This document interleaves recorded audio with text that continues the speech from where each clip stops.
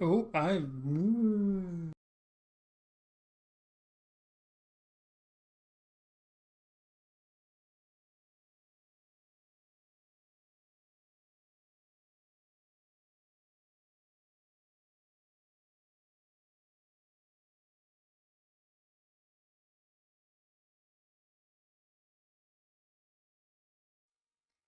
Hello. I need to move my mic. Hello. It's time. The Welkin Moon is here. It's time for Nod-krai. But before we do that, there's one simple thing we must do. We must gamble. I'm only going to do a few pulls. I'm going to limit myself to 30 for Luma. Luma. Limit myself to 30 because there's a number of other characters I'd really like over her, so I'm only doing a few.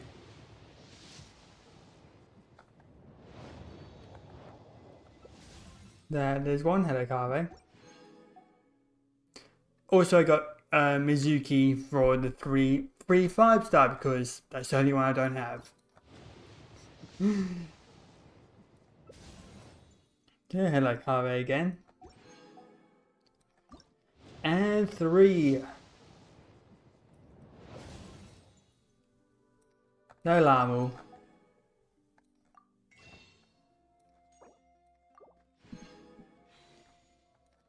That's my history. 10. Okay, so we're at 50. 30 for another character.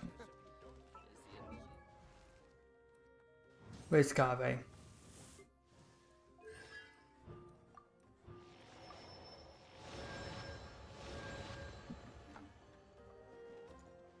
Okay. Let us begin. The moon rises.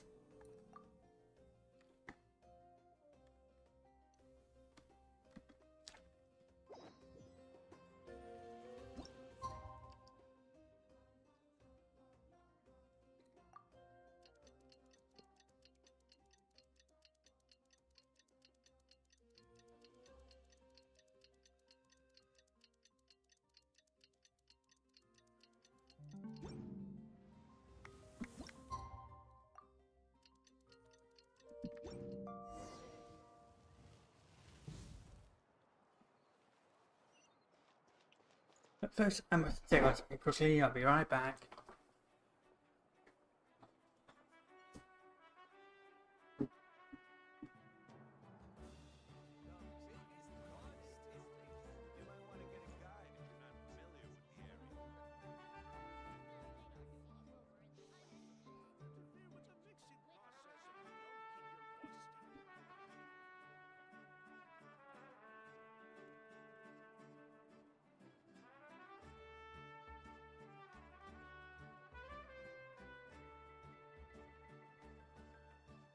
Okay, I am back. Let's go.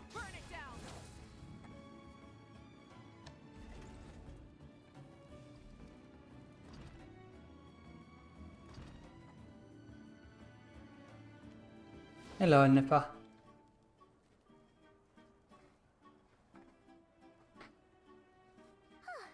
Hey, Aneva. Sorry to keep you waiting. That is perfectly all right. My data indicates clear skies in the coming days. Current conditions for maritime travel, optimal. I'll be ready whenever you are. Get this zone the whale road. Are we really gonna set off without telling anyone again? Funny you mention it. You'll never guess who Paimon saw on the way over. Hey! You didn't seriously think we'd let you leave without a farewell party, did you? No chance. Yeah, come on, Traveler.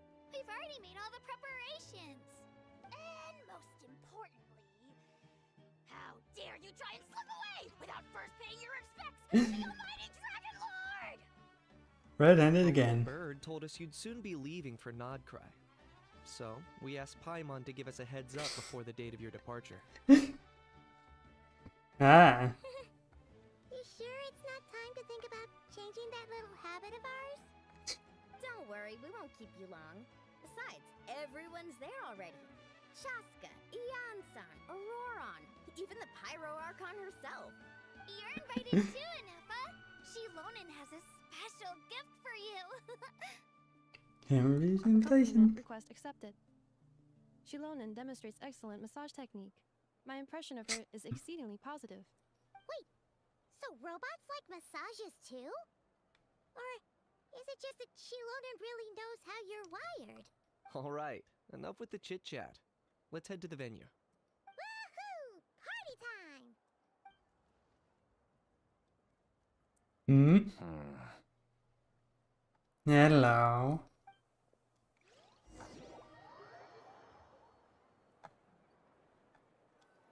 Put two weird footers.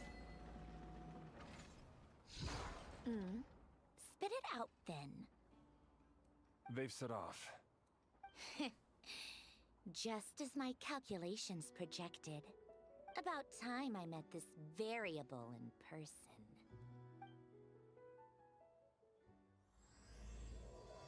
Hmm. You know, every time we head to a new nation, there's always a point where it suddenly dawns on Paimon. This is it. The next chapter of our adventure has begun. This time, it was the moment she realized she just polished off the very last of her Saurus crackers. Should have stocked up better at the farewell party. In other words, Paimon has marked the geographic coordinates from 2 minutes and 40 seconds ago as the boundary between Natlan and Nod-krai. This deviates somewhat from the official coordinates stored in my database. Paimon meant more in terms of how it felt on a psychological level. Anyway, what about you, Traveler? When did it really sink in for you? Huh, that actually kind of makes sense. What about you? I didn't press Anefa? anything there. Come to think of it, maybe we should be asking the other way around. So, when you came over to Natlan, what was the moment you felt like you'd left Nod-krai? In that case, probably when my sensors could no longer detect the moon's power. The moon? You mean, that one we can all see in the sky? Negative. I was referring to... Huh? Here we are. Paimon, Traveler, we have arrived in Nod-krai. Oh, wow!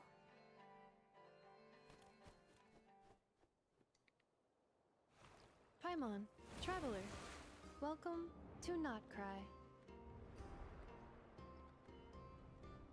Oh, hello.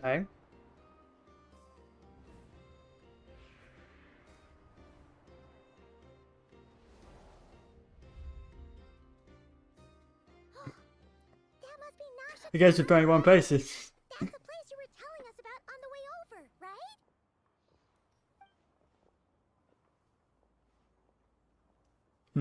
That is correct, Paimon. It is also the most bustling commercial hub in all of Nod-krai. Oh, sounds like the perfect place to start trying out all the local specialties. Huh? Is something up, Traveler? Paimon, Ooh. this is where our spaceship landed when Ether and I first arrived in Tevat. Huh? Are you sure? But how come you've never mentioned that before? Seems pretty important to Paimon. Well, because those memories are really hazy. All I remember is Ether waking me up and us leaving the ship. But just now, setting foot on this land, I felt something. The kind of power I sensed in those moments. Are you referring to Kuvaki? What now? The locals refer to it as Kuvaki. It is a unique elemental force found only in Nod-krai, or rather, a pure, primordial form of elemental energy. Like That is listing. correct. Another similar concept I have found in my database is the primordial sea. Legend has it that long, long ago, the moon that shines in the sky above us, once rose from the land of Nod-krai. Modern geological surveys and meteorite studies conducted in the region have since supported this claim. So, when you mentioned being able to detect the moon's power earlier, you were referring to Kuvaki?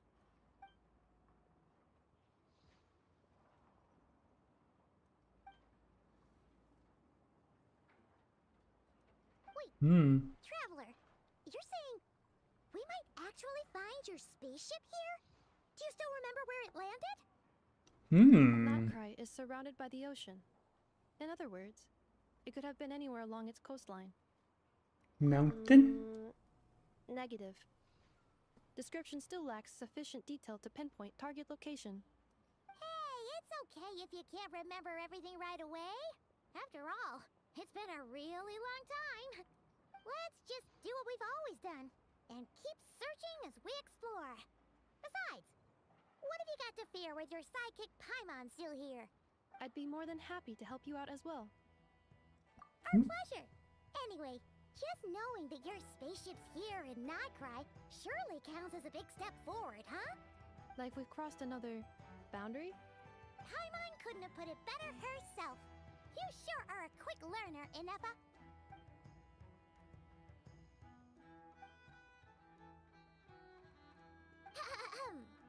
Well, as the best guide in the whole of Tibet, Paimon hereby does solemnly declare, Nod-krai, here we come!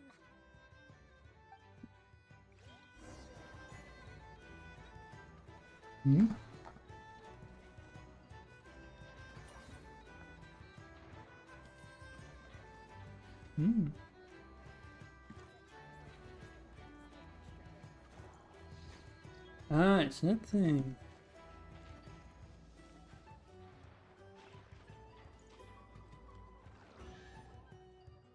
Jeez. The rewards of an adventure worth remembering.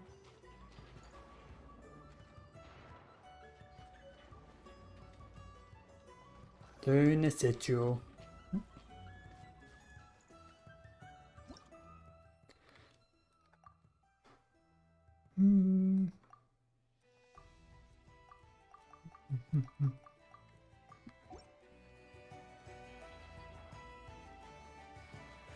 Oh.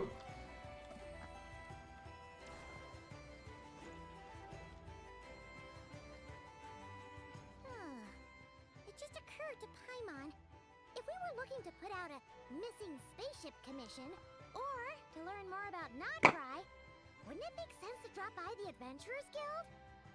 The guild is located in Nasha Town. Simply follow this road and you'll reach it.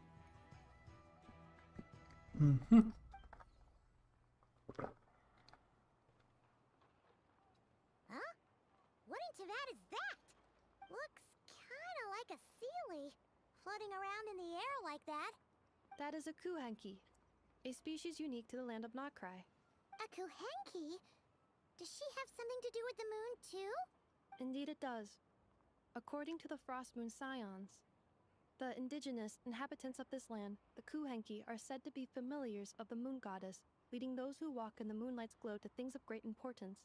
The moon goddess? Don't all people here worship the Tsaritsa? Although Nod-krai lies on Snezhneya's border regions, the people here have held their own unique beliefs since time immemorial. As I mentioned, everything in this land shares a deep connection with the moon and the sky above. The beliefs of the Frostmoon Scions seem to date back to the civilization of the angels. According to the documents in my database, even the 7 Archons did not exist at that time. Wow! So the origin of their beliefs goes back even further than the Archon War? Correct. At some point, you may come across some statues of their goddess. The Frostmoon Scions carved these as well. Hey! Looks like she's floating away! I suggest you follow her. The probability of an ordinary person encountering a kuhenki lies in the single digits. Many here consider them heralds of good fortune.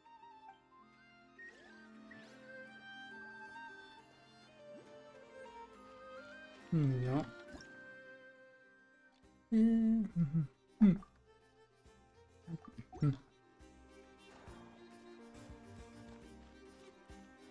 Hello, Susan.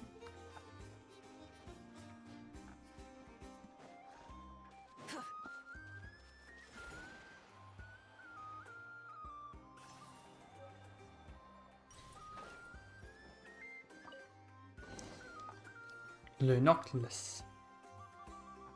Is this a travel guide? Huh. It actually led us to something useful.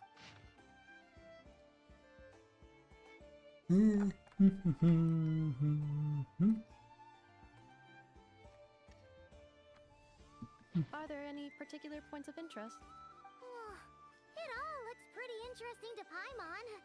If we have time, she'd love to see, pretty much everything. Recalibrating route. If we keep following the current path, we will arrive at an area of scenic beauty. From there, we will be able to identify both the Adventurers Guild and several must-visit specialty stores.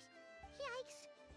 Why is Paimon suddenly getting the feeling that if she doesn't step it up soon, enough is gonna put her out of a job? No.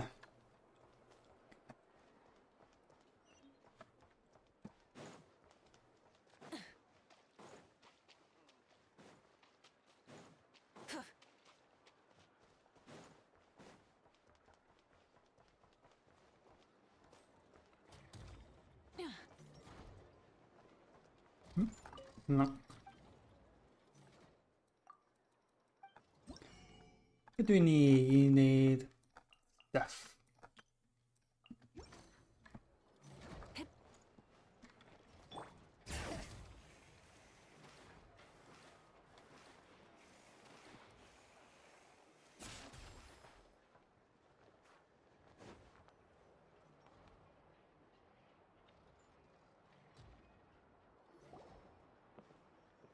Wow! Nasha Town actually looks pretty big from here. Feels a bit different than Paimon imagined, though. Which aspects in particular deviated from your expectations? Well, Paimon keeps hearing people describe Nod-krai as an adventurer's paradise. So, she kind of thought it'd be a bit more picture perfect somehow. According to legend, there was indeed an era of peace in Nod-krai's past, the age of the Fae. Tales of those ancient heroes are still told today. One of the most well-known is that of the Lantern Fae. This individual performed many good deeds for Nod-krai. The present-day Lightkeeper's nightly lantern patrols are, in part, a tribute to their memory. But then, one day, What happened? there came a devastating abyssal calamity that swept across Nod-krai, and for a time it was left desolate. Heartbroken by what had become of the land they had so cherished, that Fae extinguished their light, just as the abyss had extinguished all hope. Nowadays, the paradise people speak of is more of an aspiration, or an irony, perhaps. An irony? Today, no official authority governs Nod-krai. In theory, at least, it is somewhere a person can do whatever they wish, and become whoever they want to be. The Adventurers Guild is just over there, in Nasha Town's central plaza, and the flagship tavern is over that way. Hey, what's that building over there? You know, the biggest, tallest one. That is Aino's Blast Kuvaki energy cannon. It gets activated when the wild hunt threat level outside Nasha Town reaches a certain threshold. But according to the scan I just ran, the energy cannon appears to be malfunctioning, likely due to a recent discharge. The wild hunt? Isn't that the abyssal calamity you mentioned that's specific to Nod-krai? Does it happen It is a often? phenomenon that has been occurring for several centuries now. Yet the time and location of wild hunt attacks are seemingly random. At first, it was more of an old wives' tale that adults used to scare children. If you don't start behaving, kid, some night, the wild hunt's gonna come for you. Listen, do you hear that? That weeping in the fog? Those are the cries of a young woman being dragged away. You're saying people actually hear things like that? I have not witnessed enough wild hunt attacks to give a statistically sound answer, but the oldest legends say that all people saw was the ghostly shadow of a woman in the mist. It wasn't until later that it became a full-blown calamity. Abyssal monsters and all.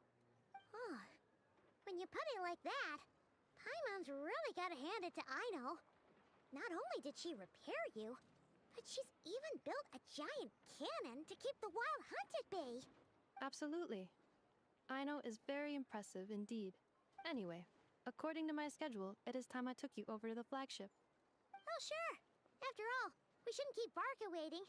Well, Paimon's not sure if he'll actually show up at the bar this early. Yeah, any o'clock is bar o'clock. You're right about that.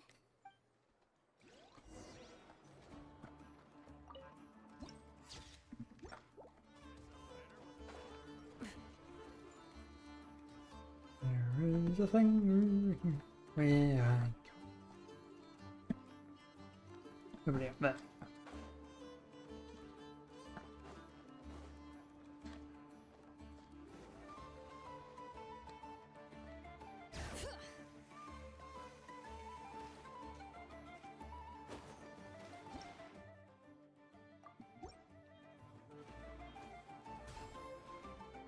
Hmm.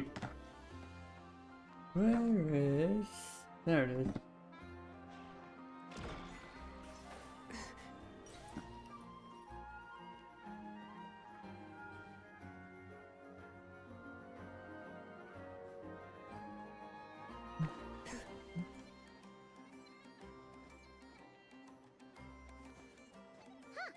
Isn't this the Adventurers Guild? Why isn't anyone here? Does that mean that Catherine and Nod-krai actually gets to clock out?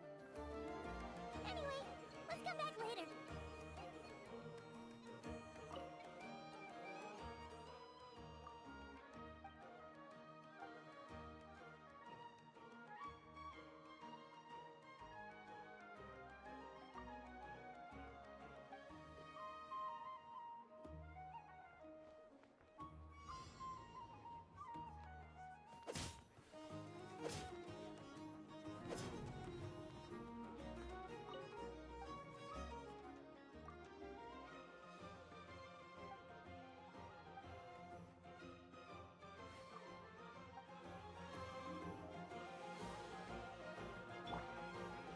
Rise with the sun!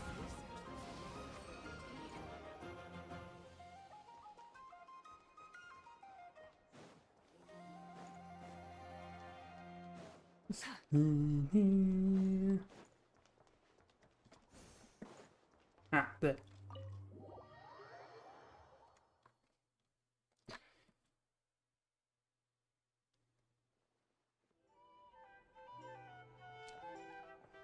Here we are, the flagship. And you go click on the thing, I'll be right back.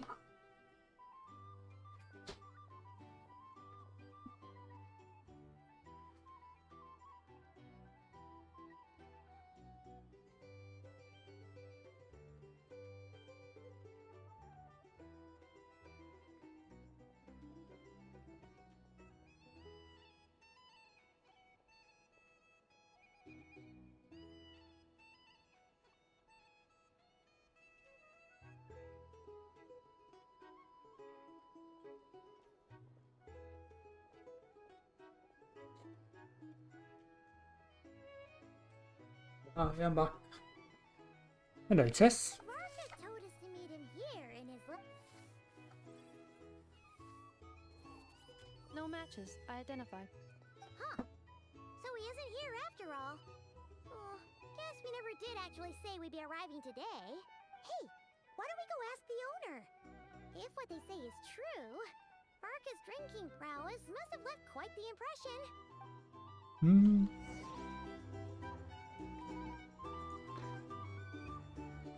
How dare you do this?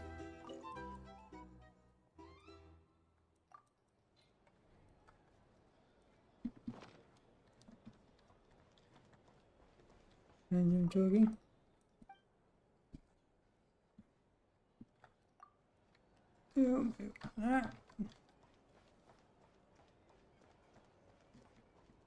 Hello, Devon Keeper. Well, well. If it isn't the ineffable Ineffa. Hello there, Demyon. You know each other? Of course. Ineffa's a regular here at the flagship. So, robots are into booze too? Not at all. The energy conversion efficiency of alcoholic drinks is very low. and most of them are full of impurities. Still, I can affirm that your berries and fried meat deserve a solid 9.12 out of 10. It has Aino's approval too. Funny that you should mention that. While you were away in Natland, Varka would come in here every day to pick up a serving of berries and fried meat for Aino. Aww. He must have been worried sick that she wasn't eating properly on account of being so hung up about Inefa being gone. Actually it's 'cause Varka found out that Aino went wild after Anefa left, gorging herself on snacks she normally couldn't get her hands on. So it was more worry that she wasn't getting a balanced diet. I think I might have just put my foot in it. Anyway, since you're back from Natland, these two must be the ones Varka mentioned. The Traveler and Paimon, yes? Yep, that's us. So, from the sounds of it, you must be a close friend of Varka's too. Varka? Goes without saying. After all, he's the only one around here who's ever managed to stay standing after 10 rounds of the roulette special. Paimon can't believe he's made such a name for himself. Though, guess it's hardly surprising how. Yeah, where is he? Must be somewhere near Anvantinyarvi. That's quite far from here. Huh? Where's that? It's a lake in the northern part of Nod-krai. Word reached him of trouble brewing around those parts, so he took his knights to check it out. Oh. So, we missed him?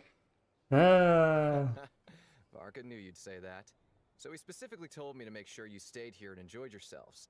He sends his assurances that everything's under control. Well, if he's that confident, guess our only option is to accept. Anyway, it's not like there's any special cause for concern. He is the Grand Master, after all. Exactly. Plus, not only has he booked you into our finest room, he's paid for it in advance, too. Whoa! It's so generous of him! We might not have met yet, but Paimon's got a feeling that we'll get along with Varka like a house on fire. Oh, and by the way, he also asked me to serve up a portion of berries and fried meat for Anefa. That was prepaid as well. Thank you. No, thank you. I'm the one who should be grateful for your business. Traveler, Paimon, why don't you go ahead and drop off your luggage? I can use this time to go pick up some components that Aino asked me to bring back. Sure thing. Besides, now that we've got ourselves a map, once we're done unpacking, we might as well go for a stroll ourselves. Why don't we meet up again later? Oh. So you no longer require navigational assistance? No worries, we should be fine. We've got a rough idea of our way around town, so Paimon's reasonably confident we shouldn't get too lost. Thank you. This translates into an approximate time saving of 30%, meaning I will be able to see Aino about 45 minutes earlier than previously projected. Oh, right. You must miss her a lot, too. In that case, we better get a move on. To the guest room. So noisy here. Back in my day.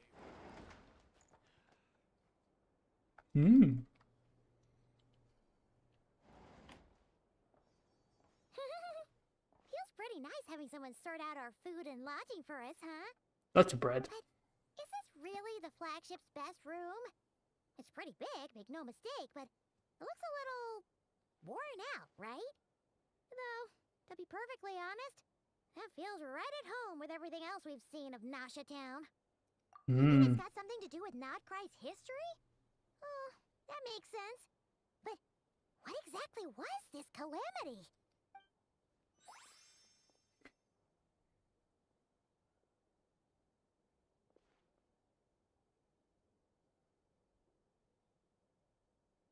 Oh, should we try the berries and fried meat too? Paimon's getting hungrier and hungrier every time someone mentions it. Oh, hello. Oh, sorry about that. Paimon wasn't watching where she was going. Please, there's no need to apologize. If anything, I'm the one who should be sorry. Clearly, I shouldn't have gotten lost in my thoughts in the middle of a hallway. Wait a sec. Are you staying in the room next to ours? Ah, quite the perceptive one, I see. First things first, allow me to introduce myself. My name is Kirill Chudamirovich Flintz, but please, just call me Flintz. Oh, that's an impressively long name for sure. Counting the syllables there, Paimon? Huh. Is that so? Names like mine ought to have been fairly common in Snezhnaya, at least in the past. Would I be correct then to assume that the two of you are travelers in this land? Yep, you sure would be. Paimon is Paimon, and this is the Traveler. We've been to a bunch of nations already, but we only just arrived in Nod-krai today. Hello. What a rare honor it is to meet such worldly travelers. Are you here for travel too? If only I had the time to spare. No, I'm just staying the night. Oh, so you're here for business?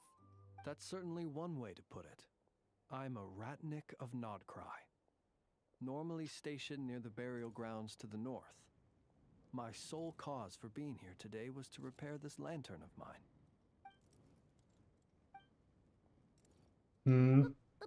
Burial grounds? Your surprise is entirely understandable. Is it me or Paimon's nail? Again to fathom the idea of a life What? surrounded by Is it me or is tombstones and Paimon's nails more detailed than But if it you used to be, or something, or calamitous have we just never abomination noticed? that is the Wild Hunt, you'll know that in their wake they bring a host of souls tainted by abyssal filth. That then is why we are stationed by the burial grounds, to hold the line where it is most vulnerable. Oh, so it's all about fighting against the abyss. Oh, sounds like a tough job. I thank you for your concern. But in truth, I've long since grown used to it.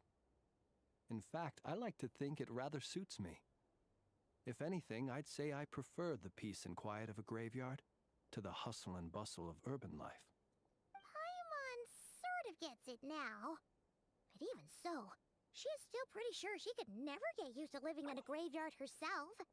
For one thing, she'd be too scared to fall asleep at night. Oh, I assure you, there's no need to worry on that account. The kind of ghosts you find in cemeteries aren't too big on talking. But even when they do, they're usually far more discreet than the living. Hmm. Well, would you look at that? Who'd have thought we'd end up chatting this long? Must have a lot in common, huh? Forgive me, but I must excuse myself, for the time of my appointment draws near. And in terms I'm sure you'll understand, a lanternless Ratnik is like a mapless traveler. A serious conundrum indeed. Oh, sure. In that case, you go right ahead. We won't keep you any longer. Not at all. Should the opportunity present itself, I'd gladly continue our conversation another time. You're always welcome to come visit my grave. I mean, the grave I stand watch over. Your visit would bring much needed light to that place of final rest. Right. Well, if we get the chance. Then allow me to wish you a traditional Ratnik's farewell. See you by the graveside. Ugh. Jeez. What a weirdo. Not to badmouth him at all. In fact, he seemed pretty cultured, but at the same time, kinda spooky? Must be all that time he spent around graveyards. His lantern? No, not really. You mean, 'cause it was broken? Guess you've always had a nose for stuff like this. If you're worried, you can always ask him the next time we cross paths. Hey, don't you start spouting all that weird stuff too.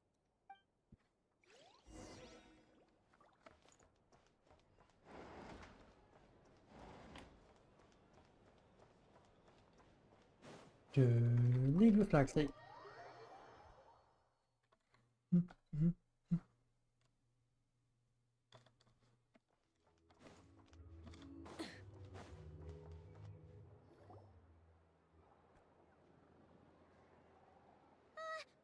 Paimon almost forgot something super important. Were we gonna go try out the berries and fried meat?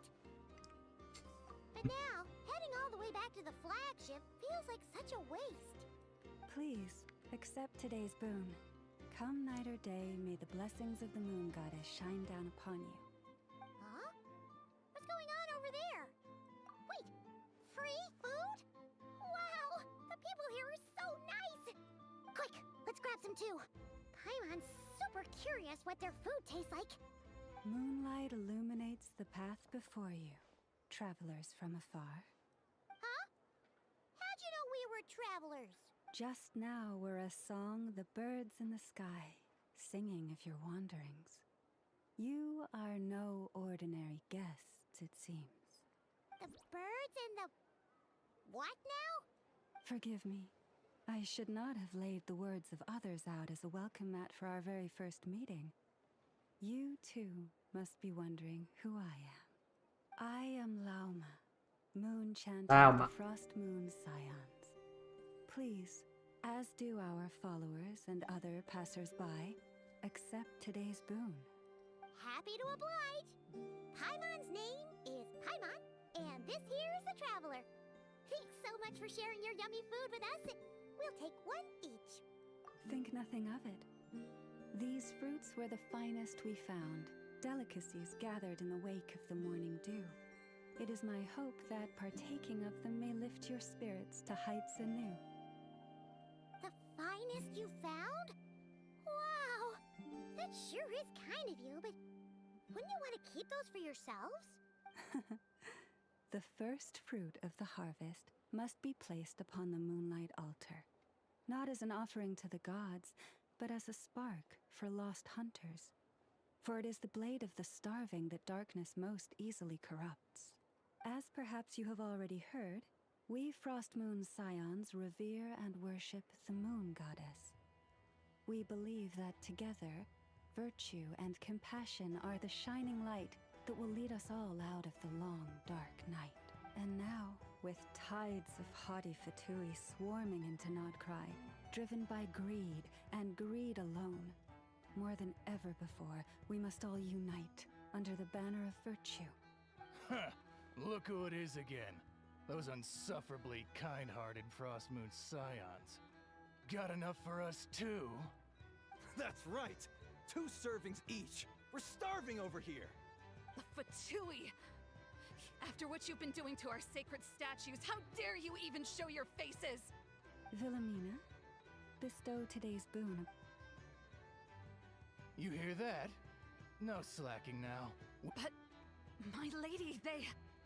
Please, you two, accept this meal. But remember this. Kindness is the first lantern left to guide those who stumble in ignorance. Come again? Let me finish. But should they still refuse to follow the moonlit path, then by our frosted blades shall we show them its shadow. You! Hey, look who it is. Bye. Whatever. Just you wait. We'll be coming for you next. Huh? Where's the meat? Who wants to eat this garbage? Those stooges really are the worst. Ever since they came to Nod-krai with all their weird equipment and built that so-called experimental design bureau, our lives have been turned completely upside down. Judging from how they reacted just now, it seems the Fatui already know who you are. Yeah, you said that. We have gotten in their way in pretty much every nation we visited, so we're probably at the top of their blacklist by now. I see. Then, on behalf of the Frost Moon Scions, I thank you for the goodwill you have shown us. Hmm? Because if they had gotten ahead of themselves just now, I'm sure you would have stepped in to help. Just as the birds and beasts put it, your arrival heralds joy to us all. Besides, for a weary traveler far from home, what better respite than to bathe in the moonlight? You will always be welcome at the Frost Moon Enclave, the place we call our home. Thank you for May the we meet invite. again in the moon's gentle glow. These are delicious! So refreshingly fresh! Those 2 Fatui wouldn't know a good thing if it came up and bit them on the shoulder. Looks like Inefa isn't done with her shopping yet, and the Adventurers Guild is still empty. Where should we head next? Hello, Good hello. idea! Wouldn't want to let the Kuhenki down after all. Okay, Paimon's got our route all figured out. So, all that's left to say is, don't fall behind. Okay, Paimon. This We need to get you reading glasses. It's mostly a fruit shop, but there's a crafting bench too. This is the Speranza, one of the travel guide's recommended restaurants. All the waiters here are kids. This is the Vesnici Prolecha greenhouse. Apparently, their flowers are all made of metal, so they'll never wilt away. And this is the Rossum workshop. If you ever need a weapon made, this is the place to go. And over here, they've got a super tall observation deck. Whoa! Take a look at that! You can see really far out into the distance. That way's north, and that looks like something built by the Fatui? And then over there to the west, that must be the place Lauma mentioned, where the Frost Moon Scions live. So, what'd you think? Even if Enefa kinda stole her limelight earlier, this just goes to prove that Paimon's own tour guiding skills aren't too shabby either, right? You're the best, Paimon. She sure is. It'd take hundreds of years of practice to be the best tour guide in all of Tibet. Uh-huh. Huh? Look! There must be someone at the Adventurers Guild now. There's already a line forming outside. Looks like we'll finally be able to ask about your spaceship. Oh, or was there anywhere else you wanted to stop by first? Where? Which one are you... Oh. Now you mention it, Paimon's noticed it too. Ugh. Better not be who she thinks it is. Anyway, where we go first is completely up to you. Either the Adventurers Guild, or that suspicious-looking shop. A word of warning, though. If we step into that shop, be sure to keep a very close eye on your Mora. Mm-hmm. Bring it.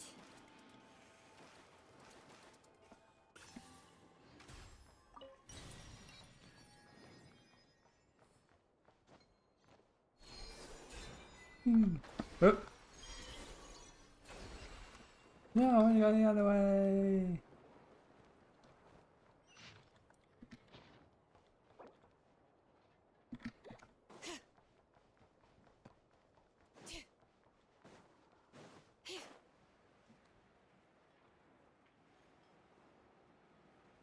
What shop is over here? Well, I'm pretty sure I can guess what shop it is.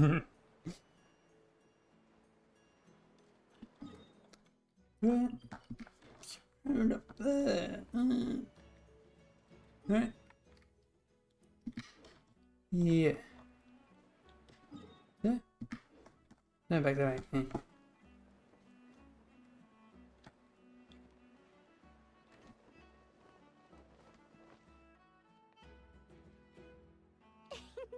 Please, here you go. And if you ever need anything else, don't forget to make the great Lord Sangama Bay your first port of call. Hi, Dory. Oh dear. So it is the real deal. Of course it's the real deal. Everything you'll find here is 110% real, meaning every one of my deals is as real as a deal can... Wait a minute. Well, if it isn't my two most valued clients. Long time no see, Dory. And with no small thanks to your munificent patronage. Come. How could you just sneak into Nod-krai like this without telling your dear Lord Sangama Bay? If I'd known earlier, I would have made an absolute pulled out all the stops to ensure that your boat ride over was as comfortable as humanly possible. Thank the Archons we didn't tell you. Oh, come now. You know as well as anyone how impeccably and conscientiously above board I am when it comes to doing business. Well, regardless of whether that's true or not, the main issue here is that we had no idea you had a branch in Nod-krai. A clever merchant always has a backup plan, or two, or three up their sleeves. As the saying goes, a rabbit with many burrows fears not the hunter's arrows. A merchant with stores galore hears no debtors at the door. Aha. Since you're both here in Nod-krai, would you care for some of my finest local souvenirs? Whatever you're looking for, I have it. Or if it's Sumerian, I need to change I've that. got that covered too. I'm pretty sure I did it, but it's gone to default. I don't know why. just arrived. Do we look like we're on the hunt for tourist trinkets to take back for our friends? My. Your high-minded tastes never cease to impress. In that case, I know just the thing. You must be on the hunt for something like this? What's that? Your hat? Information, of course. Information about Nod-krai, locked securely in the otherwise impenetrable vaults of the Lord Sangama Bey's brilliant mind. I knew it! I just knew you'd appreciate the value of my wares. On the back of all our pleasant dealings in the past, I'll even take a hit by throwing in some insider info for free. Wow. You sure are feeling uncharacteristically generous today. What do you mean by uncharacteristically? I am the most generous person forget it. Anyway, the long and the short of it is this. The moment I set up shop in Nod-krai, it struck me how many different factions there were, all competing against each other for power and influence. Well, as they say, there's no time for business like a crisis. Things got even more turbulent after the Fatui pulled down 2 ancient moon's remnants.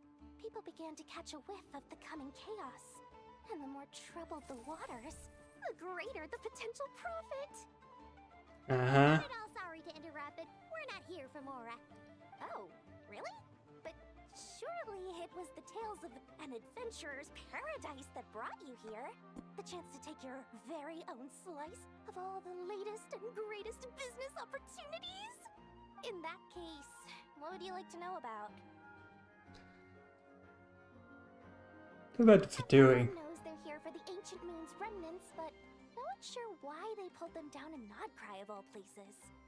Anyway, they've been acting mysterious enough, but if you ask me, that Kuvaki Experimental Design Bureau of theirs up north hides secrets wilder still. Crossmoon Science? Moon Scions? You mean the people who believe in the moon goddess? They're not a bad bunch, it's just, well, they have such simple tastes. No luxuries, no indulgences, no nothing. Trying to earn a little more from that lot is like trying to squeeze blood from a stone. Still, things between them and the Fatui have gotten pretty tense. It's only a matter of time before the powder keg goes boom.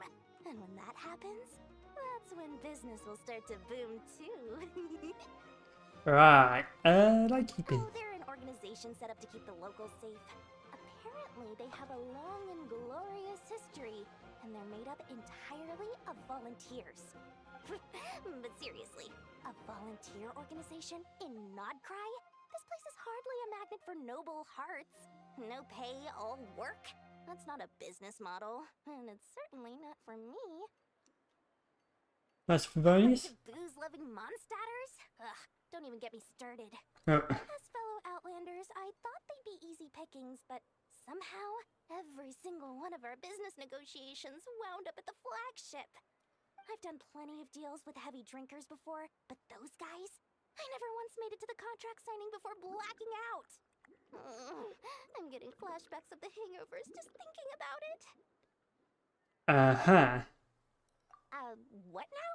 A spaceship? Nope, never heard of anything like that.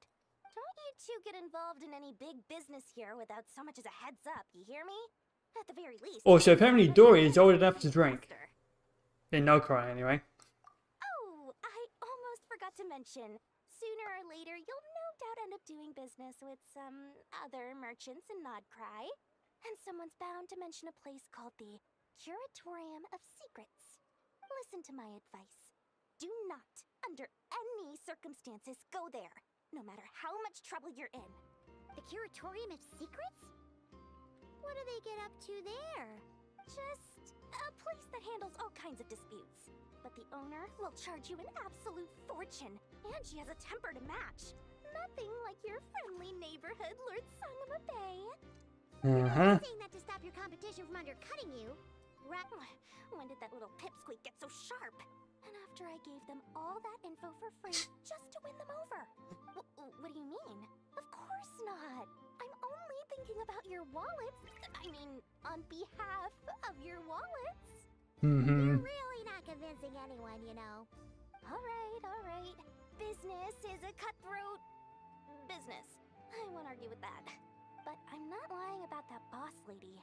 Not only did she make it into my top 3 people not to mess with in Nod-krai, she's also in my top 3 people most eager to trade in favors. Mm. Seriously? It feels like you're just bad-mouthing your rival now.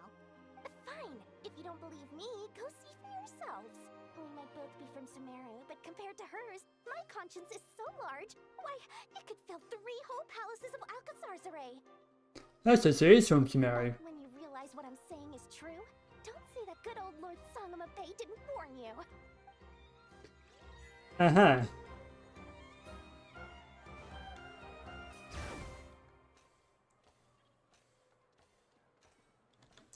Venture Guild.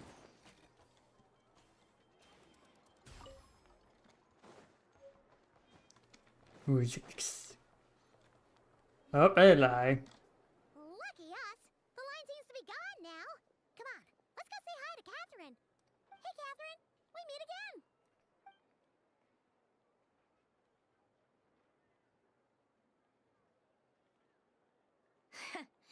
How ridiculous. Huh? They often say that mortals, shackled by their own flesh and blood, may fail to perceive the truth of this world, even when it is right beneath their very noses. Yet I had not expected to have the pleasure to witness such heights of absurdity firsthand. But Paimon must have gotten the wrong person. At second glance, you do seem a bit younger than Catherine. And you certainly sound a lot less friendly. A creator might forgive ignorance, but being mistaken for one of my own creations is beyond all pardon. Look very closely, for standing before you is none other than Marionette, 7th of the Fatui Harbingers. Hello. Harbinger?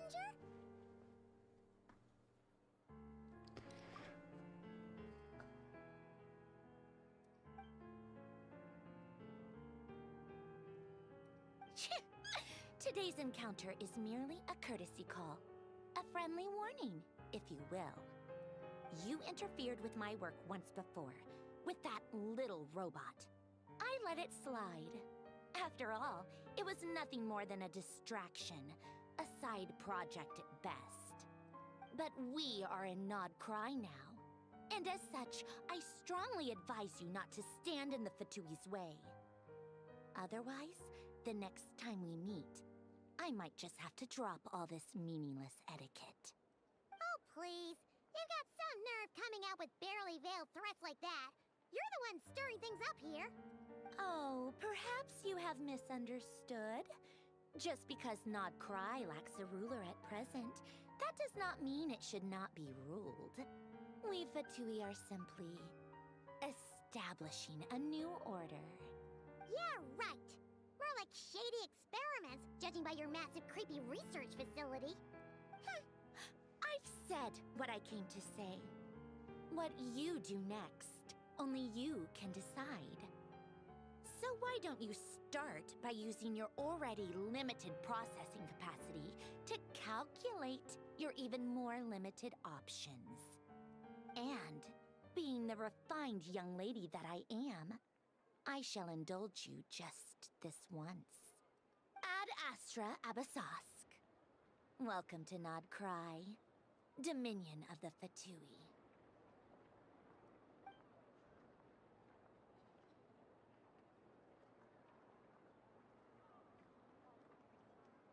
Okay then. Paimon's so mad right now.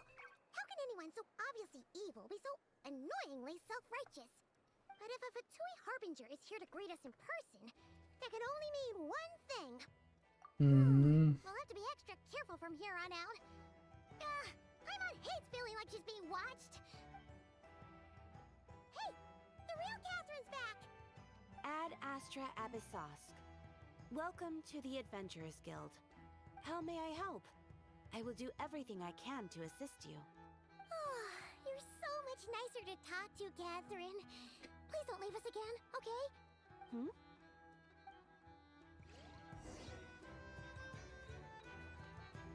Add Astra.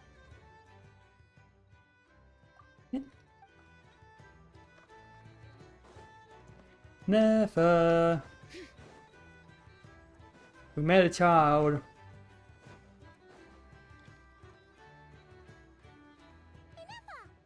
Hello. Hello. I was just about to start tracking your whereabouts. Did you manage to get everything Aino asked for? I did. What about you? Do you need me to navigate or introduce any more places around town? Not for now. We've seen most of it already. We probably need some time to process everything we've learned, though. Any progress with the spaceship? No. Catherine came back just now, so we asked her, but even she hasn't heard a thing. One possible explanation is the vast stretch of time that has elapsed. Additionally, given the limited resources available in Nod-krai, it is entirely plausible that the wreck was scrapped for parts, or even mistaken for a pile of broken machinery. Aw. Understood. In that case, why don't we go ask Aino together? After all, she was the one who salvaged me. Ancient dragon technology and all. If there really are any unusual parts floating around Nod-krai, there's a high chance they've passed through her hands at some point or another. Good point. And since you keep mentioning her, we're curious to meet this whiz-kid mechanic, too. Understood. Then I'll handle navigation as before. ETA at the Clink Clank Krumkake craft shop. 34 minutes ahead of schedule.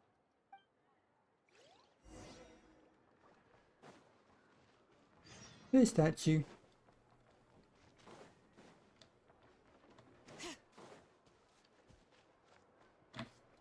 There one is. Ooh, pretty background.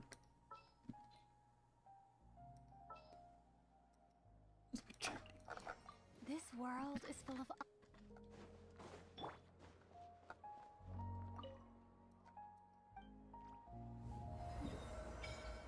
Statue.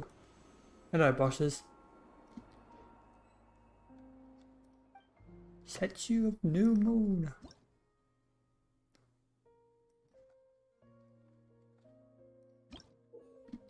No. And then.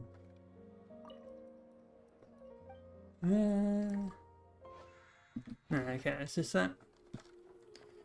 Nothing special yet. Archon reporting for battle.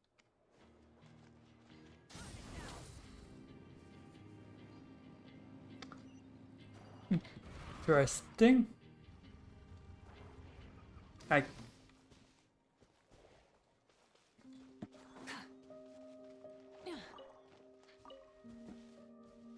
Ooh, crazy claws.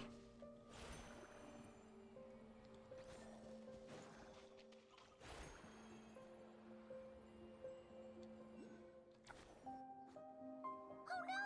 There's a little animal trapped over there! Let's go help it out! Huh? That's weird. Why isn't it responding? The tides of Kuvaki affect everything in Nod-krai. So much so that many creatures have evolved a kind of dependency upon it, growing stronger or weaker as it waxes and wanes. This little animal must have been caught here unprepared. So you're saying we need to use Kuvaki? Don't be scared! We'll get you out of there soon!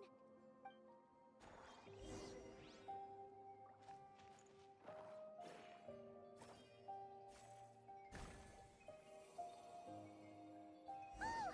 It worked! Off you go now, little one. Don't go getting yourself caught again.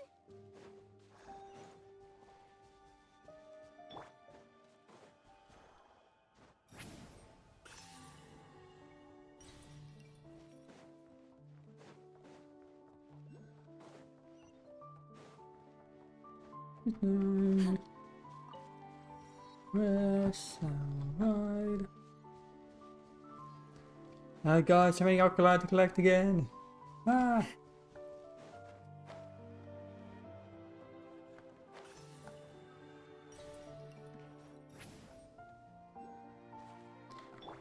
Alkali, alkali, so many alkali.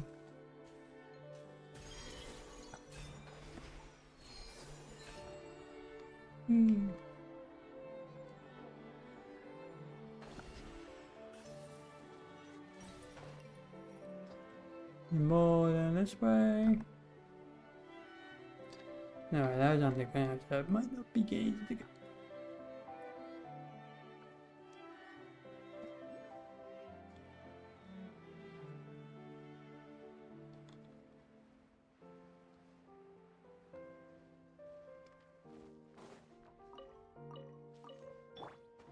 Midsummer.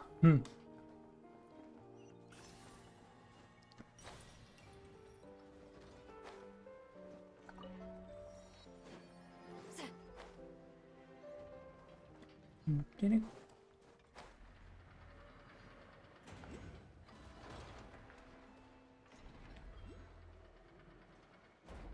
I want to go fly. Hello.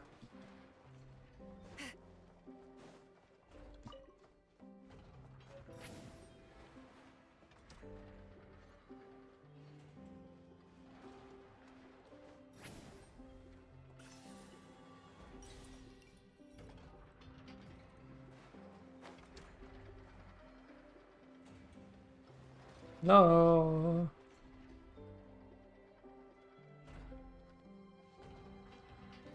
Here we are. The place I know and I call home. Whoa! So many machines that Paimon's never even seen before. And then there's all these little robots. Did Aino build them all? That is correct. It looks like Aino has created 3 more little bots since I've been gone. Aww. Well, you were gone for quite a bit. She must have missed you. I missed her too. I want her to see what I've become. Let's not keep her waiting any longer then. Come on!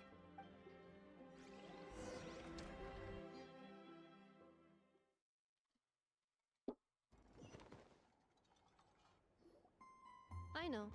I'm back.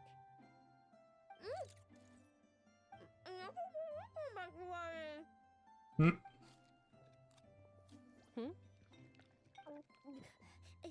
Ineffa? You're back significantly earlier than I expected. Like a whole 30 minutes at least. Everything went very smoothly, which saved me quite a bit of time, so I...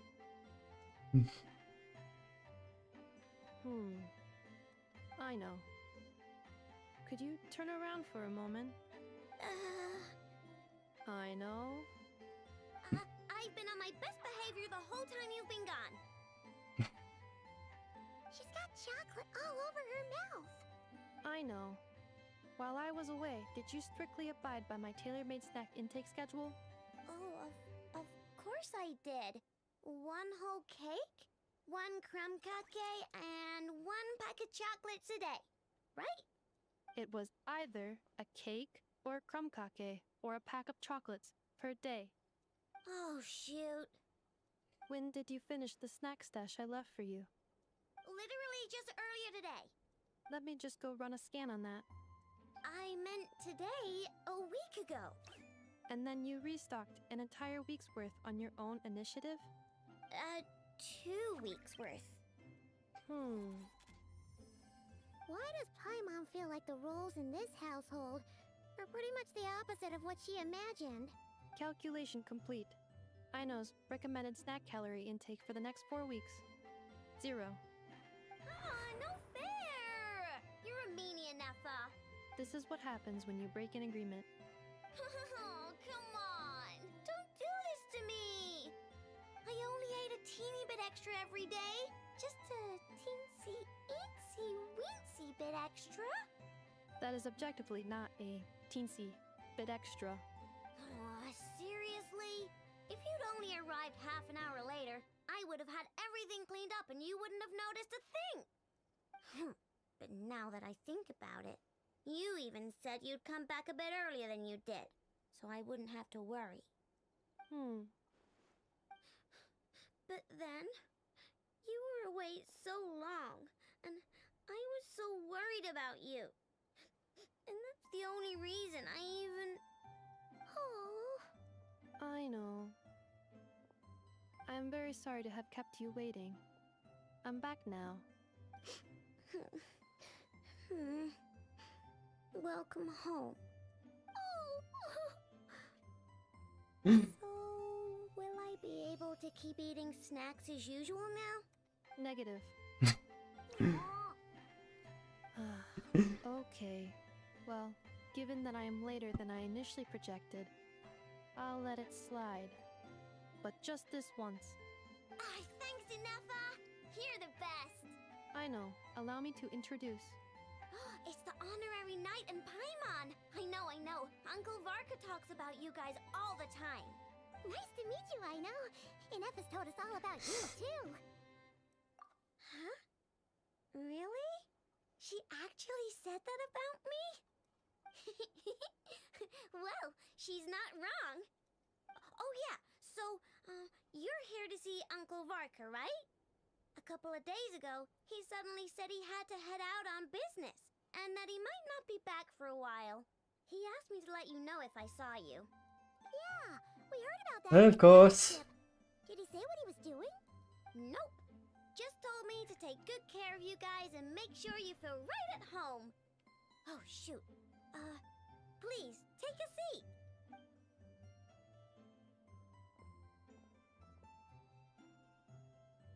Do either of you need my help with anything? Anything at all? After all, I'm the head of this household. Sure wouldn't know it from that snack tantrum she just threw.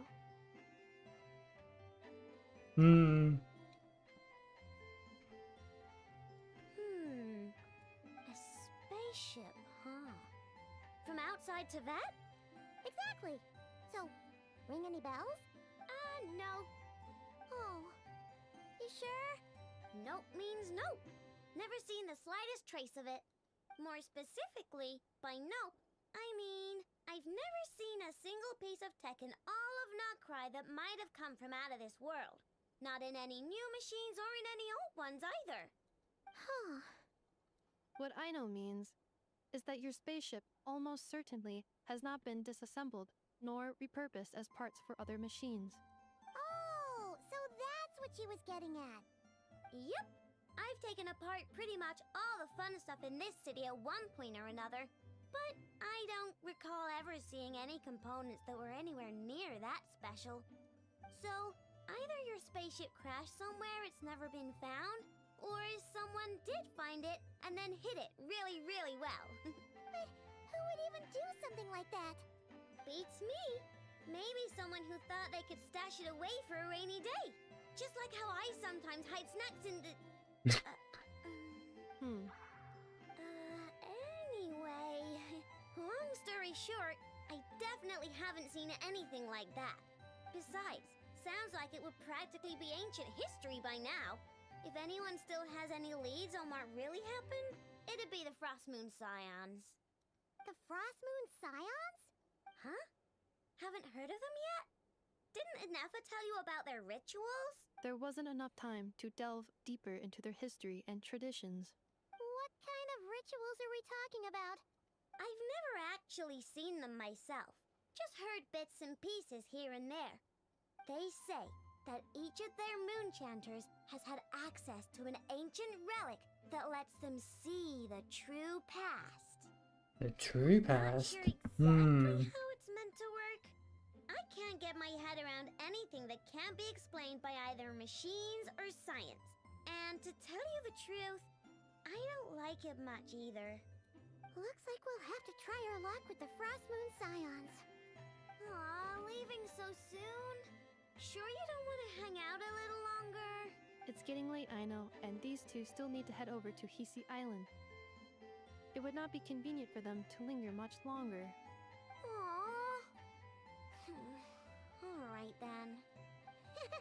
Don't worry, we'll be sure to drop in on you as often as we can. Really? You promise? Bring something Sounds tasty. like my type of visitors. You're welcome anytime.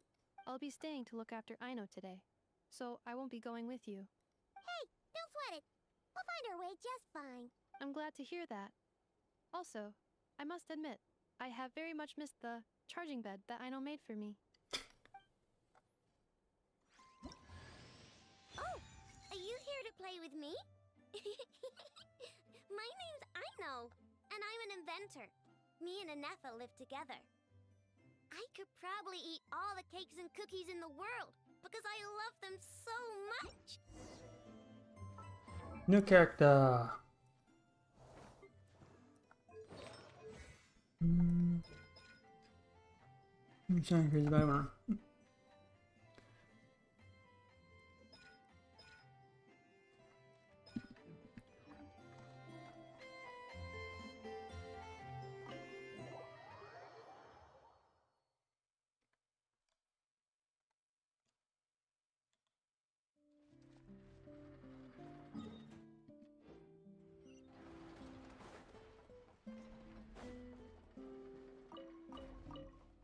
Now these four, but I'm gonna take them.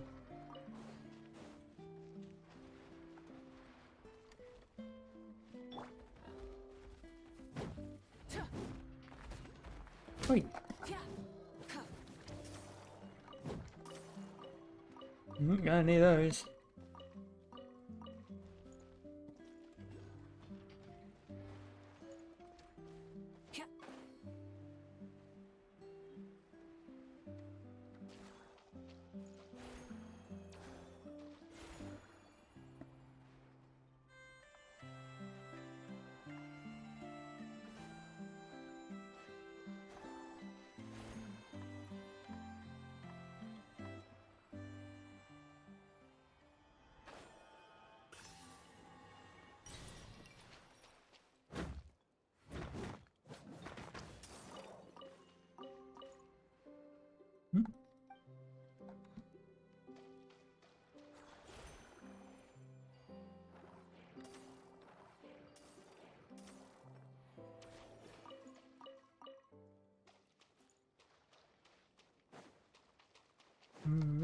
What?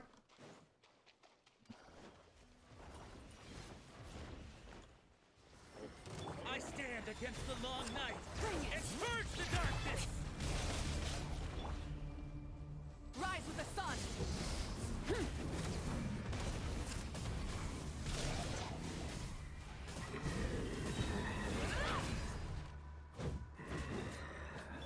Get to work!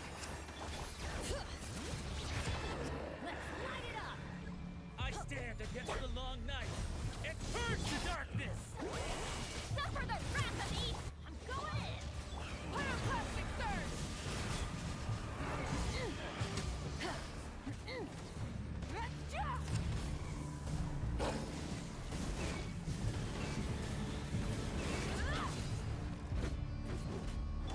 Fulfill our pact! I stand against the long night and purge the darkness! Wrath from the sky!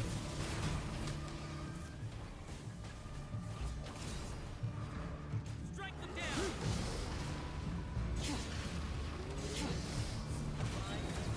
Win!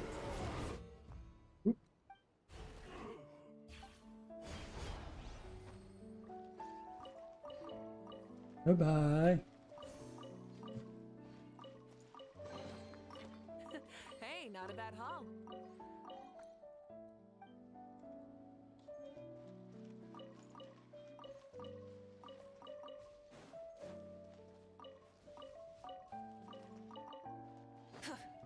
Burn it down!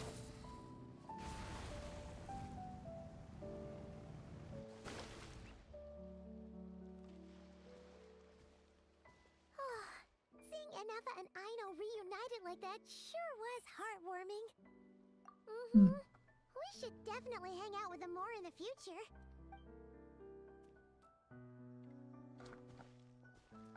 Speaking of homes, we must already be close to where the Frost Moon Scions live.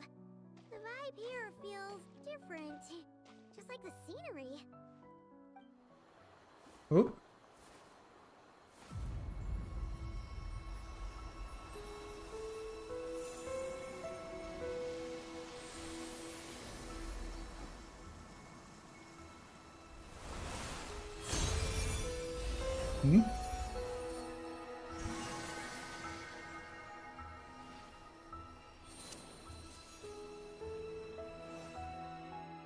Hello? What was that?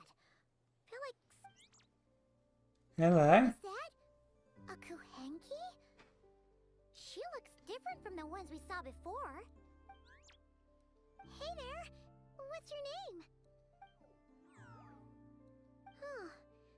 Doesn't seem able to speak. Something you wanna say? No idea what she wants.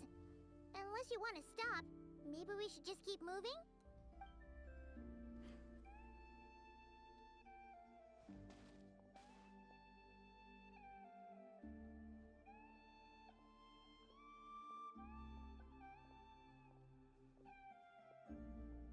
Looks like I sent someone. Go on now. We've got stuff to do. Hey, don't make it sound like Paimon's some kind of meanie. Paimon had no idea what she wanted, okay? Ugh. Anyway, next time Paimon sees her, Paimon promises she'll be nicer. Seeing as we're on our way over to meet Lauma anyway, we can ask her about it while we're there.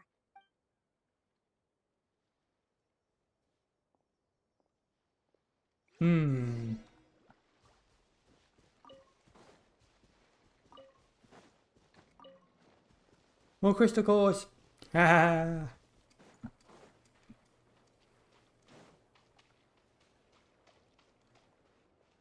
Oh, this looks like a whole thing.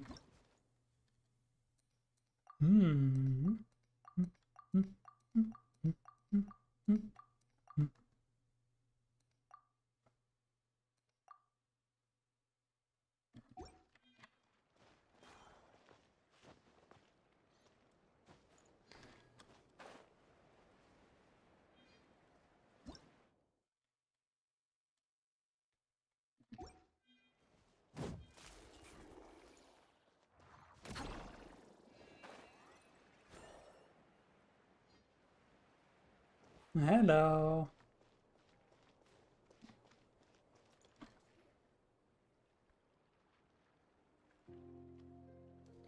Huh? Hey, look! Isn't that Lauma? The moon chanter? Let me take a look at your wound. You must be more careful. Doesn't matter how much of a rush you're in, your safety always comes first. Oh, you're back too. How was your day? You what? Those two Fatui? The ones who were causing trouble in Nasha Town? You went to teach them a lesson? And you put that in their food? You naughty little thing! How could you do that? They didn't notice. That's not the point. You mustn't do that again, okay? Next time, at the very least, bring a few of your friends along too. You'll be an easy target if it's just you on your own. Hey, Lauma! Still remember us? Oh, it's the Traveler and Paimon, isn't it? Welcome to Hisi Island. Not at all. Those who come with kindness in their hearts are always welcome with the Frost Moon Scions. Were you just talking to those animals? I was indeed. The Frost Moon Scions bloodline is unique, for throughout our history, there have been many among us who could communicate with all living things.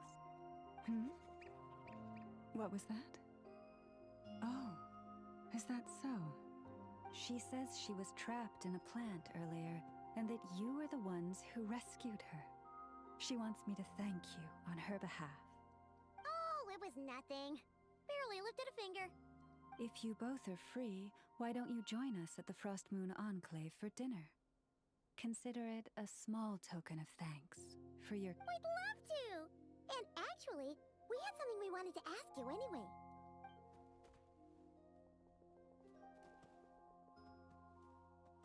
Oh, you're interested in the story of Kutar? Kutar? Yes, Kutar is our moon goddess. The moon maiden who guides— Interesting how she says it looks like the accent, but Paimon doesn't. It's always an interesting little thing when you hear regional characters say names with the accent, but then you hear, not other characters like Paimon don't. It's always an interesting little thing, which I mean does happen. Close. This one somehow seems a bit different That's the his name language. Magic Town. It's like it's more, Natural? or like, more harmonized in its design. That is because ever since the Fatui arrived in Nod-krai, they have been modifying and defacing our statues as they please. These statues were made by the Frost Moon Scions who settled here hundreds of years ago, crafted from the very finest Lunasol stone. Not only is this stone exceedingly rare, but it also brims with Kuvaki.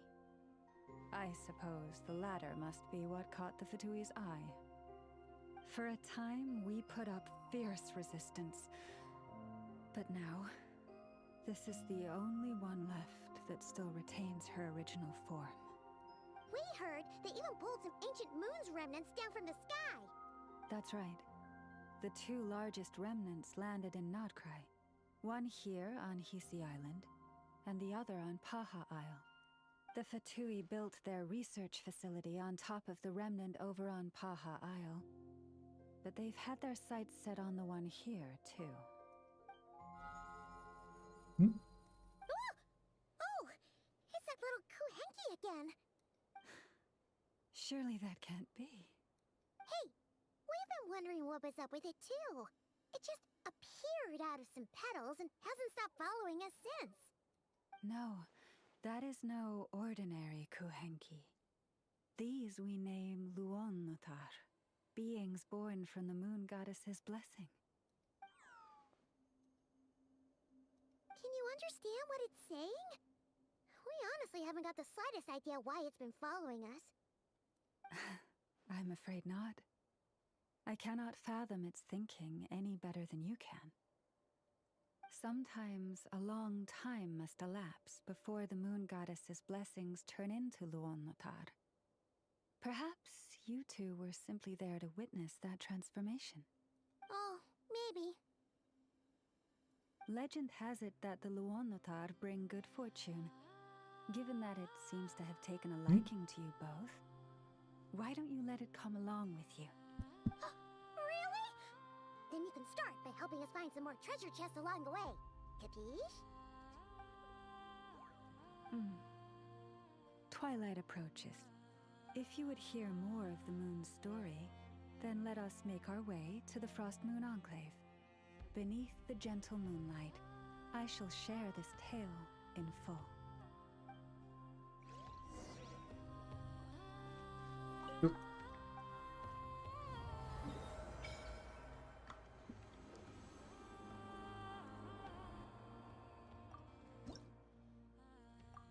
I gotta need 20 for the first one.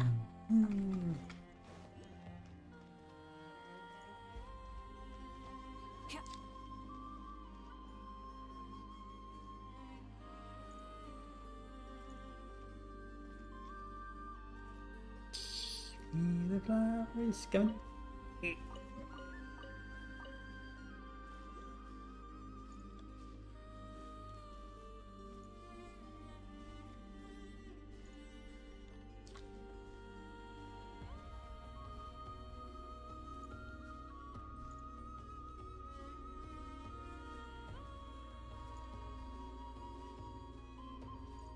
Oh, Lady Lama, you're back.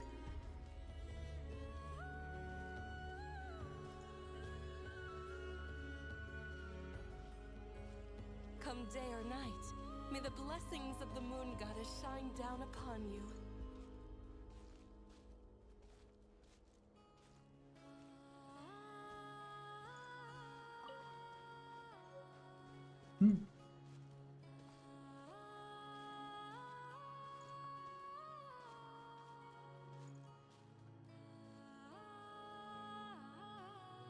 Lama, you have returned. Wilhelmina, this is the Traveler and Paimon. Kindly arrange for 2 additional dinner settings for our honored guests. Of course, my lady. Wow! Everyone along the way here pretty much saluted you. Are you, like, super important around here? I am but a moon chanter, one entrusted to convey the moon goddess's will. Nothing more. She's just being modest. The Moon Chanter holds the highest rank among us Frost Moon Scions. Lauma is our leader. Wilhelmina? I know. I'll send word to the kitchen. 2 meals coming up. Whoa! Paimon had no idea you were such a big shot. It is merely that the unique traits of our bloodline have manifested themselves especially strongly in my person. That is no accomplishment of my own. Please, follow me this way.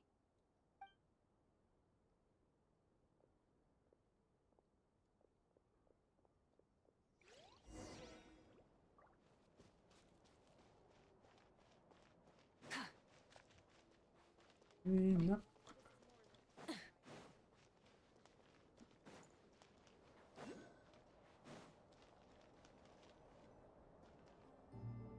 Hello, Moon. Even to this day, I am still trying to piece together the many fragments of our past. It is a story not only of the Frost Moon Scions, but also of the moons themselves. A story of the moons? Yes.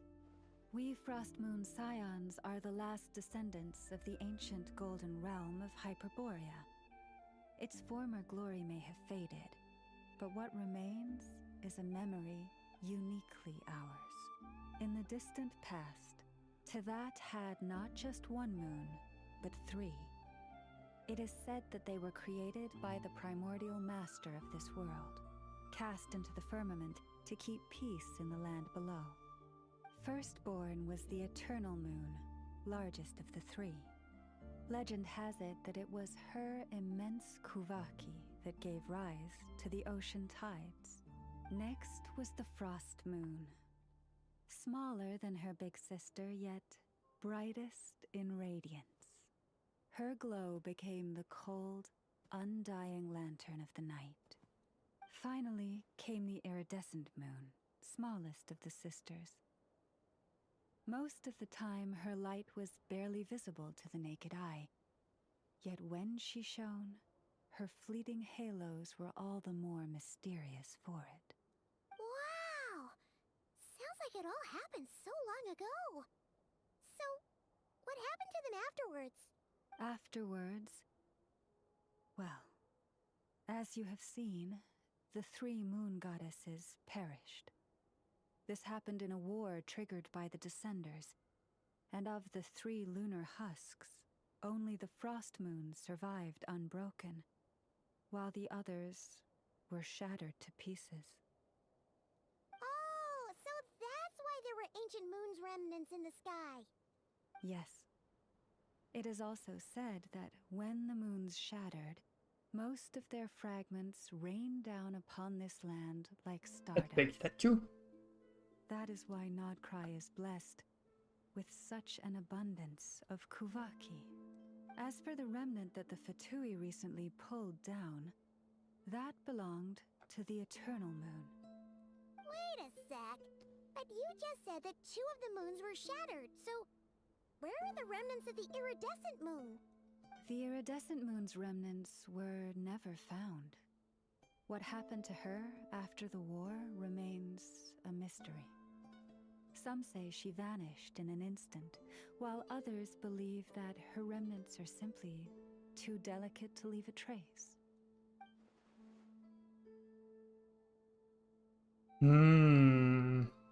Yet, though the era of the 3 moons has long since faded into legend, successive generations of Frost Moon Scions have always passed down a prophecy that one day the moon goddess would return. And in the end, that prophecy did indeed come to pass, though not quite. Lady Lauma! Lady Lauma, are you there? Cappy, what is the matter? Lady Lauma, it's my daughter, Karina. Her illness. Take me to her, right away.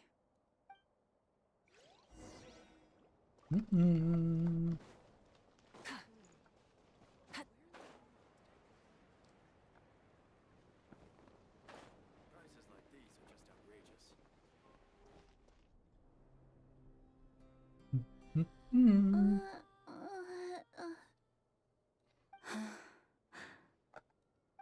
Her sensitivity to Kuvaki is flaring up again.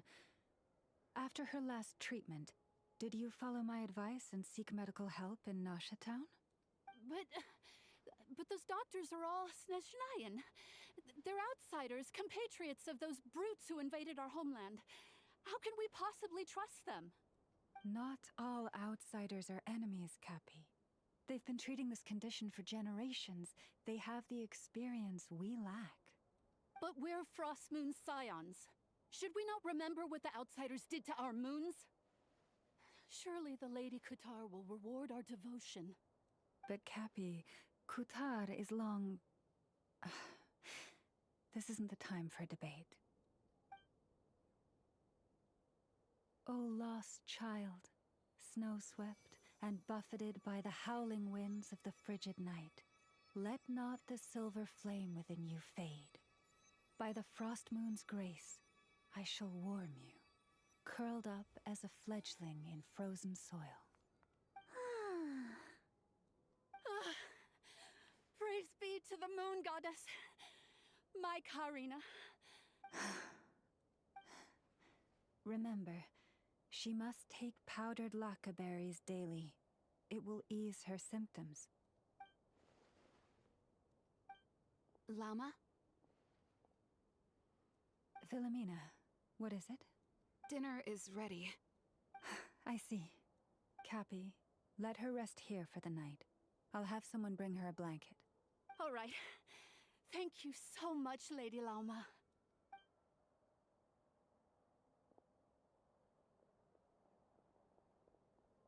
Will she be alright? No. If there's anything at all we can do, please don't hesitate to ask. Thank you for your kindness. For now, though, Karina should be fine. She'll be feeling a lot better tomorrow.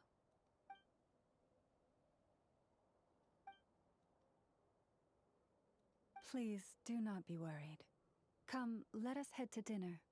I believe you still have some questions for me.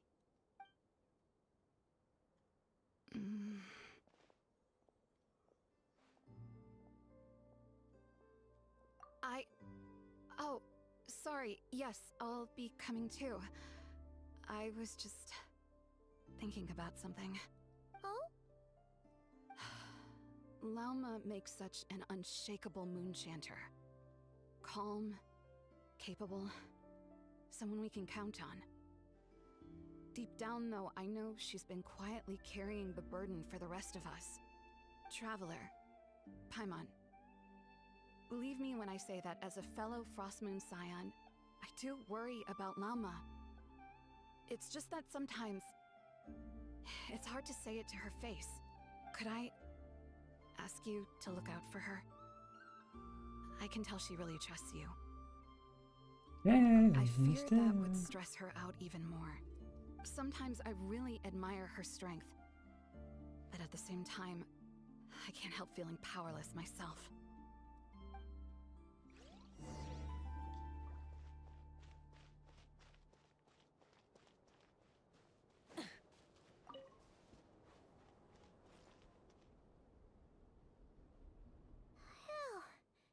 Paimon's so full. That was even better than the stuff you gave us before. I'm glad to hear it. Thank you for accepting such simple hospitality. Hey, we should be the ones thanking you.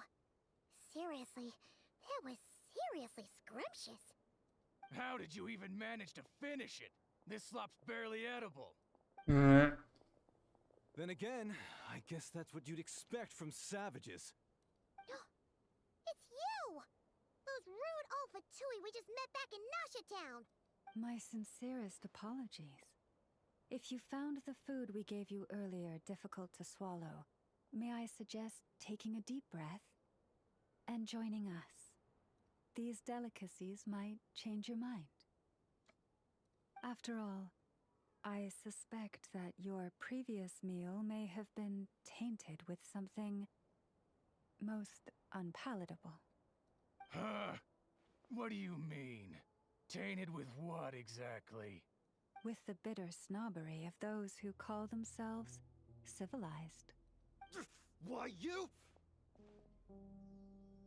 Looking for a fight? Sure, I'd be more than... Hold it. We're not here to brawl. Yet. We're here on official business. Orders from above. We're here to deliver the Frostmoon Scions a warning. Or rather, a final ultimatum. You have 3 days to hand over the relic and reveal the whereabouts of your so-called Kutar. If you fail to do so, the Fatui will immediately begin the cleansing of Hisi Island. Which, by the way, is the sovereign territory of the Tsaritsa of Snezhnaya. What insolence! Your demands are outrageous! For generations, this land has belonged to the...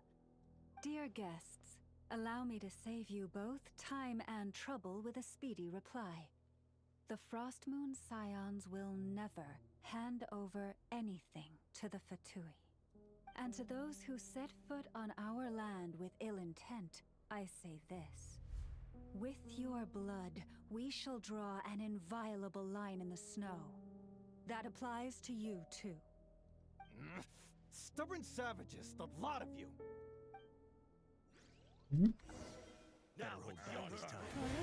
This is not the team for this. Let's light it up! Teamwork is true! Pyroclastic surge! Full throttle!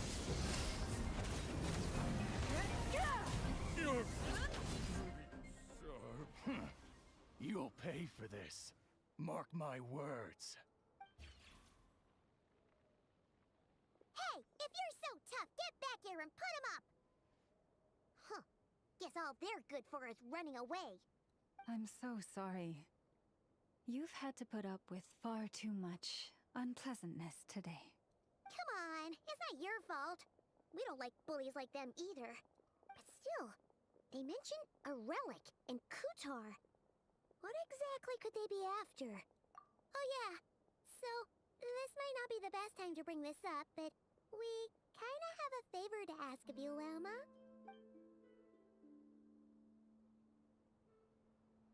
I see. So your questions concern the sacred relic too. Please, do not hesitate to speak your mind. Unlike those insolent intruders, you walk in the moonlight with open hearts. You stood by us when we needed your help, so it's only right that I return the favor. But let us continue this conversation somewhere more fitting.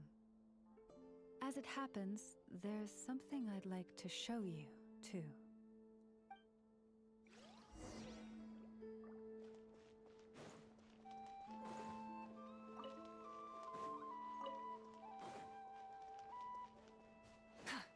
What these are for, I'm taking them. I'm going to change my team just in case we're in a fight with Luma. I should use someone that can use their abilities.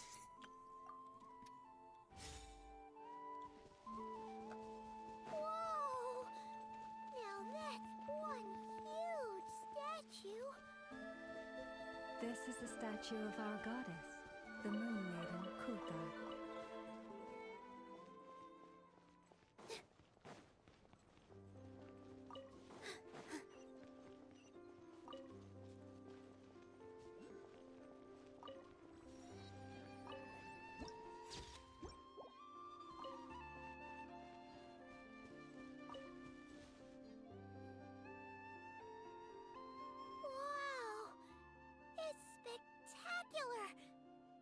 Kutar was born here on Hisi Island around 500 years ago. As it just so happened, a priestess of the Frostmoon Scions witnessed the moment of her birth, instantly realizing that this was the prophesied rebirth. She quietly recorded the event and carved this statue to honor that miracle. According to legend, Kutar's birth was accompanied by the sudden appearance of many Kuhenki, who wove the moonlight that bathed her into silken vestments fit for a goddess. Hey! It's like it knows we're talking about it. From that day forth, the Kuhenki have been regarded as Kutar's familiars.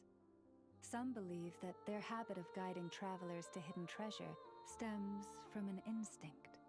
The same one that not only drives them to protect the moon goddess, but also to make her smile. After all, according to the records, Kutar always looked lonely as she gazed up at the distant moon. Kutar left Hisi Island before I was even born. According to the previous moon chanter, the goddess was angered by our people's greed, and that's why she left us. Where did she go? No one knows what happened after she left. But just a few months ago, after those 2 ancient moon's remnants fell from the sky, she was spotted on Hisi Island once more. And the Fatui have been harassing and threatening us ever since.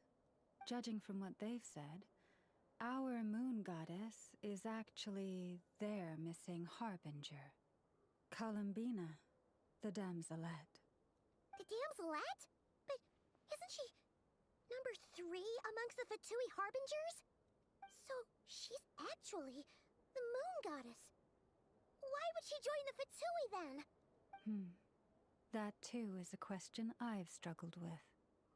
But even at the best of times, understanding other people's choices is difficult, let alone those of a goddess. Plus, forgive me, there I go again, rambling on about our history. But you came here to ask about the sacred relic, didn't you? Honestly, Paimon's not sure which part she's more curious about now. Since ancient times, the Frost Moon Scions have had in our possession a special fragment of the ancient moon's remnants. A piece in which I sense a power unlike any other.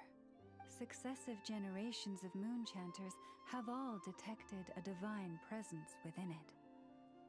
We call this unique remnant the Moon Marrow. We heard you can use it to see what happened in the past. What is it in particular that you seek from the past? Well, basically, to cut a long story short, the traveler here is actually from outside of Tibet. Oh.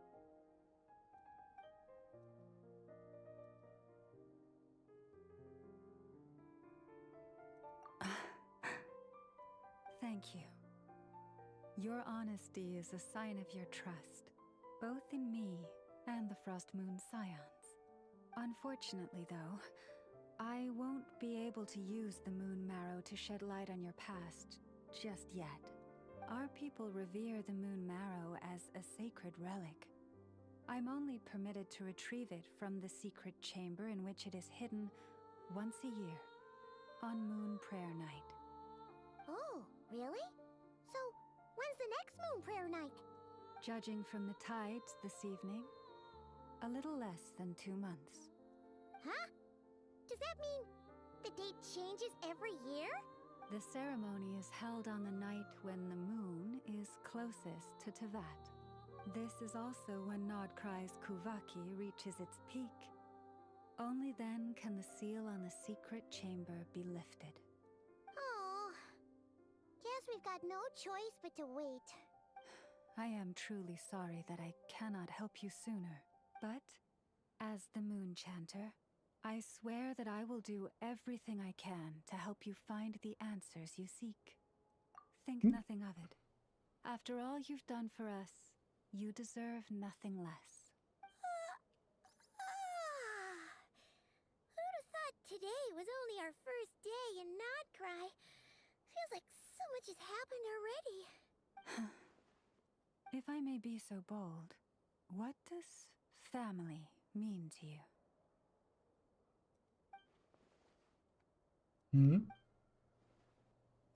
If you are aware of something, a secret that could hurt your family, would you be honest with them, or try to hide it?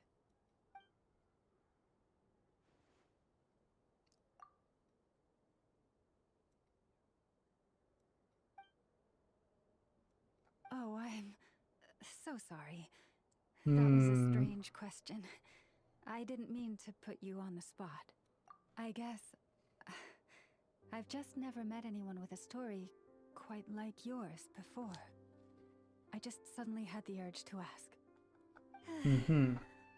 It's getting late, and you two must be rather tired too. Would you like to stay the night here on Hisi Island? I can have someone prepare some lodgings. Oh, that's all right. We've already got a room back at the flagship as it happens. Speaking of which, if you ever need us, feel free to come knocking. Do you need me to show you the way back? No worries. It's quite a way, and you should get some rest too, Lauma. We'll make sure to be careful. Understood. Then I won't keep you. May your first night in Nod-krai pass in stillness and peace. So, what you thinking? Sure was an eventful day, huh? Hmm. The good news is, we're not at a dead end in the search for your spaceship yet. We can always learn more about this place while we wait. The usual drill, huh? Paimon's really getting sleepy now. If she gets too tired to fly back, you carry her, okay? Okay.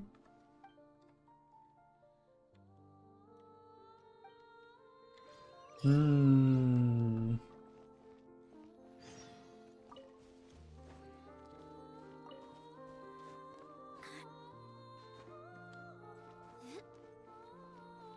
Climb the woman. And like.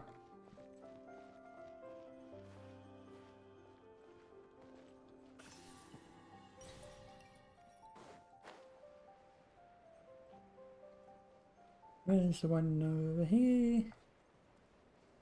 In the no. There it is.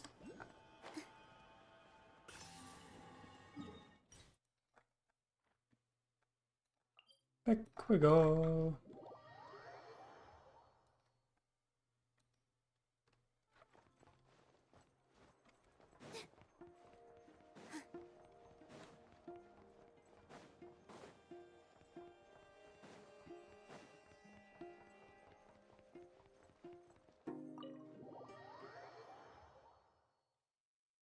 Mm-hmm.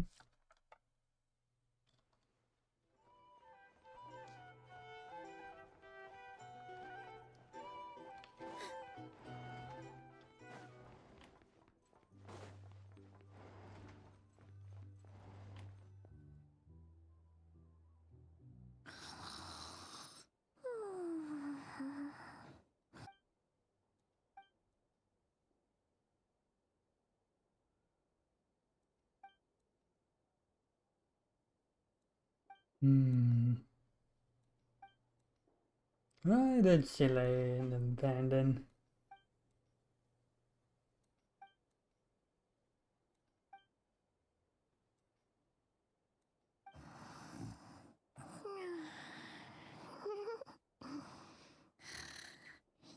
Just one more helping. Paimon.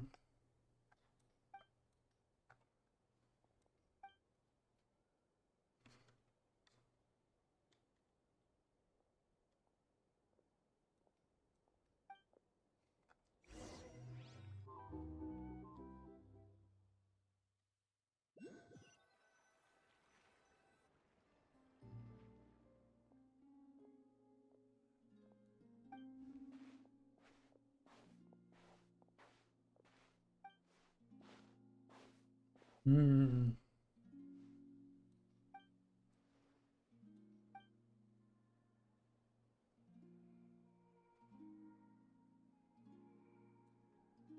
Hmm.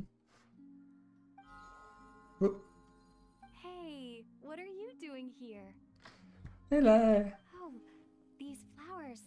I remember when you first appeared, there were flowers like this all around you. I actually get a lot of talking. Surprising.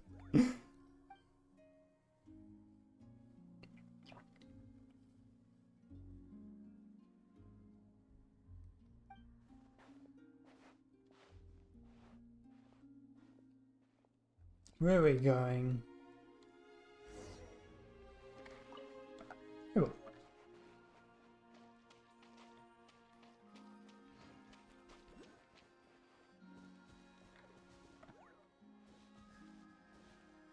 Oh.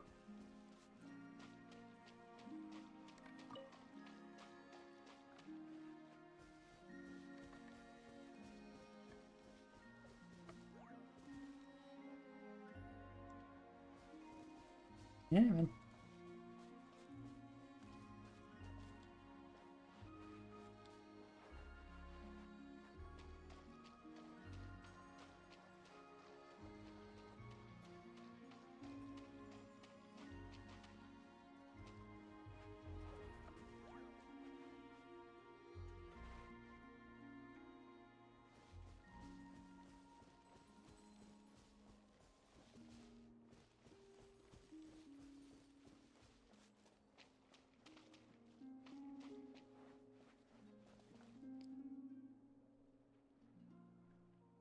Where are we going?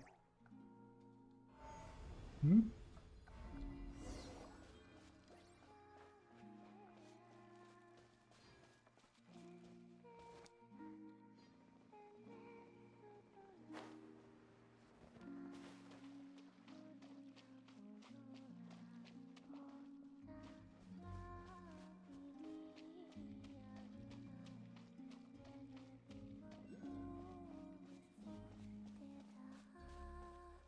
Oh, hello.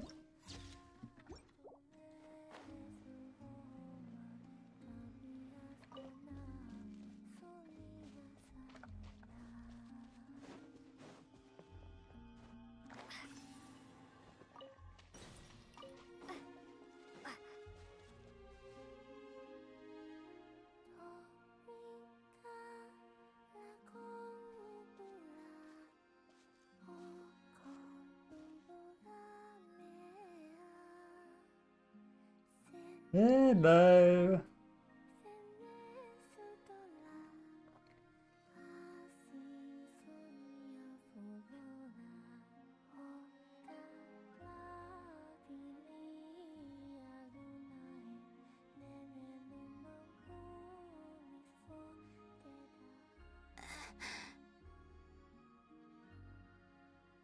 Who goes there? Hmm? How did you get in here? I am but a passing traveler. I followed your song here. I'm very sorry if I've intruded. The Kuhenki. She brought you here.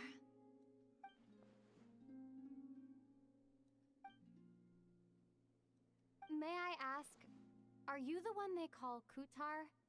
And the harbinger that the Fatui referred to as the Damselette? The Fatui? Are you here at their behest? Oh.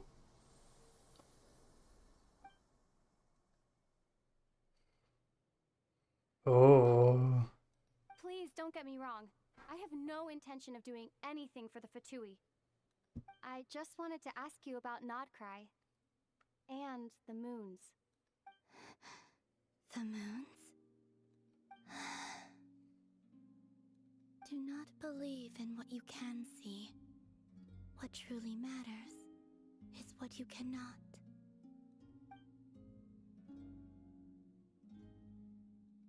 Hmm. What do you mean?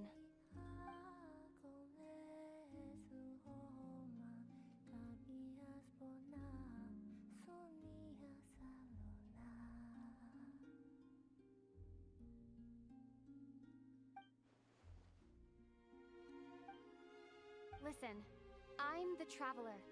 I'm on a journey through the nations of Teyvat. Hello.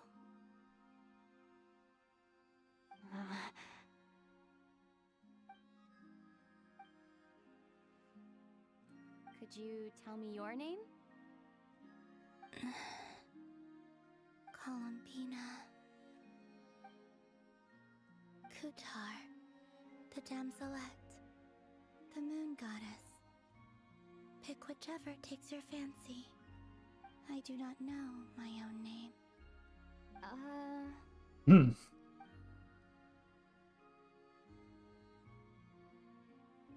Then... Columbina. Hmm?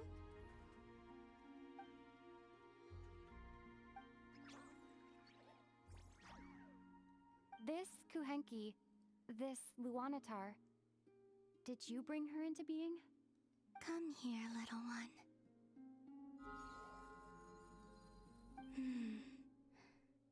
The trace of a blessing, but not one of mine.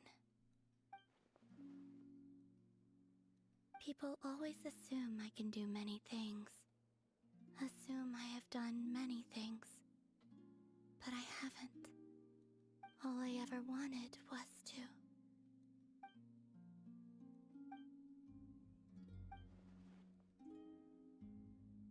It's about time I got going. I'm very sorry for disturbing you today.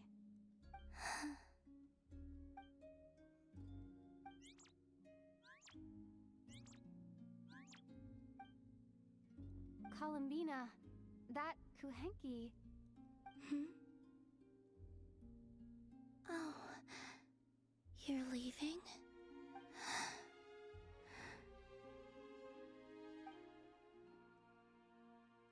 Go then.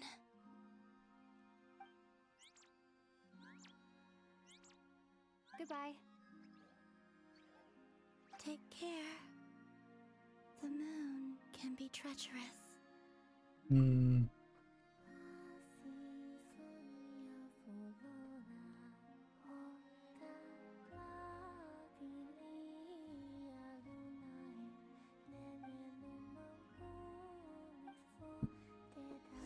Hmm. Interesting. There's an old traveler talking.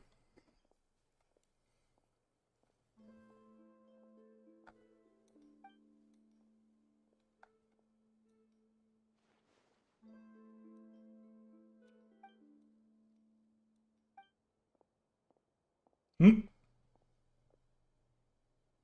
Wait, is that Oh wow, it's not ending. Okay. Ether? Ether!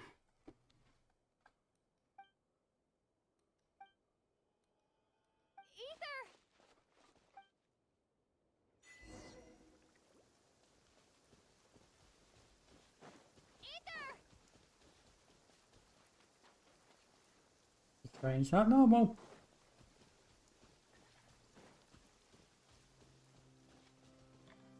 Ether! Lumine, it's you. Why are you here on Hisi Island? If I told you I was here in search of the Frost Moon Scion's sacred relic, what would you think?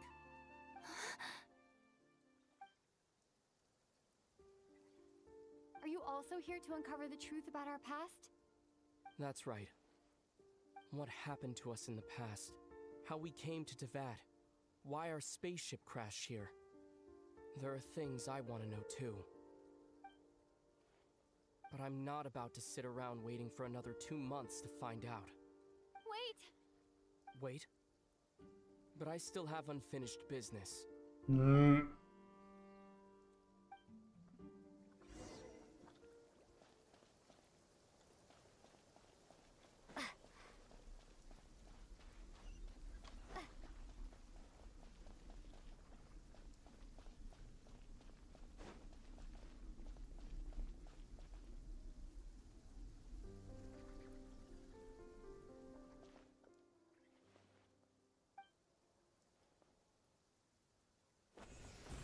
Hmm.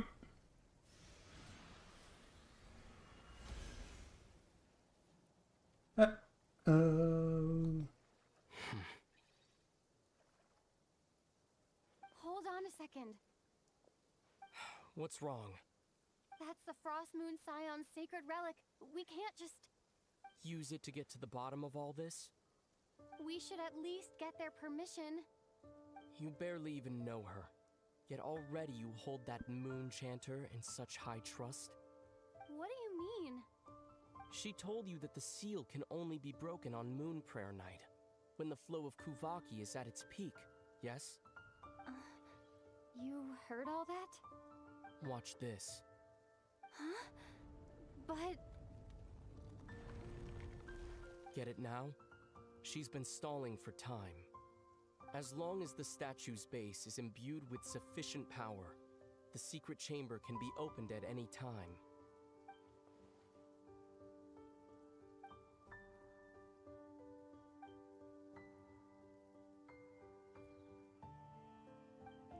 Is it such a sin when I don't put all my cards on the table for you, but not when someone else is doing it? It's not like that. Is it? Ether, you've got it all wrong. This whole time I've wanted to ask you, what happened to make you like this? I admit, I've been having trouble accepting it. But after all this time apart, I've finally come to terms with who you are. Willful side and all. I trust you. I still do. Through all the worlds we've traveled, you've always been there by my side. If there are things you can't explain yet, I can wait while the journey goes on. I'll wait as long as it takes, until the day you're ready to talk. Lumine.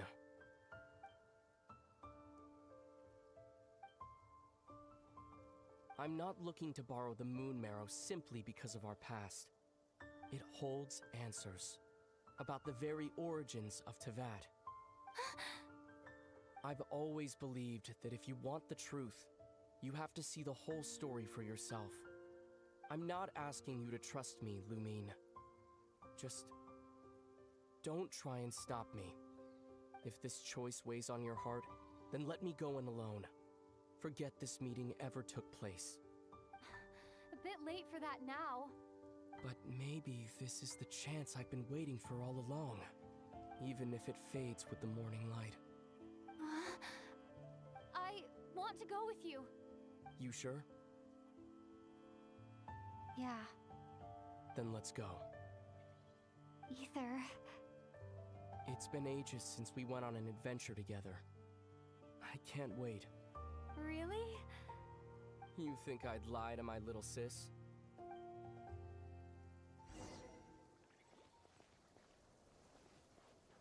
Yeah, boy.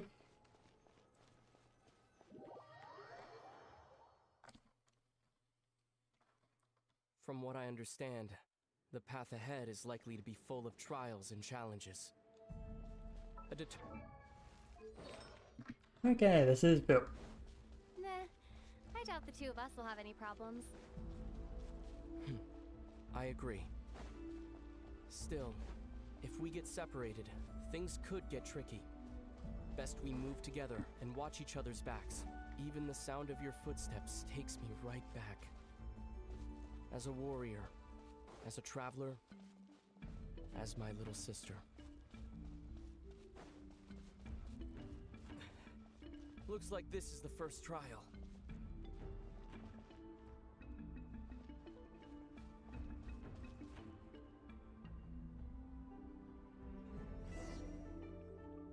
Lumine, do you understand how Kuvaki works? How it exacts force through push and pull? Okay, I'll leave it to you then.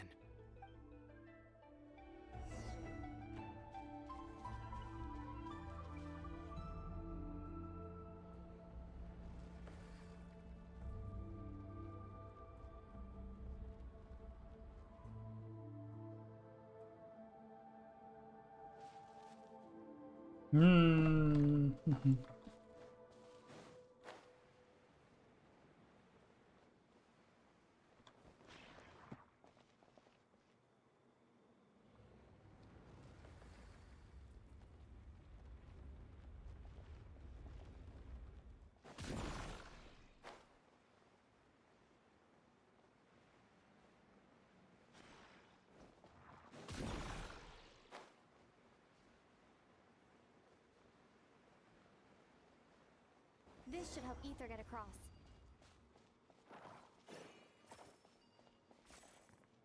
Ether!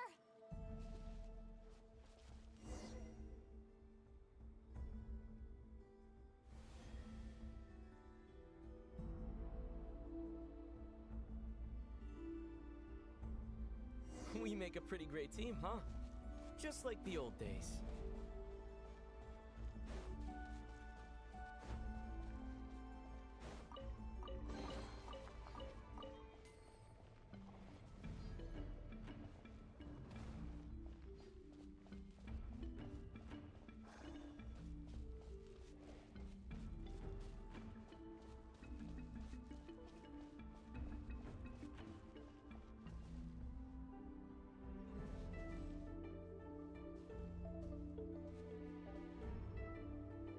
A wide open space.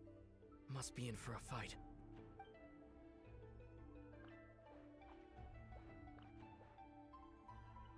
Was that it? What a letdown.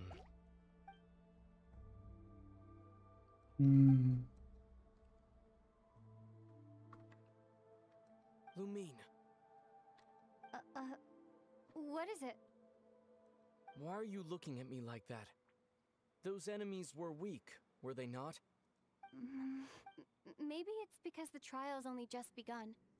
Actually, I've got an idea. Why don't we have ourselves a little friendly competition? Let's see if your journey has made you rusty. You're on.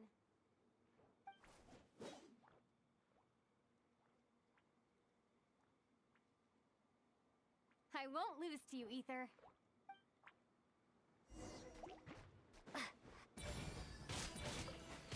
If memory serves, I used to come out on top more often than not. You sure you're all right? Seems your memory's slipping, Ether. Save it. We'll know who's stronger soon enough. Let's see what you've got. Oh, that's a bit of dark animo there.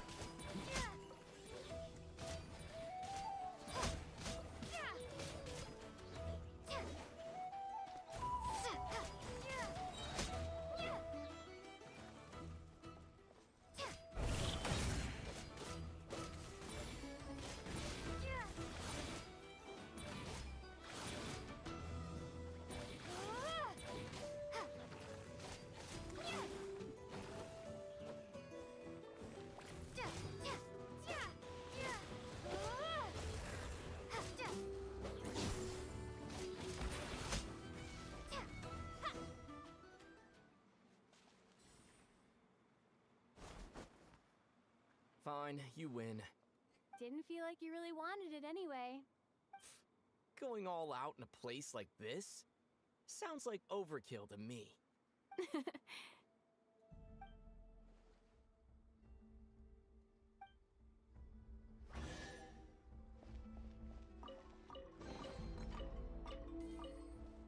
Let's keep moving.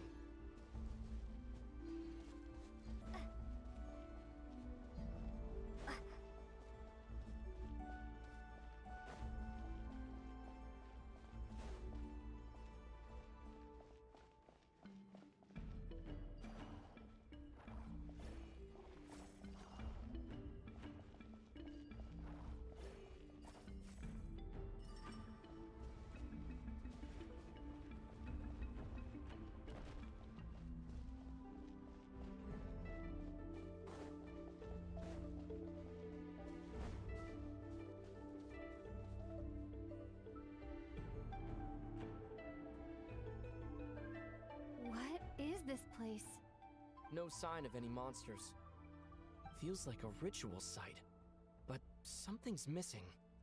It's a head, inside that thing that looks like a mirror.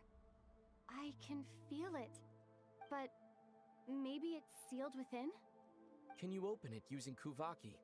Apparently not. Do you think it might have something to do with the Frost Moon Scion's bloodline? Ether? If this is about strength of blood, what could possibly stop us? Let me give it a try. Why don't you check around for other clues? Sure.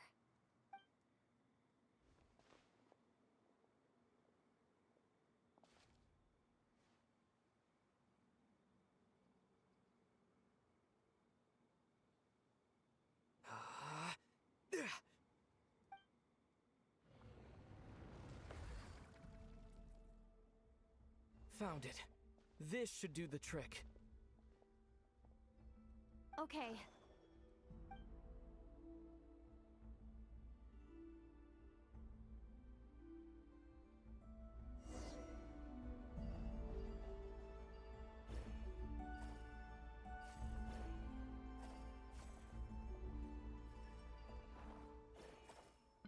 Hmm? Yep, that got a reaction. That's one down.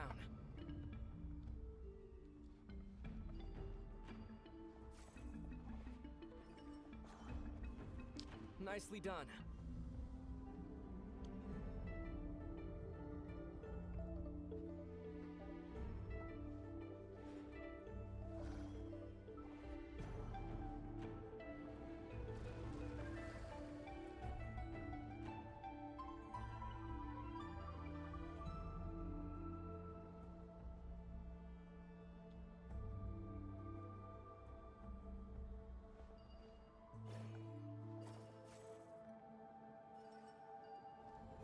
You've got this. One more to go. Good work, Lumine.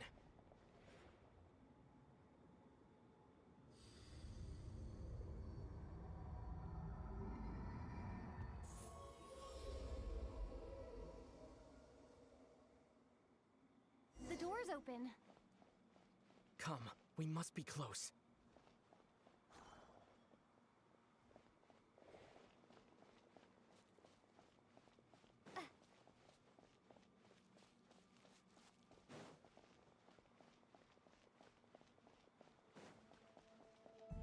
Hmm? James controls the floor. Hmm? Stay on your toes now. Have you considered that I might be the more experienced between us? Is that so?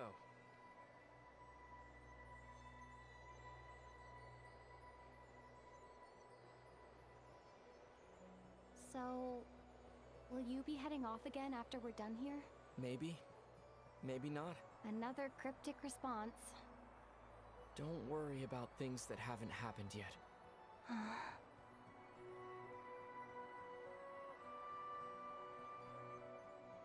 At the end of all this, what do you think we'll find? Whatever it is, we can handle it. What about the end of our journey?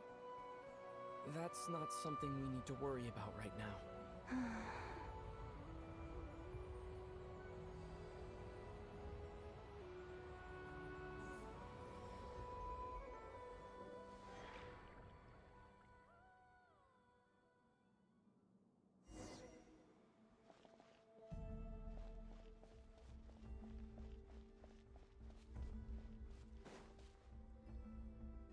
Yeah, boy.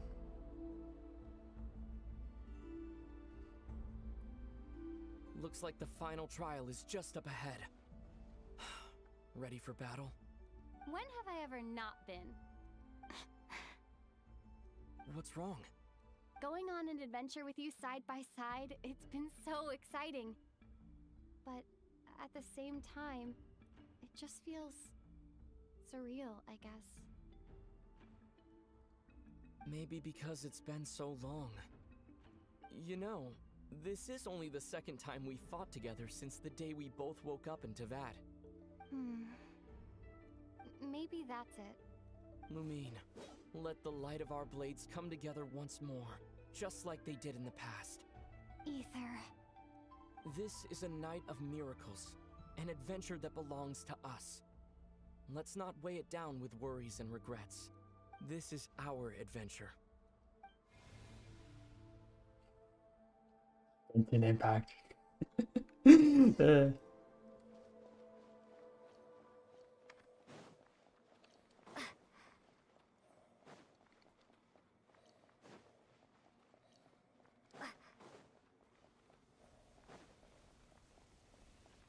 goes nothing. Prepare for battle. Stay focused! Dodge! Don't forget to heal yourself!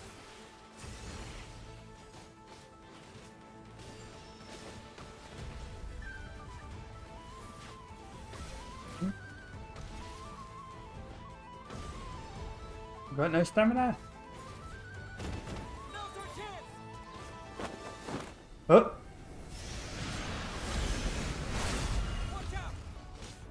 Oh.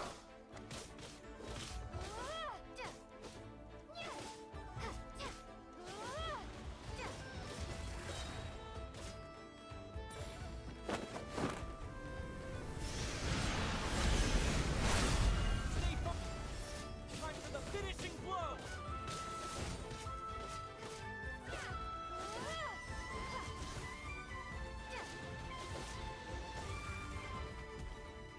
It's over. Nicely done. Flawless execution. Couldn't have pulled it off without your backup.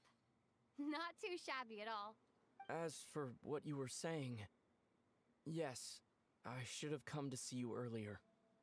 Or at the very least, Spent more time with me, going on adventures like this? something like that. Instead of just running off and expecting you to follow my trail. Wait a sec. That's not an official apology, is it? That goes without saying. Come on, time to claim the treasure we came for.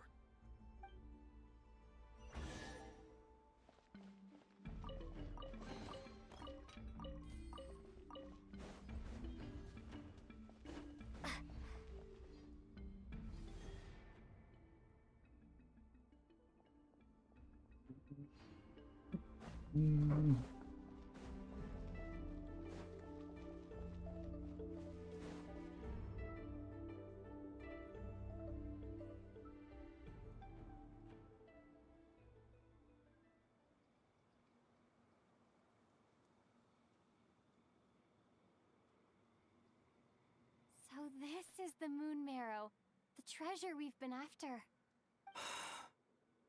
All right, go get it for me, Lumine. It belongs to me. What's wrong, Lumine?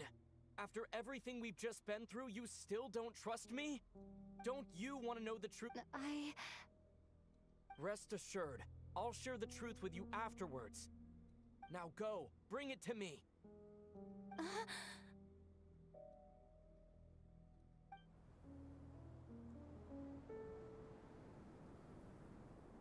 What's going on? Where did this fog come from? Ether!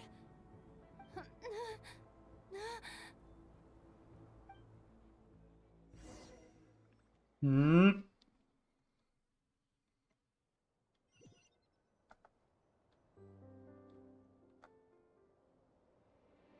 Ether!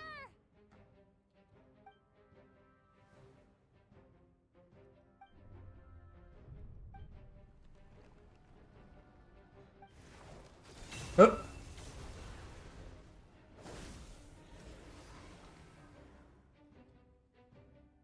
Ether! Huh? Huh? What are you doing here? Hello, Vince. Yes, we ran into each other at the flagship this afternoon. I'm honored you still remember. Are you looking for something here?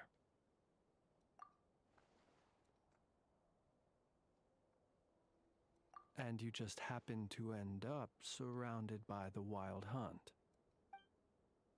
Sorry, I did not intend to come off as pointing fingers. Indeed, perhaps our courses of action do not differ so greatly. Not exactly. We Lightkeepers are accustomed to patrolling at night. A long-held tradition, you understand. I was just passing by when I noticed that the Wild Hunt had struck. So I simply did what I am duty-bound to do. As a matter of fact, I just saw someone leaving in quite the hurry. Was that your companion?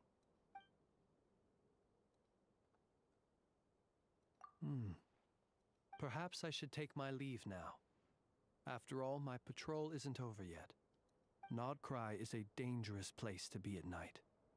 I'd advise that you head back soon as well.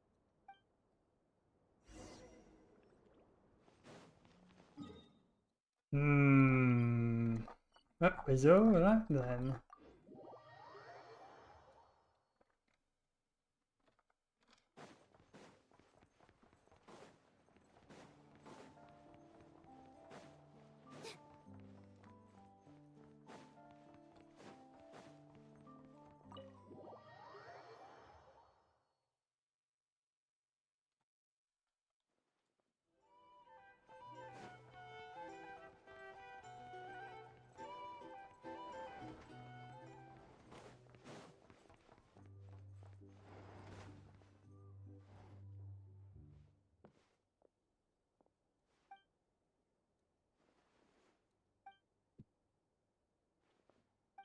woke up and saw you were gone, so she made you a cup of berry juice to help you sleep. Her own secret Aw.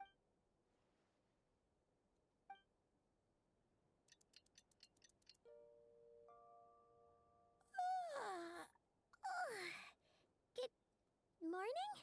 If now still counts as morning. When did you get back last night?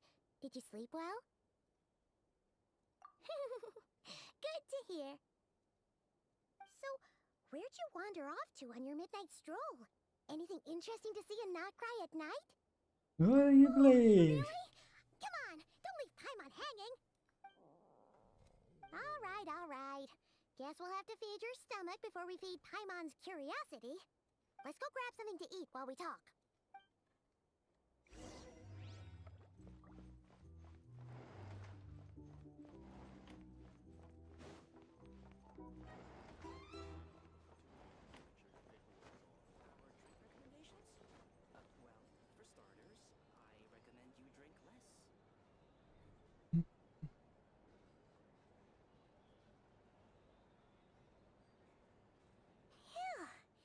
This is just the best, huh? Free food, free lodgings. This bark is bred for life material, that's for sure. Hey, did you hear what happened? Hear about what? You know, all that commotion over at the Frost Moon Scions. Crazy, huh? Hmm? What happened? See what I mean? Completely oblivious to what's going on around you. The sacred relic of theirs. It's been stolen. Hey, slow down. Paimon knows you're hungry, but you don't have to worry about her stealing your food. At least not today. What? Was it those Fatui? No idea, but the news has already spread right through Nasha Town. What did their high priestess what do they call her again? The moon something? Anyway, what did she say about it? What could she say? She's the one who discovered it was missing. She was in Nasha Town first thing this morning, hoping to launch a joint investigation with the Voynich Guild. Whoa! Did you hear that? Lama and the others, their sacred relic's been stolen! Who in Tivat would even have the nerve? Paimon bets it was that bunch of good-for-nothing, rule-breaking, troublemaking Fatui!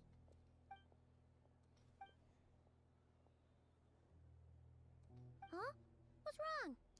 You feeling okay? A joint investigation? Good luck getting any takers. Unless there's some reward or business opportunity to sweeten the deal. Same thoughts here. So just a few minutes back, she switched gears and headed over to the one place that might actually be able to solve this. The Curatorium of Secrets.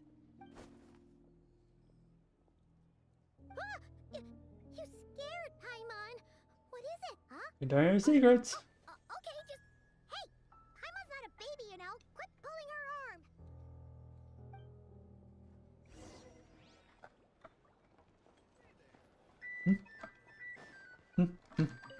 What is going on?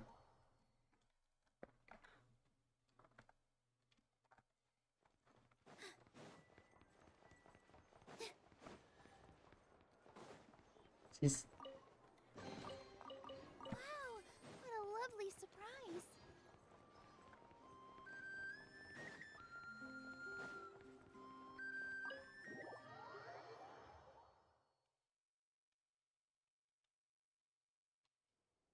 Sorry to... Huh? There's no one here. But didn't they just say Lauma came this way a few minutes ago? Oh. Cut. No one except for a cat watching over the front desk. Excuse meow? Are we supposed to check in here? No idea what that means. Is this Lauma's personal receptionist or something? Pretty sure she'd be the only person who could actually understand it.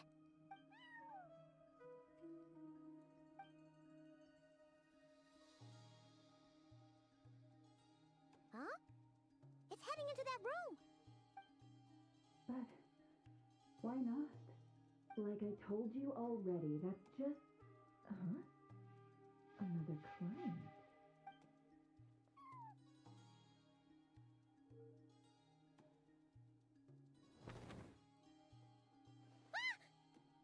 So, you were in this room the whole time? Something Hi. I can do for you. Traveler. Paimon. Oh, you're acquainted then? Yes, they visited Hisi Island yesterday. We had dinner together. Allow me to introduce you. Traveler, Paimon. This is Nefer, boss of the Curatorium of Secrets. Pleasure to meet you. They are travelers who arrived in Nod-krai just yesterday. Greeted by the birds and beasts of this land, they are kind-hearted souls who walk in the moonlight's glow. Interesting. Thank you, Lauma, but you need not have introduced them. They are great heroes, renowned throughout the nations beyond our borders. Oh, really? Do not forget, I deal in information. Just because most people in Nod-krai pay scant attention to foreign affairs, that does not mean the same goes for the Curatorium of Secrets. They're the heroes everyone was talking about before. The ones who saved Natlan during the Abyss Crisis. I see. We Frostmoon Scions seldom leave our domain, so I had not heard of your heroic deeds. Please, forgive my ignorance. It's no big deal. We were hoping to keep a low profile anyway.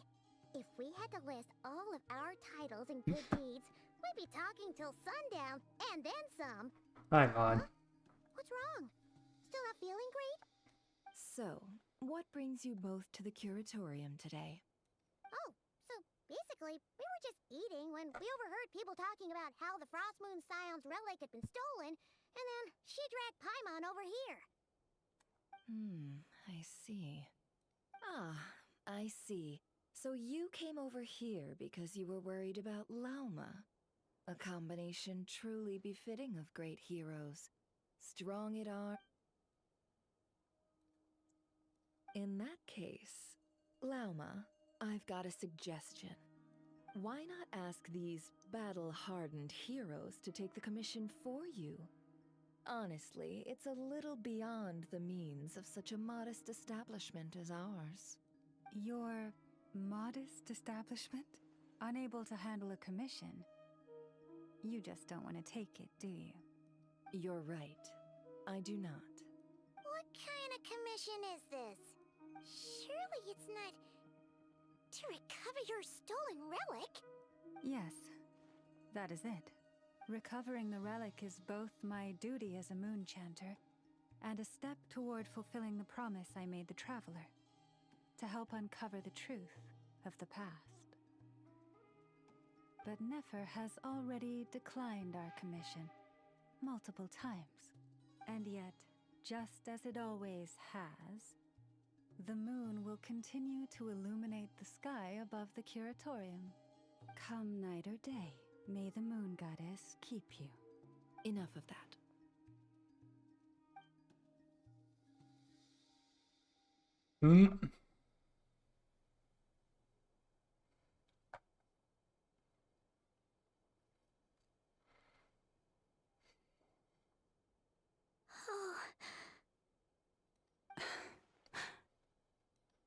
So, according to her, she never came into contact with the relic. So she suspects her brother may have taken it. I understand.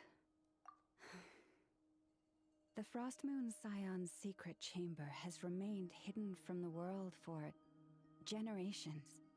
But the reason outsiders are forbidden entry is not only to prevent theft.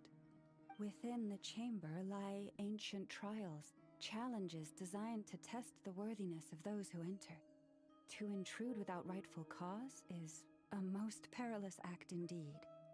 So, Please, don't be too hard on yourself.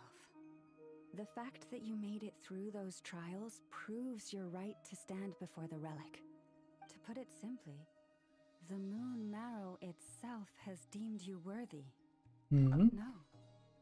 Your honesty tells me everything. You never sought to take the moon marrow for yourself.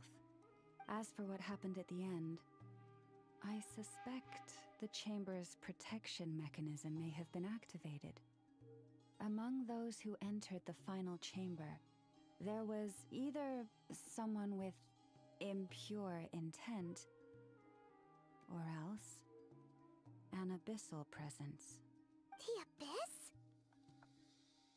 Perhaps that's why, then. Either way, the moon marrow was taken, and I believe you. So the problem remains the same.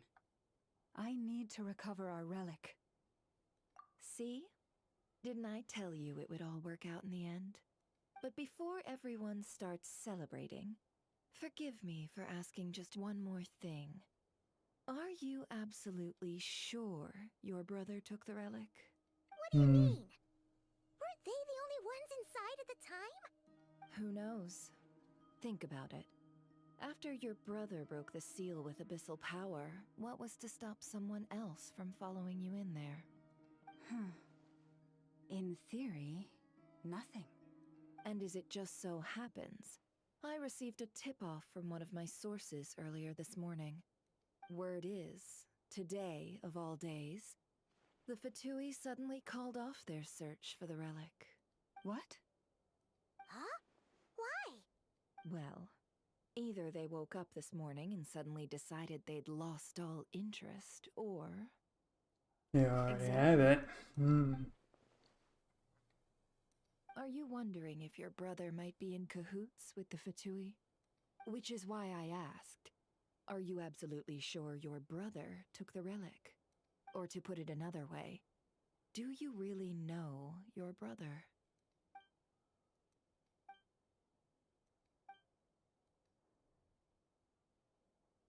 In other words, it's highly likely that the Fatui already have the moon marrow. So, basically, all we need to do is find our way into that Fatui research facility, and we should be able to get to the bottom of this, right? Congratulations, you've found your answer. Looks like the curatorium won't need to lift a finger this time. Well, Lauma, there we are. On behalf of our long-standing cooperation and the great hero by your side, I'll waive your consultation fee. But just this once. You're really not planning on helping us? I think I've helped more than enough already. If we're to stand any chance of infiltrating that facility, we'll need the help of a specialist. Just so you don't get the wrong idea, let me make myself crystal clear. The Curatorium of Secrets has always striven to abide by a policy of strict neutrality. We do not take sides with any faction in Nod-krai. I cannot help the leader of the Frostmoon Scions sneak into a Fatui facility. That would make me their enemy. When one of their harbingers asked me to help them infiltrate your territory, I gave them the same answer. No. All right. I understand. But I do have one final request. I promise it's my last. It had better be. No matter who it is, I want you to help us persuade the next person who walks through that door to join us. What is she up to? You're that desperate for help? What if it's a member of the Fatui? It doesn't matter. You're welcome to tell them everything, even about our plans to infiltrate the Experimental Design Bureau. All I'm asking is for you to say one thing, just one thing to help persuade them. If you do that, I promise I won't ask you for anything else. Made up your mind? Fine. Fine, I'll play along with your little game. Besides, as long as I'm not personally involved, no one can accuse us of taking sides. Boss, I'm back!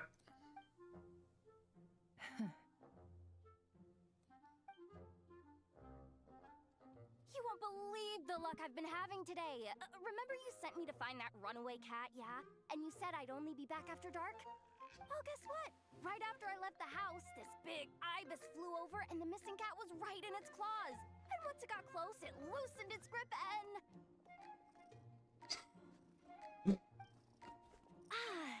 Boss, you're meeting clients. I'm so sorry. I'll get out of your way.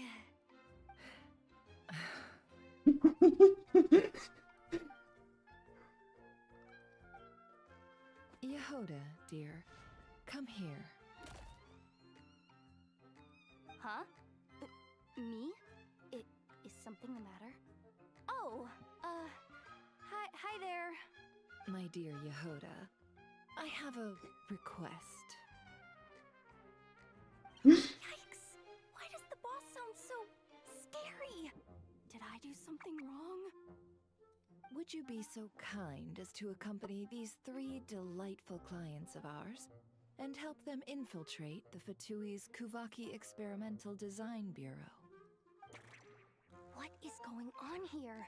Boss usually just says things like, hey, go do this, or you, go take care of that. Why is she being so scarily polite? And wait a sec. The Fatui's research facility? That's basically a death sentence. Made your mind up yet, my dear?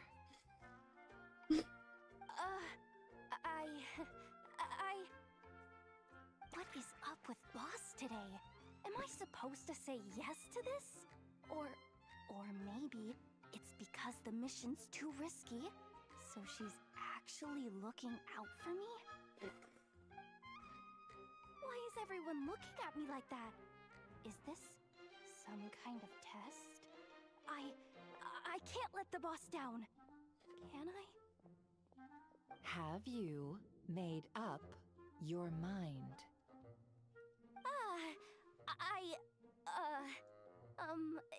That's... Sure, why not? Really? You really don't mind helping us? Huh? Oh, yes. I mean, no. Of course, I guess I do. Oh, thanks so much! We owe you big time! On behalf of the Frost Moon Scions, too, thank you, Yehoda, for your help. What the? Seriously, what just happened? Why does the boss look so fed up? Oh no, was I supposed to turn them down? All that mentoring, time spent teaching her how to deal with different factions. In one ear and out the other. Anyway. Never.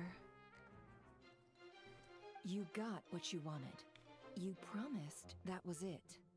I know this goes against your principles. I won't forget the favor. Trying to get me to change my mind now? Of course not. I just wanted to say thank you. So, thank you. Oh. Yehoda, we'll leave the planning to you. Let's discuss the details elsewhere. Huh? Oh, okay.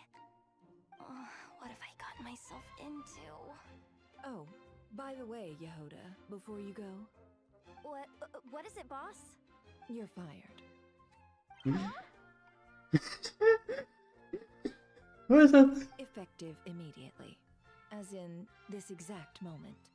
The curatorium will take you back, of course, but only once you've completed this commission for our 3 clients. What? Is there some issue? Well, here's the upside. Without me taking a cut from your commission, you'll earn more. Seriously? Can someone explain what's going on here?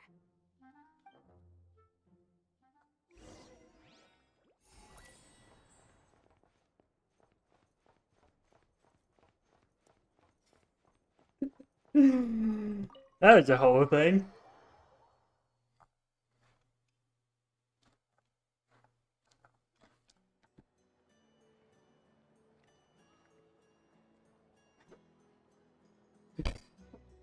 Are we sure Yehoda's alright? She looked totally crushed just now. She'll be fine. She's just in shock. But one thing's for sure. The Curatorium's professional standards are beyond question. The fact that she only requested 1 day to prepare says it all. They're having fun with the faces, I see. They've discovered that they can change the face, well, that they can change the eyes, and they are running with it. As an apology, I'll ask my animal friends to help her out more often in the future. Also, thank you for being honest with me. It means a lot. Was it really, though? As far as I see it, trusting your family is never wrong. In this case, let's call it a misjudgment. But the truth is, we all make mistakes every now and then. What matters is how we deal with the consequences. So, in return for your sincerity, there's something I'd like to share with the two of you as well. Oh? What is it? Perhaps it is something best said under the moon's gentle light. Would the two of you meet me on Hisi Island tonight? No problem. It does sound important. You're right. There's too many people here. Somewhere quieter makes a lot more sense. Thank you both for understanding. Then let us meet beneath the moonlight. Oh,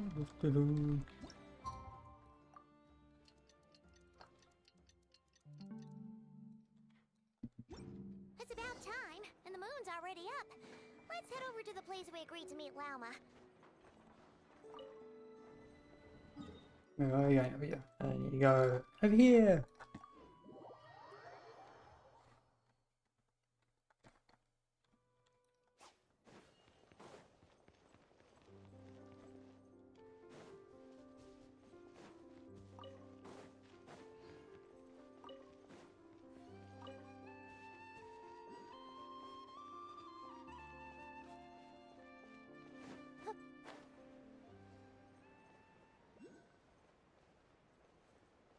No, you're being. Oh.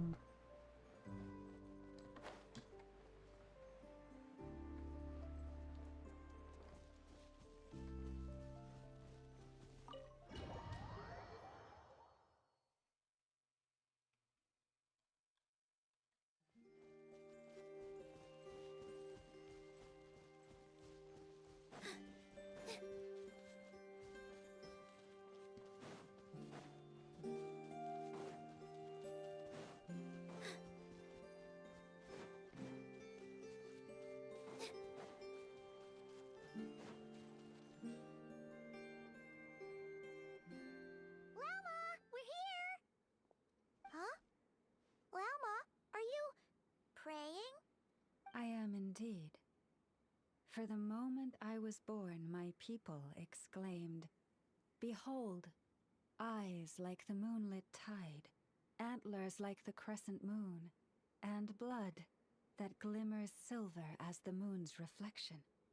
From as far back as I can remember, I was revered as the Frost Moon's emissary and the Moontide Maiden. The first words I ever learned were prayers to the Frost Moon. The first gestures, those of our sacred rites. Wow, that must have been tough. Back then, I didn't know any better. It all just seemed so natural. The Frost Moon Scion's bloodline has long since begun to run thin. Nowadays, even those of us with antlers are few and far between, let alone those attuned to the power of Kuvaki. But I...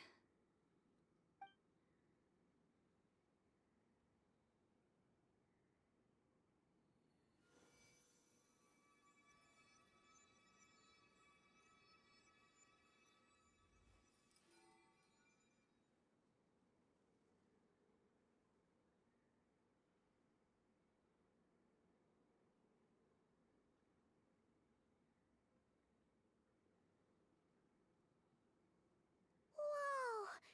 Your antlers are so pretty. They say it's an extraordinarily rare condition. Once in a century, if that. I am unusually sensitive to the moonlight, as well as to the Kuvaki's ebb and flow. As a child, I could barely sleep because of it. Oh no!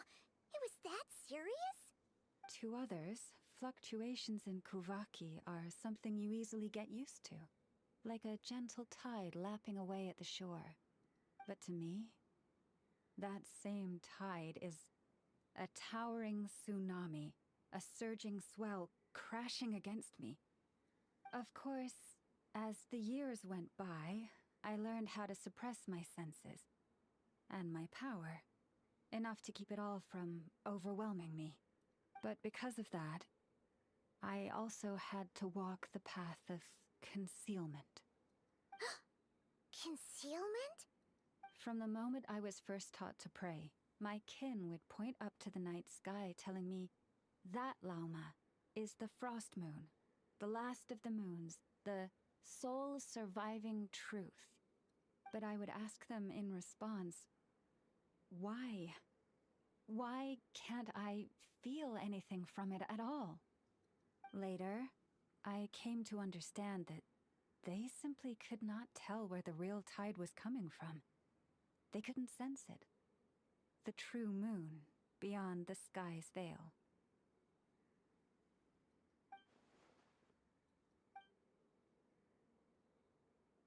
The moon is false.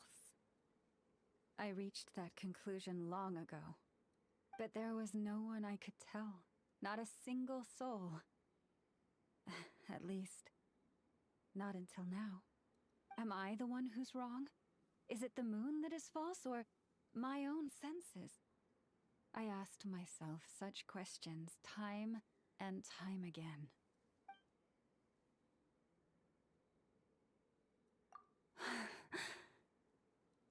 Thank you. When you called yourself a descender, I had a feeling you might be able to confirm what I had always suspected. And now that you have, it's exactly as I imagined. I feel relieved. Oh, Paimon kinda gets why you couldn't tell anyone now. It's not easy to change people's minds on something they've believed for hundreds of years. That's what I meant by concealment. I knew too much, so I had no choice but to keep my people in the dark. Every prayer I offer feels like a lie to keep myself going.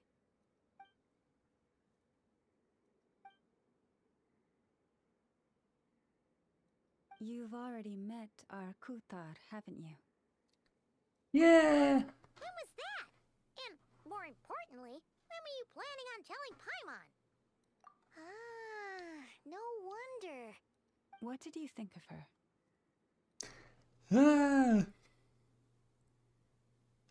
Yeah, I'd be glad to. What exactly do you mean by up in the clouds? I understand what you mean. She is quite indifferent to the world outside herself. But I find it hard to hold that against her. Yes, it was shortly after the fall of the ancient moon's remnants. I asked her what the Frost Moon Scions meant to her, and why she left in the first place. Yeah? So, why did she? Perhaps it's better if you ask her yourselves. Things tend to get lost in translation when you speak on someone's behalf. What I can say for certain is this. Even when I had no one to confide in, I still had a family. I still had the Frost Moon Scions. But that girl, born beneath the moonlight, perhaps she's never felt she had either. The truth is, though, she might have had it all, if only the Frost Moon Scions hadn't let her down. The Frost Moon Scions now walk a path of error. They offer their prayers to a false moon, and to a goddess who can no longer answer them. I want to change all that. But with the Fatui closing in on us day by day, the Frost Moon Scions must stand united, now more than ever. I just need to wait for the right moment. Lady Lauma! Lady Lauma! Cappy? Has Cardina's condition deteriorated again? Traveler, Paimon, we'll have to continue this conversation later. We'll come too!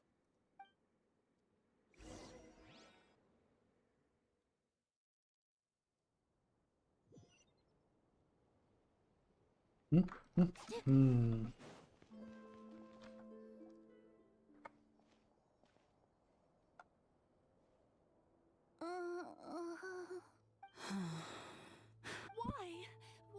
Did I do something wrong? I've been praying to the moon goddess every day. Why isn't she getting any better? Cappy, I need you to wait outside. I'm about to start her treatment.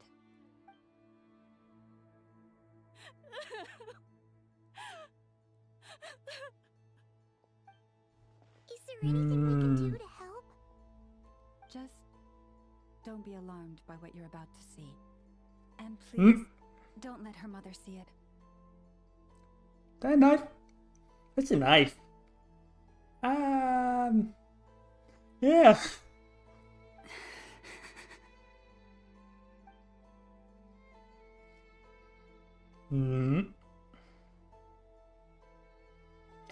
Oh.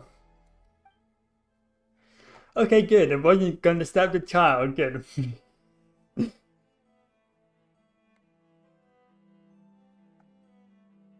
Shh. Please. Help me keep this a secret.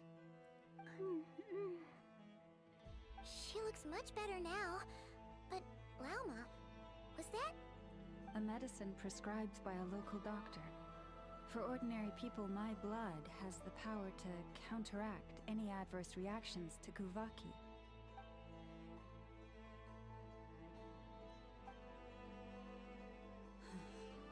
So, now you know another of my little secrets. I had hoped to guide the Scions out of error before Karina's illness reached this stage, but clearly, I was too late.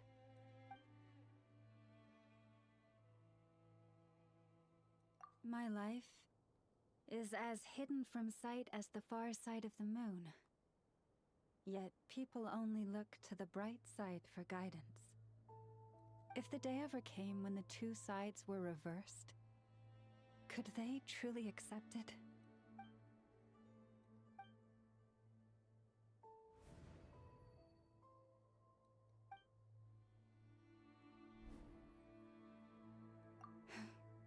Hearing you say that puts my heart at ease.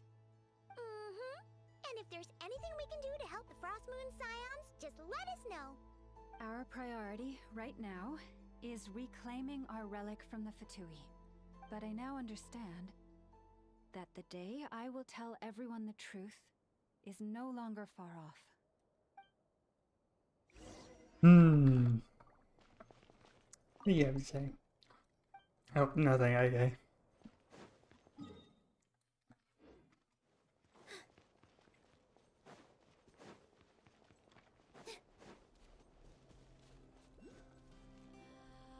Wow! Paimon would never have guessed Lauma had all that bottled up inside. Hey! Watch your step! Ah! What's wrong? Oh, you scared Paimon. You scared me there too. Almost stepped right into one of my traps. A trap? Why would you leave a trap somewhere like this? Well, it's not like this is a main path. And besides, we Frostmoon Scions would recognize it instantly. Alright. You don't seem like you're with the Fatui, so I guess there's no harm telling you. Lauma asked me to set up these traps to keep the Fatui at bay. Oh! Come to think of it, their 3-day ultimatum is almost up now. Yes.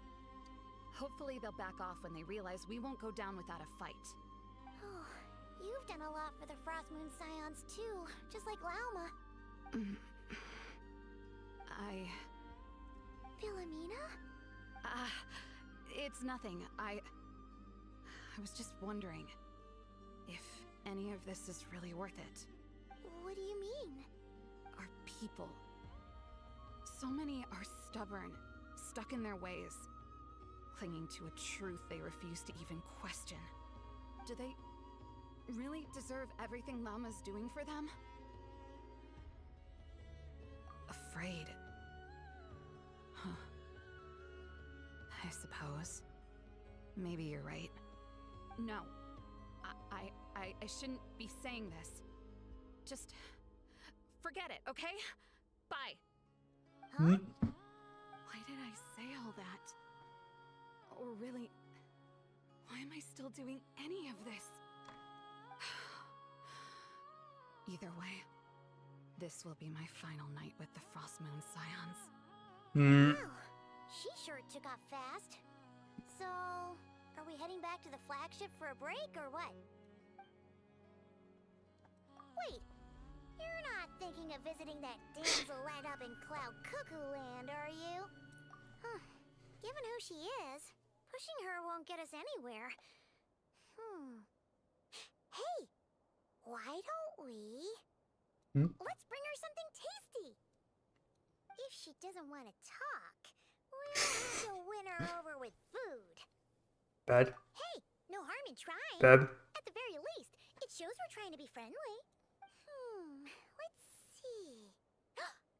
How about an F is 9.12 out of 10 berries and fried meat, the Frost Moon Scion's boon of the day, and one of your signature dishes. Your choice. Should be a good mix of meat and veggies. There's bound to be something she likes.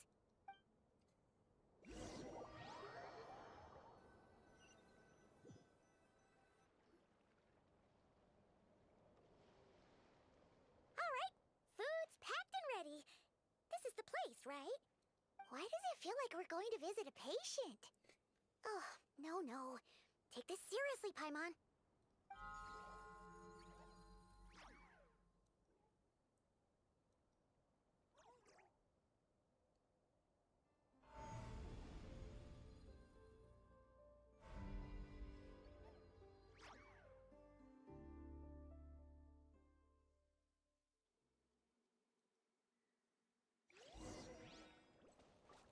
I forget. Yep. Calambine. Nah. We got food.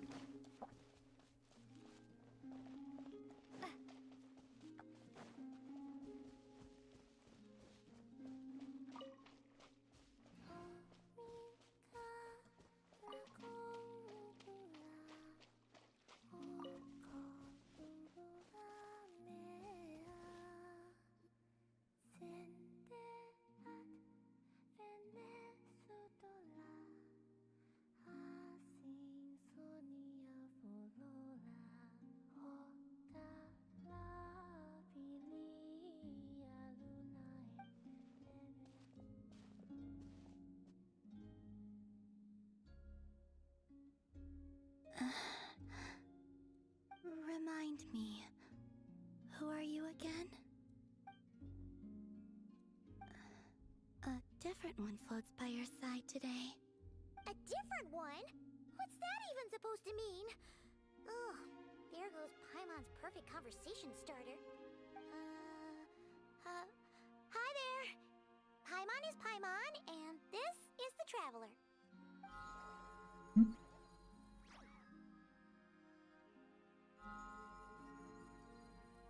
Oh, there you are.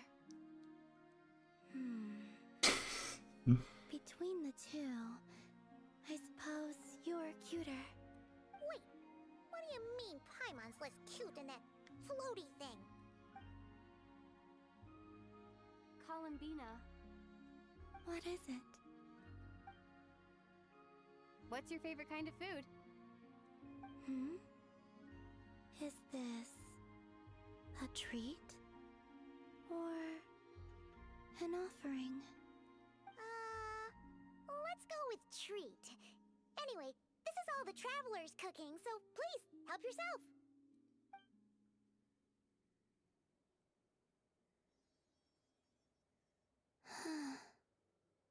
Oh, that wasn't exactly a yes, but she didn't turn it down either.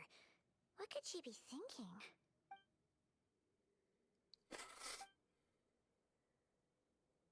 So, what do you want to ask? Hey, she's actually playing along! Quick, now's our shot. You know the moon in the sky isn't real, don't you? I know there is only one moon in the sky.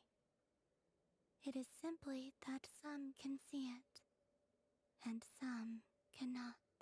What does it mean to you?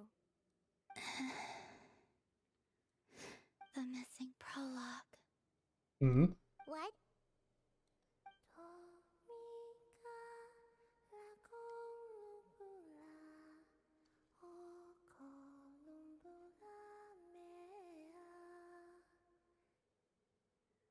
Huh?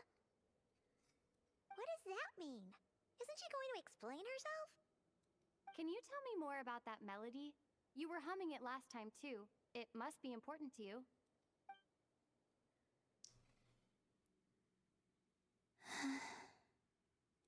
It is all I remember from the moment of my birth. A melody. A few lines of lyrics. Like a lullaby from a foggy dream. Oh, so who was singing it? I do not know. I have nothing else. Just that song. Huh? And the Frost Moon Scions who found me. They had nothing either, but hope. Before I even knew what was happening, they were already calling me their goddess. And I had no reason to decline.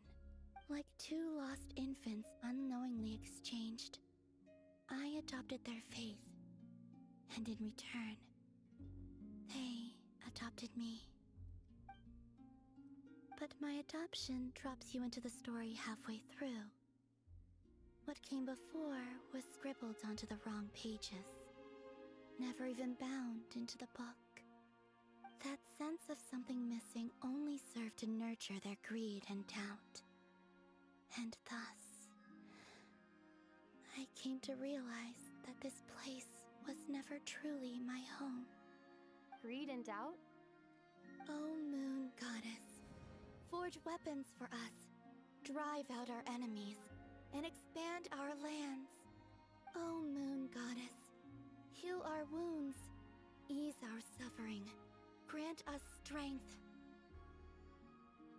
They asked for everything, and I obliged. Until the day came when no answer could be given. If mortals can turn to the gods when they are powerless, then who do the gods turn to when they have nothing left to give? You've got Paimon there. In those days, the Frost Moon Scions cared more for faith than for truth. Reality rewrote the sky in words I could not understand. I did not want to read a tampered version, so I simply stopped looking. The real beginning of my story lies up there, on the moon, forever beyond my reach. Like a message carved for blind hands, sealed away where no fingers can find it. Huh. So that's how it is. Hmm?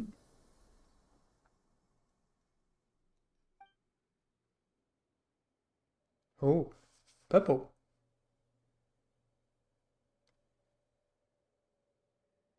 What's wrong?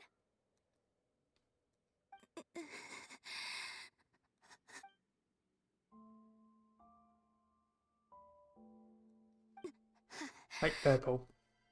You should go. What, now? But you really don't look well. Did something just happen? Is there anything we can do to help? No. Aside from answers, I have nothing else to give you in return. This is the price of running away from home a second time. Right running away from home?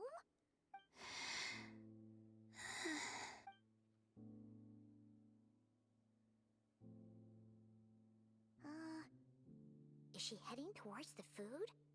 Did all of Paimon's questions make her hungry? Do you still have many questions? I know I should offer more in return for your kindness, but I'm feeling a little worn out. Oh, we're so sorry about that. The Tsaritsa was right. Freedom always comes with a price. She said I could treat the Fatui as a second family, a second home. But in the end, they were no different. All they wanted in truth was my power as the moon goddess. I'd rather not dwell on such unhappy memories.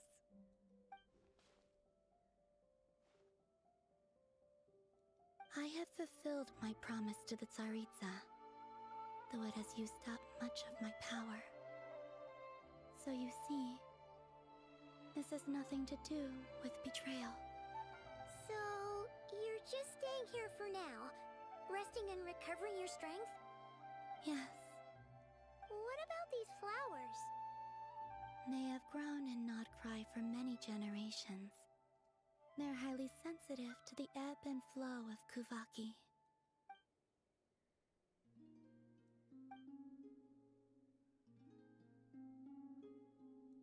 At times, I thought about using that relic the Frost Moon Scions had hidden away. I could sense the power within it, but going out is such a hassle. People might see me, and I promised Lauma I wouldn't show myself to anyone. Besides, I know it's gone now anyway. Really? Lauma asked you to stay in hiding? Uh-oh, she's looking back at the food again. But Paimon still got some little crumb cookies here. You could have these for dessert if you wanted. Lauma said she wishes to change the Frost Moon Scions, which is why she asked me to stay out of sight. I don't really understand what she meant, and to be honest, it's not something that concerns me. But I wasn't planning to see anyone anyway. If they found their way here themselves, that's hardly my fault.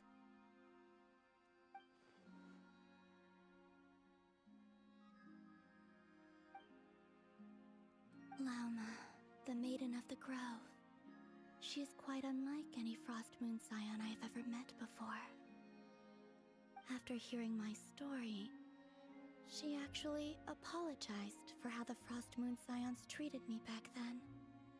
She told us she feels like she's been living on the far side of the moon. Is that so? I actually got the opposite impression. She's been keeping her true power hidden away, afraid that people might be dazzled by its brilliance, and that they'd no longer be willing to look her way.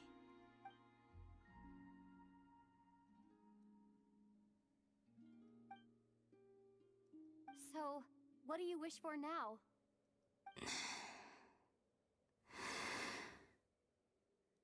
I wish to return to the moon, to the home where my story is written. Right now, that is all I wish for.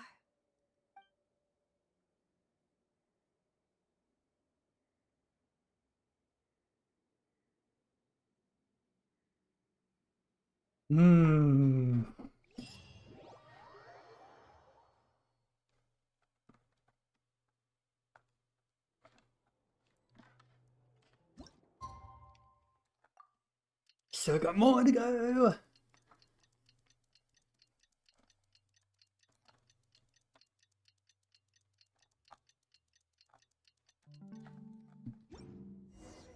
Tonight's the night we infiltrate the Fatui's Experimental Design Bureau. Come on, we better go meet up with the others. I don't have any of those waypoints.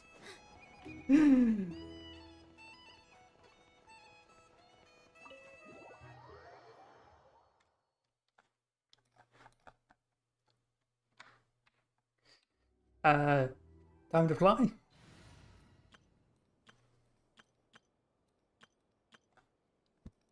Where is...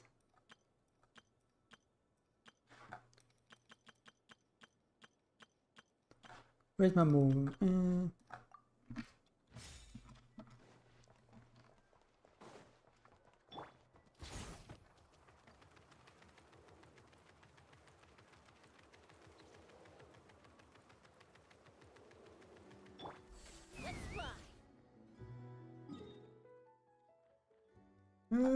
This long line from here if I can figure out how to get up the mountain.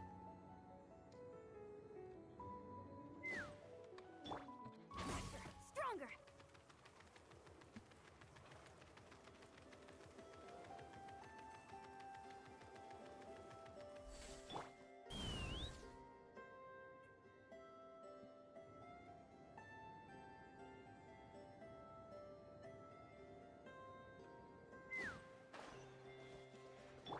Control breathing!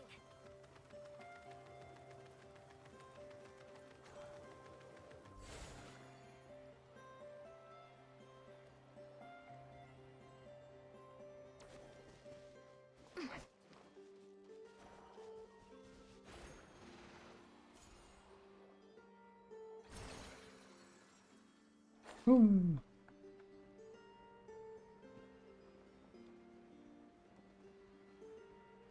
Here. Stronger!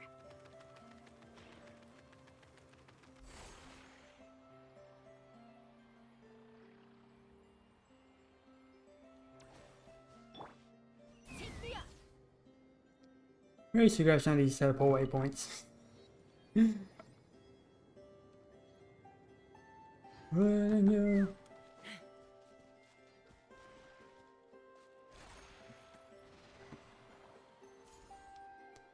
Kevin.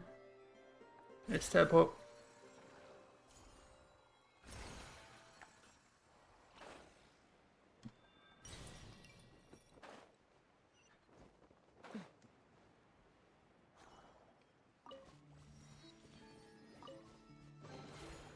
Ooh, shiny. It's so pretty. Oh. That's a drop.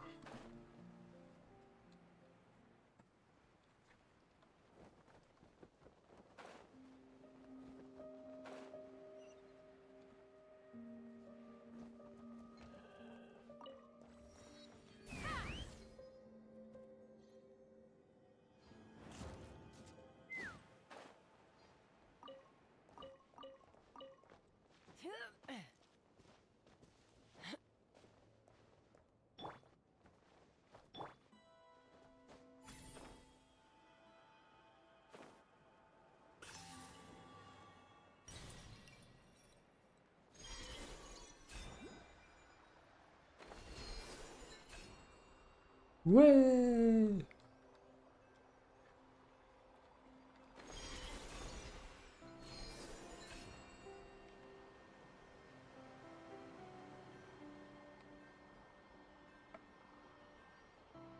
Hello, Fatui base.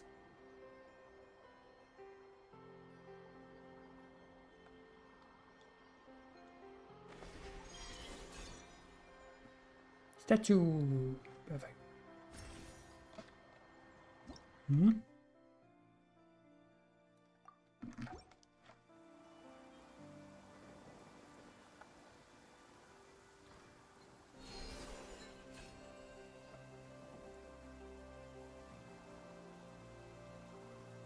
Picked up the tempo there.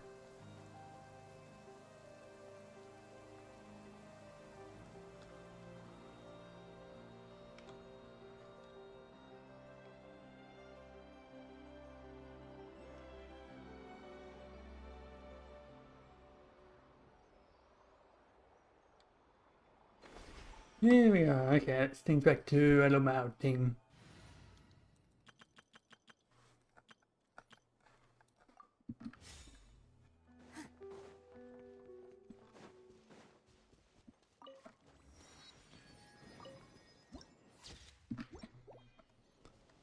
Hello.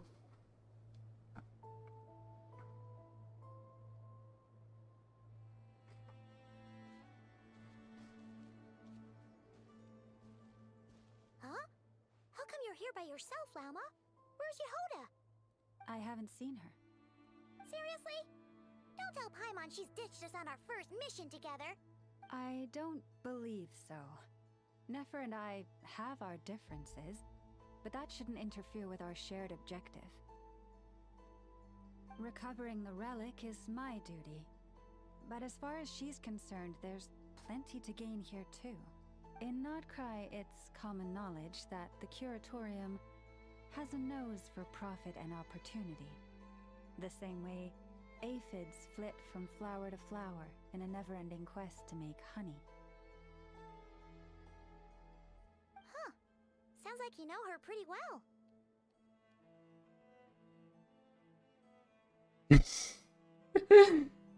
Maybe a bit too well. Still, Yehoda sure is taking her sweet time. Oop.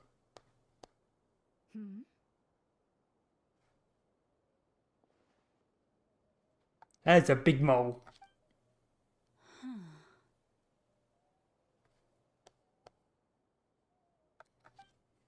I believe we may have misjudged and underestimated Miss Yehoda. Huh? What do you mean? As a former employee of the Curatorium, I'm confident that she possesses both professionalism and integrity in ample measure.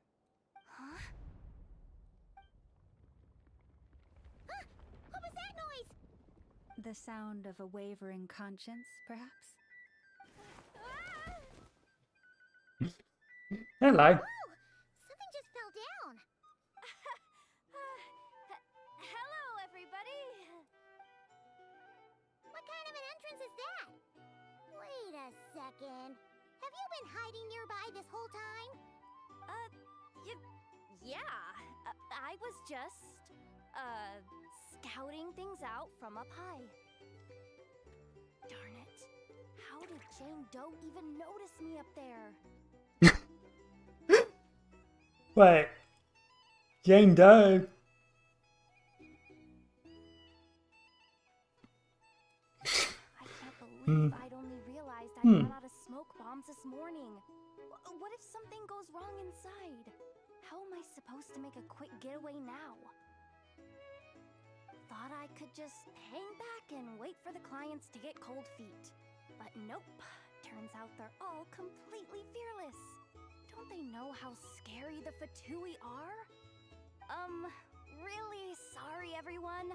Truth is, just as I was heading out this morning, I discovered I'd run out of a super important, completely essential, absolutely indispensable piece of equipment. So, what are we gonna do? Well, as I see it, there are two options. Plan A is, we take a detour to Nasha Town to restock. Though, who knows if any shops will still be open this late. Plan B is, we call it quits right here. Disband the team and I'll go home. My place is only like a 10-minute walk from here, so... Personally, I vote Plan B. Bada bing, bada boom! Maximum efficiency, minimal effort. Don't try to solve your problems by running away. Not a fan of either? Then I guess our only option is to fall back on Plan J. That's J for Yehoda, by the way. Why didn't you just tell us that was an option in the first place? Come on, that would have totally ruined the surprise. Boss pulls this trick all the time, and it's always the clueless ones who end up praising her to the skies. Feels like you just threw shade at a whole lot of people. I have faith in your professionalism, Yehoda. You don't need those flashy tricks. Your abilities alone are more than enough to earn our respect. Huh. This Jane Doe sure has an eye for talent. Speaking of which, maybe it's time I started calling her something nicer? You really mean that, Jane? Laumado? I do. I'll tell you what. It's not every day you get to work alongside such considerate clients. have a feeling we're gonna make a great team. Plan J is this. We find our way in through the freight access on the facility's east side. It's tucked away from view, and security's lighter at night. I've prepared some special gadgets too, so we should be ready for anything.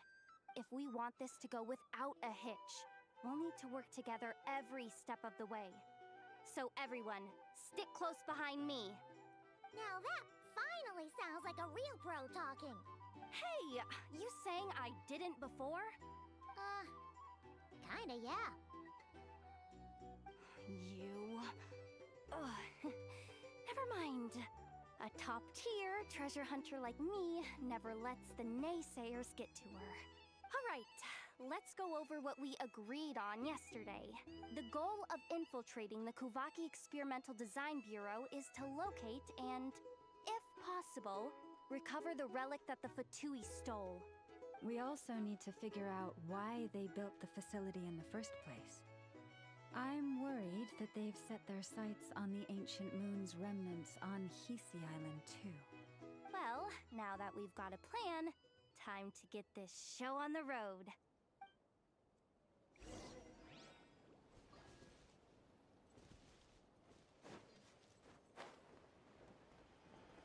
You up there? No? Nania.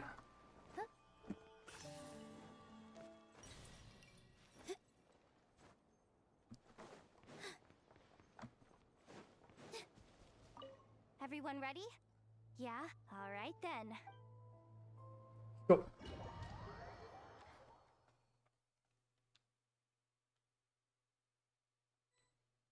Go, go, go! But make sure you stick to the side.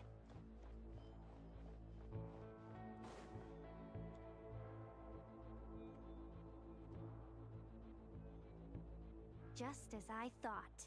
There's a gate controlling access from the outside. Good thing I brought this keycard, huh? Well, technically I stole it. But no need to tell them that, right?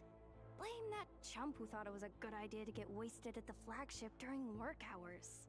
Ooh! Is it top-level clearance? Of course, that goes without saying. Let me read it out loud for you.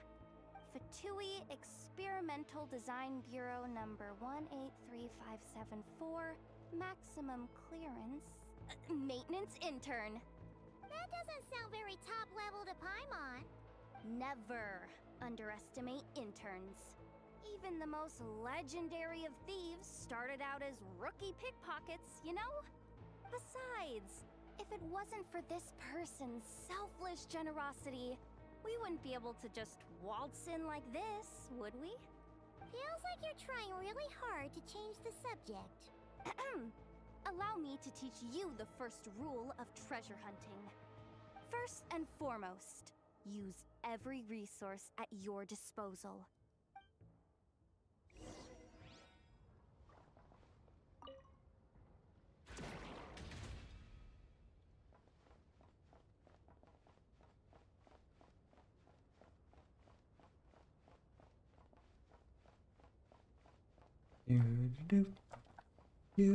The lights.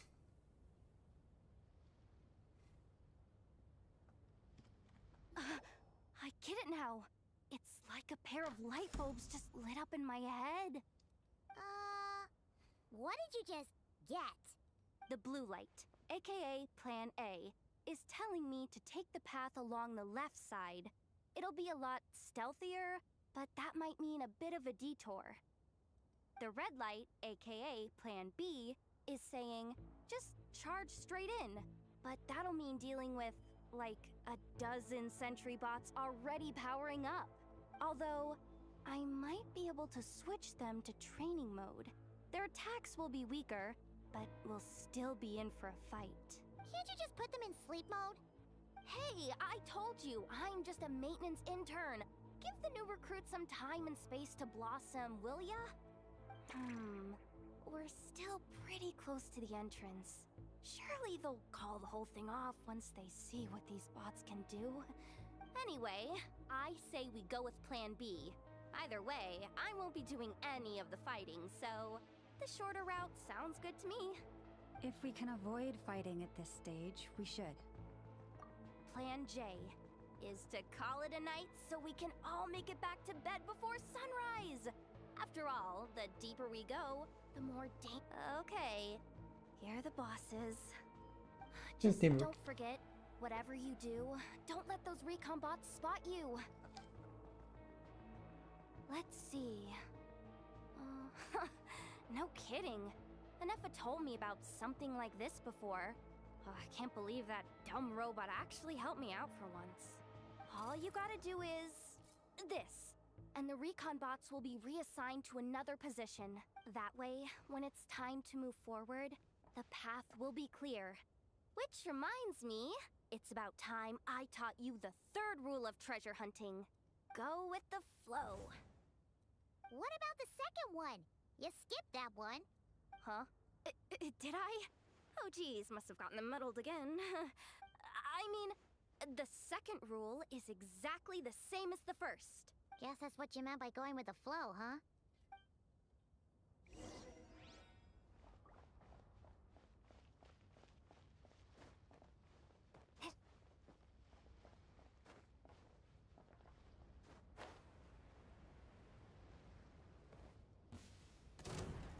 What?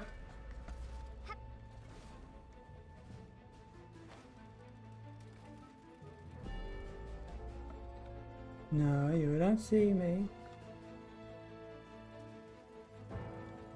You don't see me.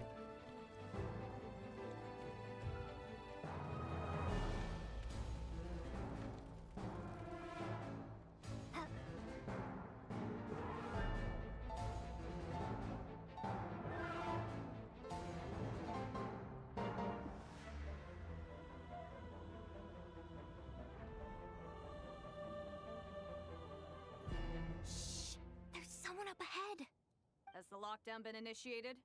Move it, soldier! The cargo has already been transferred. The lockdown procedure is complete, Commander. That sector is now fully sealed. The night shift. Just our luck. Don't they usually handle deliveries during the daytime? There's not supposed to be anyone here. We've come this far already, and they're really trying their best. If I suggest backing out again, it's not gonna look good. Come on, brain. Think!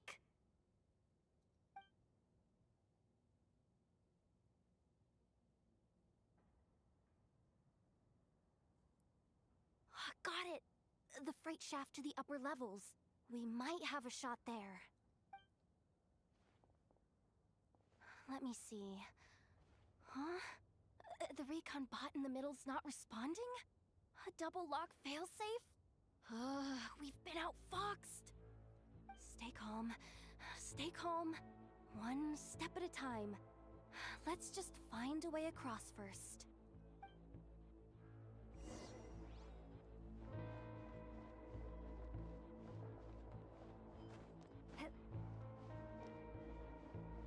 Yeah, there's a light.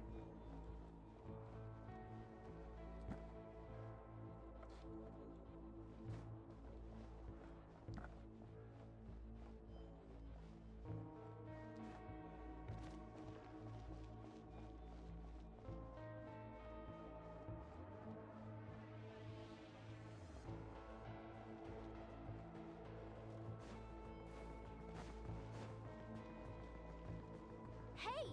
Another control terminal! Yeah, there we go.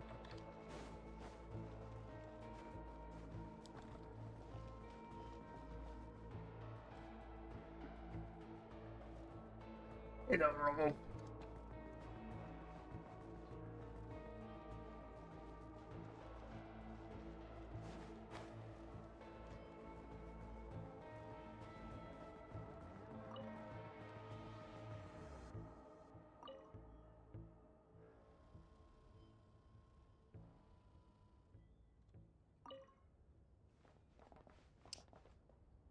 There we go, just like just now.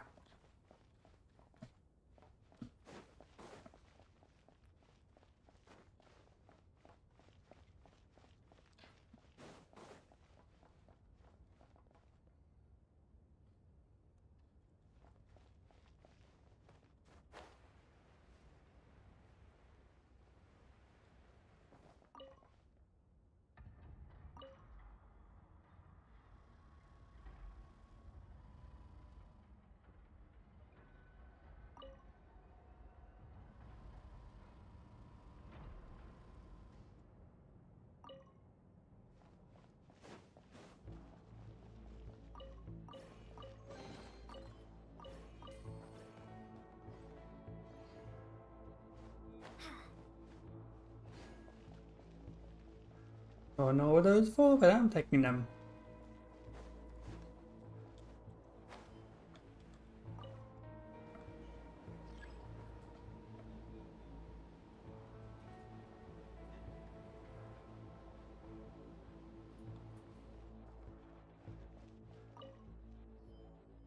What do we do now?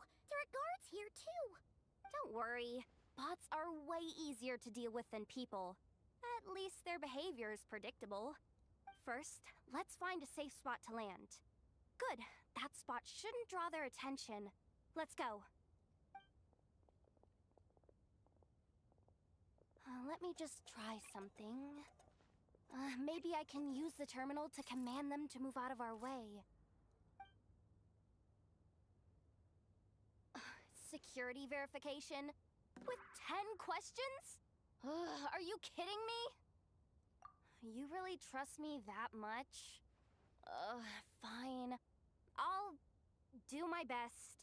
But just to be clear, if I can't answer a question, I'm backing straight out of the terminal. Come on, Yehoda. You can't give up now. Question 1. What is our motto? Oh, I know this one.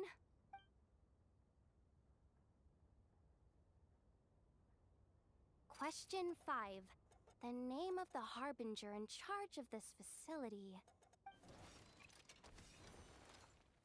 This one should be the Pale Star Edict. I've heard one of Boss's informants mention that before. Final question. Enter employee ID. And it's timed? Okay. 183574. Confirm. I actually got them all right? What a miracle. Not bad, Yehoda. Not bad at all. Guess you're an official maintenance intern now. Hey, that could be my personal plan B if I can't get my job back. Just kidding. The Fatui are awful. The bots have taken the command. They're moving off. Let's get going while the coast is clear.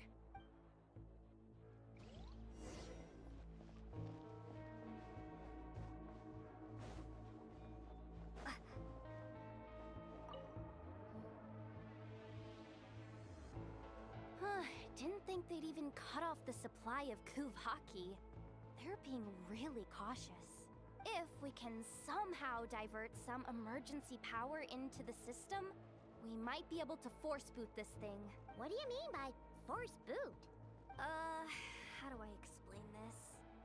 It's like dumping a whole bucket of water into an empty pool so that the little ducky gets to swim around again. You should probably just ask Aino instead. So, we just need to find that bucket of water, right? Paimon thought your explanation was great. Kinda adorable. In a childish sort of way. Hey, you could have just skipped that last part. Here, bucket. Where are you hiding? Judging from the concentration of Kuvaki, over there. Wow, you can sense that, Laumado? That's incredible.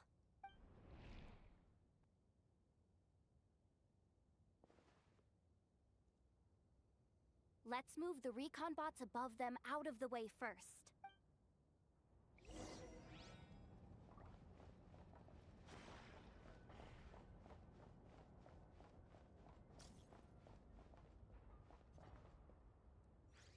Oh.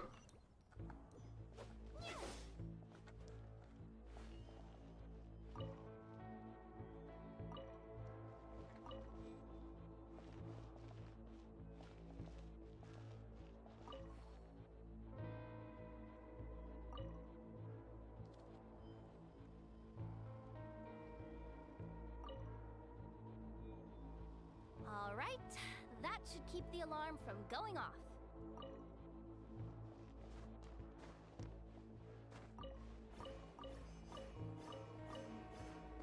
Time to plug in the charging component.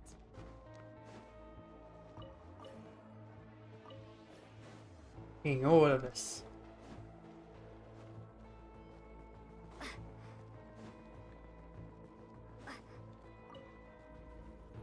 Up and running at last. Let's hope nothing else goes wrong. Please, everyone, step inside. Oh, it's so dark in here. Well, it is a cargo crate after all. No point in being picky about lighting at this point. Ah! Something sharp and pointy just poked me in the back! Sorry. That was probably just my antlers. It's pretty cramped in here, so I had to crouch down. Oh, having antlers must be inconvenient at times like these. Ah! What's going on? Don't tell me something's gone wrong already. Looks like there was only enough juice in the emergency Ugh. Awkward. Am I gonna get docked for this? Based on the boss's policy of docking pay for every screw-up, No, wait a sec. I've already been fired. Doesn't look like it's moving again anytime soon. I think we can get through if we follow the ventilation duct along the outer wall. The entrance has gotta be somewhere. Don't worry, this was totally part of the plan.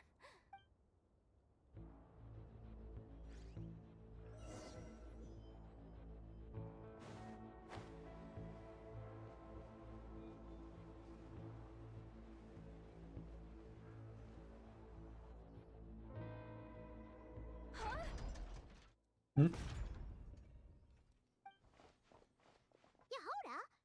how'd you end up outside? Looks like she slipped out at the very last second, just before the gate shut. Impressive reflexes, I must say. Though I'd expect nothing less from a former employee of the Curatorium. I'm so sorry. That was pure survival instinct. I didn't mean to ditch you. Anyway, you guys just stay where you are. I'll figure something out.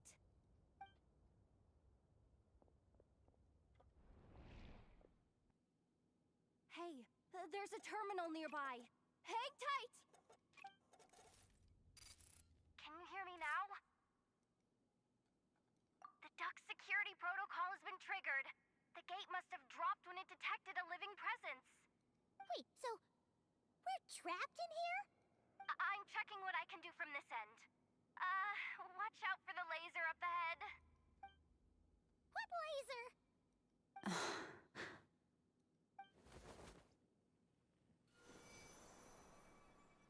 Oh, we see it now. Good thing we didn't move. Got it. I think I understand the situation. Hang in there. Just one moment. This is killing me, but I think I've got it. I can try adjusting the direction of the Kuvaki flow inside the duct.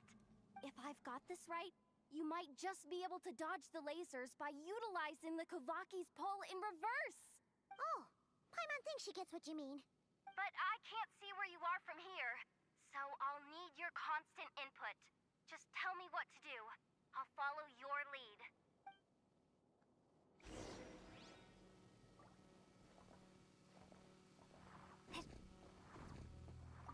Okay.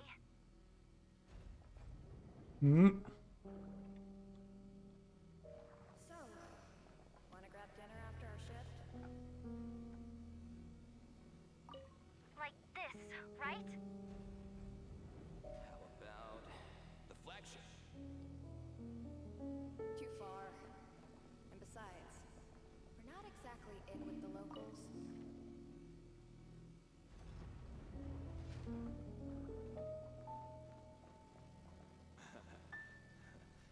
Then how about the staff cafeteria? Probably out of me. Brimming with bright ideas, aren't we?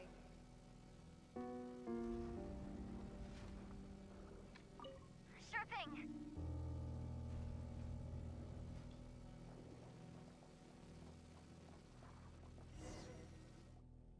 Oh, we made it to the other side. And all thanks to Yehoda. Well, but the gate hasn't opened. How's she gonna meet up with us? Yehoda! No irregularities detected in the duct. Confirm. Confirm. Confirm. Ugh, just confirm the command already, you useless excuse for a terminal. You piece of robo junk, you mindless pile of scrap. What the? Insufficient clearance? Of course, I don't have the clearance. You oversized. Ugh, ow! Go with the flow, Yehoda. Go with the flow. If the others make progress, that's great. But you can't bank on it. You've never been one to depend on others. So, it's about time you stepped up to the challenge. Deep breaths. Stay calm. My priority right now is getting my hands on a high-level access card. That way, I can override the security protocol. Senior maintenance staff. Only they can access the core sector. But hey, there's always someone careless enough to hide a spare key under the flower pot by the door. Which means there's a good chance there's a duplicate lying around somewhere in the control room. Even if I can't get into the control room myself, doesn't mean I can't rely on some external help. If I can take control of one of those guard bots, maybe I can use it to search for the access card. This is crazy, Yehoda! You're all alone. You've got nothing. And yet, you're charging ahead like fear's a foreign concept. Maybe that's exactly why. 'Cause I've got nothing left to lose! Confirm! Am I a genius? Whoa, this feed's super clear. This is gonna be a piece of cake. Wait a second. This thing's not a guard bot. It's a janitor bot.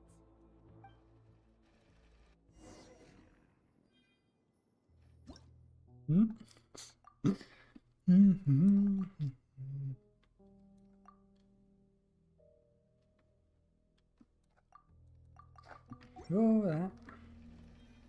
You think Marionette even knows what we do down here? She seems to spend all day either holed up in her lab or out doing the rounds. Still a mess over there. You'll clean it up. Why? Planning to skim a little off the top? No, nothing like that. Just wondering if anyone would actually notice if we didn't show up from time to time.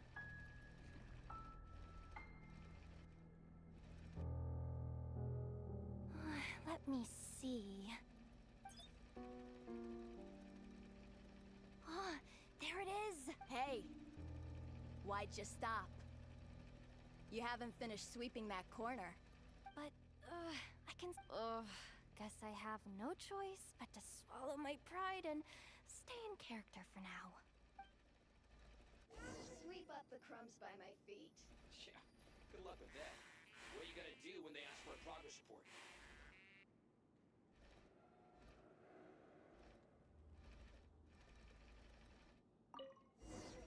There's coffee stains at the bottom of the steps.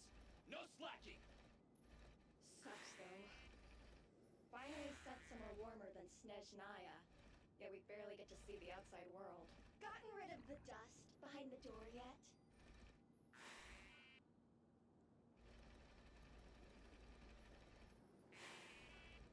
Clean this spot too. I saw you skip it.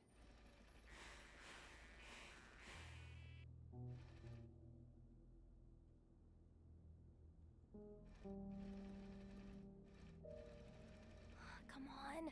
Where's that bot passage when you need it? There! The terminal's just ahead. But will Yehoda be okay? Paimon! She said she'd use every resource at her disposal. So, So, they really... But how long are we gonna have to stay here? Paimon doesn't want to get caught by the Fatui either. Does Paimon mean the two Fatui in that room? Let me see if there's a way to distract them. Wait, did you hear that? Huh? The alarm? What's going on? Let's go check it out. This looks like somewhere important, but there's nothing here. Hey guys! It's me! Yehoda, are you okay? I'm fine. I managed to swipe a high-level access card and triggered an alarm to draw the guards off. But we don't have much time.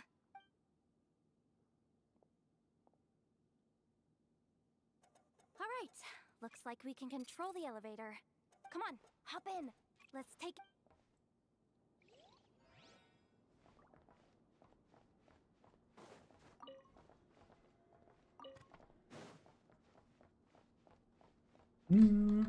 Cool. Cool. Go. Down we go. Just. We should be able to use the terminal to move the drawbridge. Here's the access card. I'll keep watch while you handle the controls.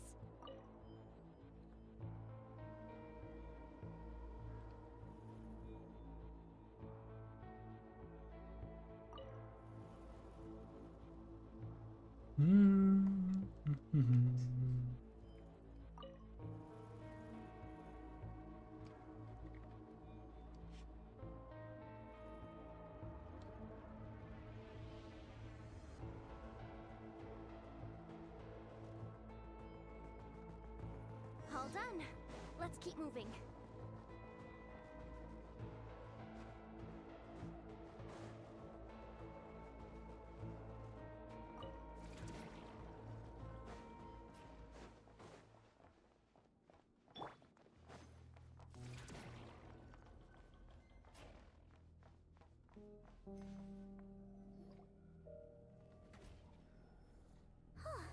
There's no one here. That's good news for us. Let's head inside. Looks like a rest area for the Fatui Zaprishniki. Huh? The terminal's still on?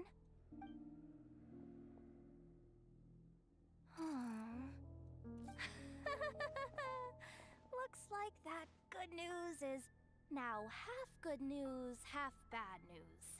What do you mean? Well, it seems like that alarm I just triggered was so high level that even the guards in the rest area went to investigate. That's the good news, by the way. And what's the bad news? The bad news is that once they realize it was a false alarm, they're bound to circle back and check this floor. So we've got to move fast here. If you need me to run a quick search, say the word. Ah, good idea! Pulling it right away. Wow! What's with that huge hollow structure down below? That might just be it. Secluded, out of the way. Exactly the sort of place they might be keeping the relic.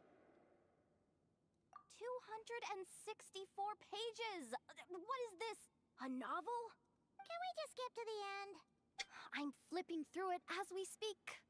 Kuvaki. A weapon. Huh. Seems like the Fatui and Snezhnaya are trying to harness the power of the Light Realm to build some kind of weapon. The target of which is... Seriously? Insufficient clearance? Again? Analysis of Kuvaki extracted from the moon marrow suggests that its energy core bears some close relation to the power of the former Three Moon Sisters. It is suspected that there is a link between the Frost Moon Scion's hidden relic and the shattered remnants of the Eternal Moon. Come on, none of this is important right now. Just tell us where you hid the darn thing. Access denied. You do not have permission to view this data? Even with a high-level access card? Who does have permission then? Looks like that's about all our current clearance gives us access to. Based on what we know so far, it seems like the rest must be hidden inside that massive hollow beneath us. I could sense something beneath the water down there. Something unsettling. If they've gotten their hands on the moon marrow, odds are it's hidden down there too. And here I thought we were almost done. But nope, We're going deeper and deeper into the danger zone. Chin up, Yehoda. Once this job's done, you're buying yourself the biggest Nod-krai hot dog in town. Deal's a deal.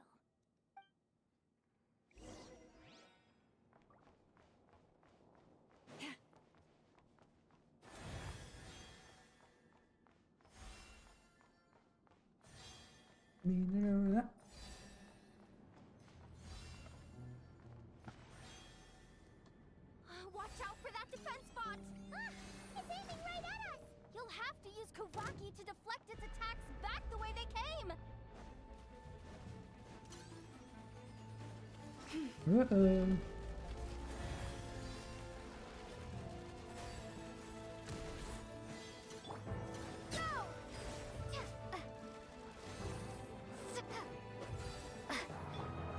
Leave this place.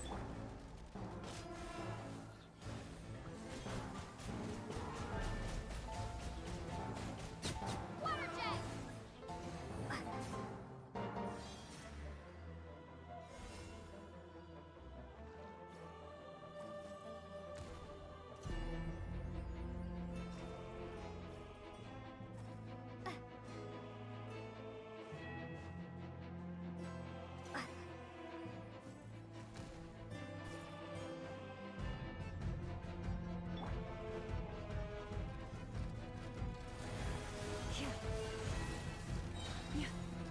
Fly the frost in the hole.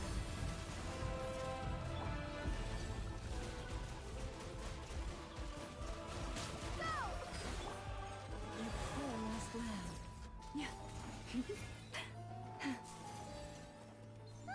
Its attacks are getting faster! Oh. Almost there. We're almost there. It's finally down. Quick, let's hurry down to the lower level before we're spotted. I don't think I meant to do that, but oh well.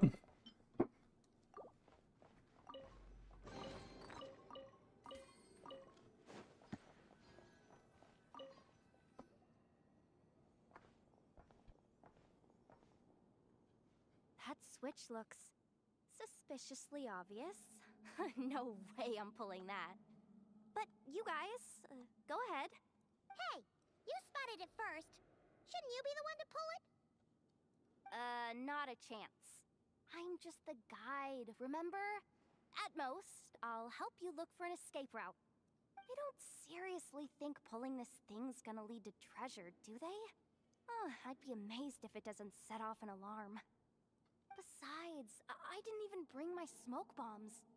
Which reminds me of the actual second rule of treasure hunting. Better safe than sorry.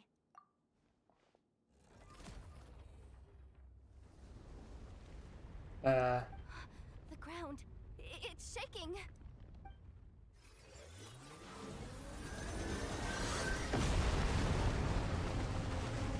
Oh! That's not a good thing.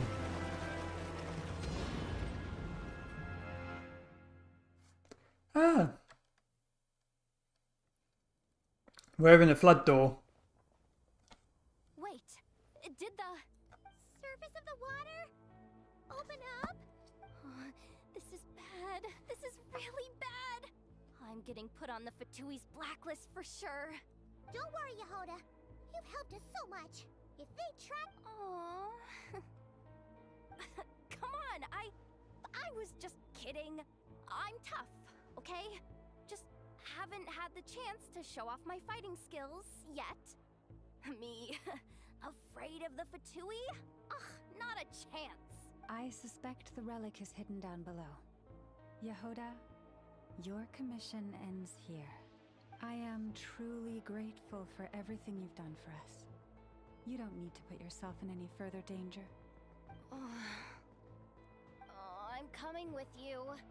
This has nothing to do with the commission or the danger or whatever. This has already gotten way out of hand, so I'm coming too. End of story. Aw, she's blushing. Hey, zip it. Why'd you keep staring? Oh, you looking for a knuckle sandwich or what? Oh, come on, move it already.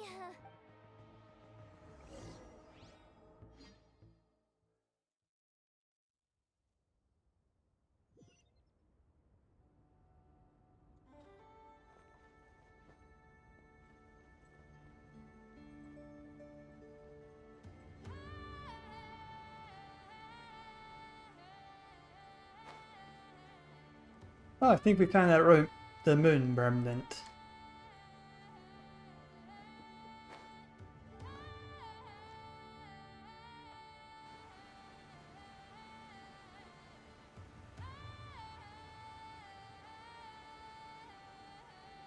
Whew. It's really deep down here. What is this place? We're standing on another fragment of the ancient moon's remnants. So this was the source of the Kuvaki I sensed earlier. Wait, what? So the Fatui had it hidden underwater this whole time? This gigantic thing? Yehoda, you've been kind of quiet since we got down here. What? Me? Have I? It's nothing. Really. We're doomed. How are we even supposed to get back up from here? Oh, my grappling hook's not nearly long enough. And if someone spots us here after all that commotion, we'll be sitting ducks.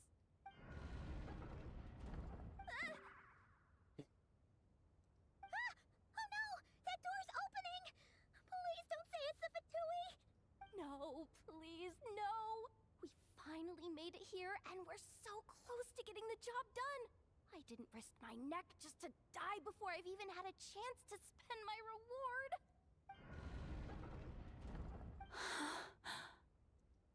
What happened? Why did the underwater barrier open? How could this be? Huh? Lauma? And... Hi. you guys? Wilhelmina?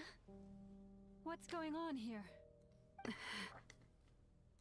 Looks like there's no point trying to hide it anymore. What are you talking about? I thought you might come, but I didn't expect to see you here so soon. Forget it. The moon marrow isn't here. You... joined the Fatui? Yes. When? The day I could no longer bear to live a lie. At first, the Fatui wouldn't accept me. But then, one of their harbingers noticed me and said she'd give me a chance. Oh boy.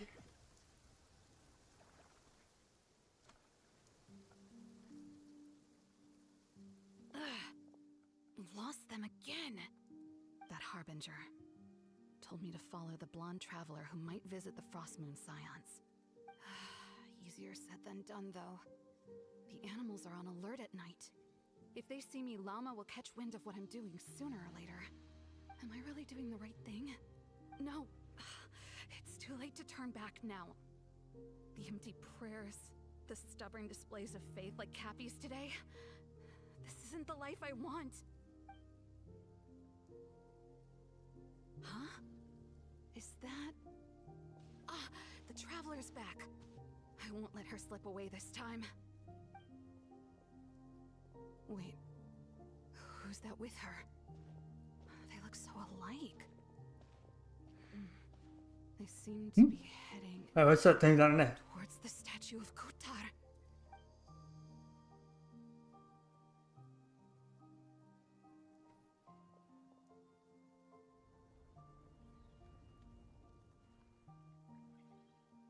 They've opened the secret chamber?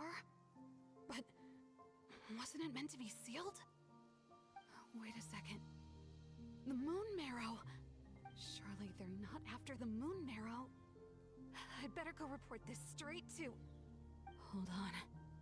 If they do actually make it to the final room, then maybe I'll be able to get my hands on the relic. The one thing the Fatui have been after this whole time. If someone's going to take it. It might as well be me. This could be my ticket to joining them.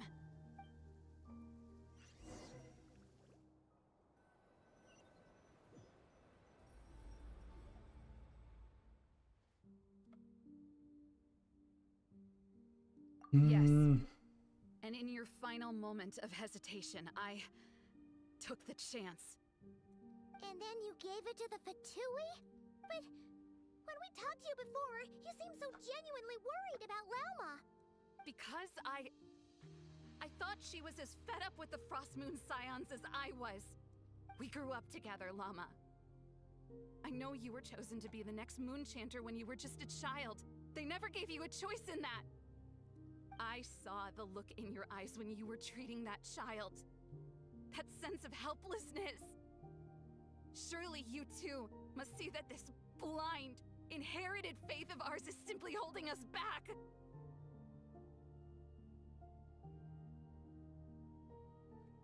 If our prayers are never answered, then why keep praying? Do they really deserve all of your devotion? You heard he speaking out. Are you trapped by the responsibilities they imposed on you? So those are your reasons for wanting to leave the Frost Moon Scions? Isn't that reason enough?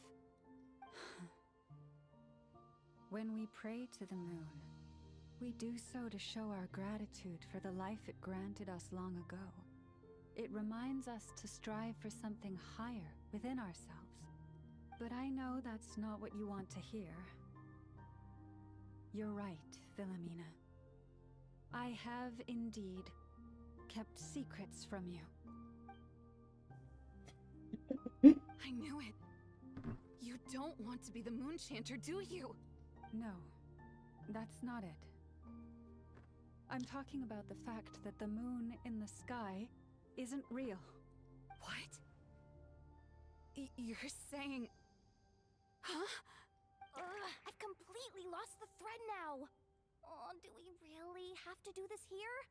What if a Harbinger shows up? Oh, I'm not cut out for fighting big bosses! The pain you sensed in me was the pain of hiding this truth. If what you're saying is true, then you already knew that the Frost Moon Scions wouldn't believe any of this. Why didn't you just leave like I did? You don't understand, do you? That's the difference between us, Philomena. I care about the Frost Moon Scions. They're family to me. It hurts because I care. And that's why I chose to hide the truth. But now I understand. That was a mistake. My family deserves to know the truth. I shouldn't have tried to hold it all together with empty prayers. Are you trying to say that I only ever cared about myself? There's nothing wrong with that in itself. No one would have tried to stop you from leaving. But you did not have to stab us in the back like this. We've been spotted! I knew it. I just knew it. What now? If a Harbinger shows up, I'm out of here. No darned relic is worth dying over. Looks like I misjudged you, Llama. I didn't think you had it in you to stand up to your fate. Turns out, you are a great Moon Chanter after all. But you were right about one thing. I haven't considered Hisi Island my home for a long, long time now. Bosses, time to go. I will change the Frost Moon Scions, Philomena, as soon as the new moon rises. Then I guess I won't be around to see it. Say, Lauma, what happens to those who betray the Frost Moon Scions?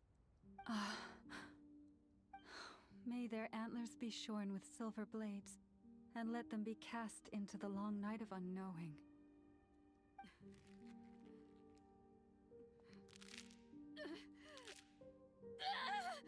Oh, that's...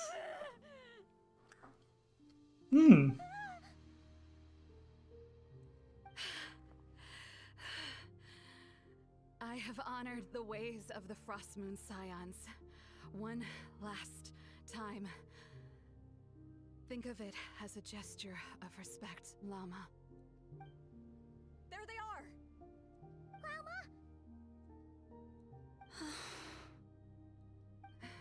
Marionette has the Moon Marrow. She went to Star Sand Shoal. Don't flatter yourself now. I'm not trying to atone. I just don't believe you'll actually be able to change them.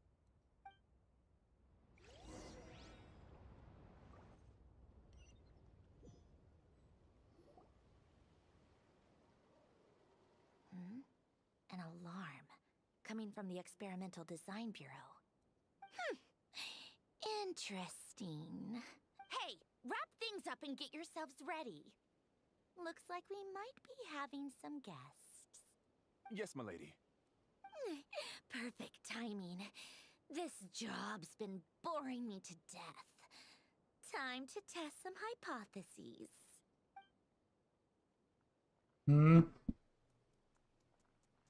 Bosses! I mean, esteemed clients. I mean, generous benefactors. Wait up! Come on! Sure you don't want to consider heading home first and coming back another day? Nasha Town's that way. You are aware that this is the way to... A little ahead of schedule, aren't you? Oh no, it really is a harbinger this time. Marionette. So you are here after all. Hand over that relic right now. It belongs to the Frost Moon Scions.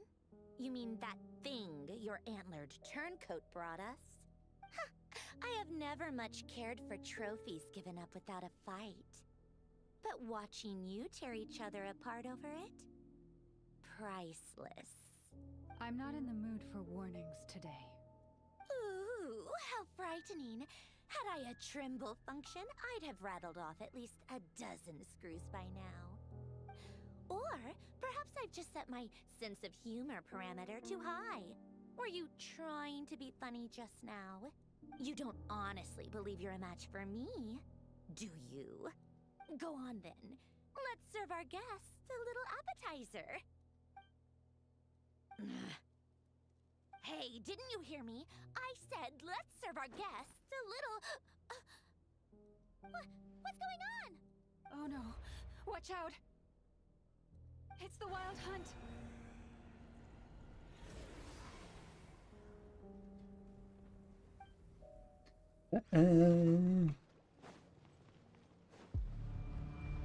Hi!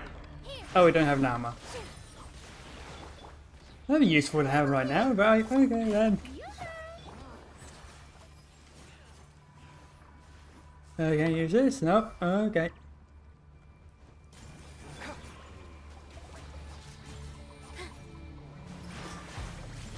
Hang on. Nah.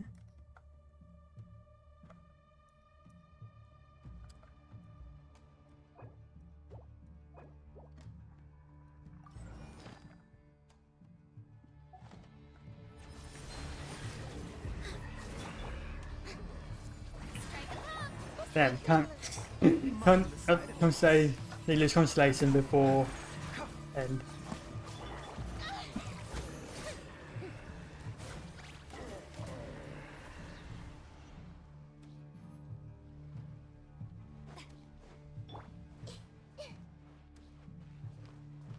I see everything. All eyes on me. Showing you praise. A bitter pill to swallow.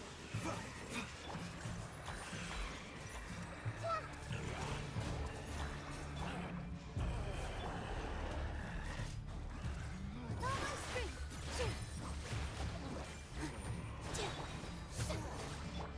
Minute to memory.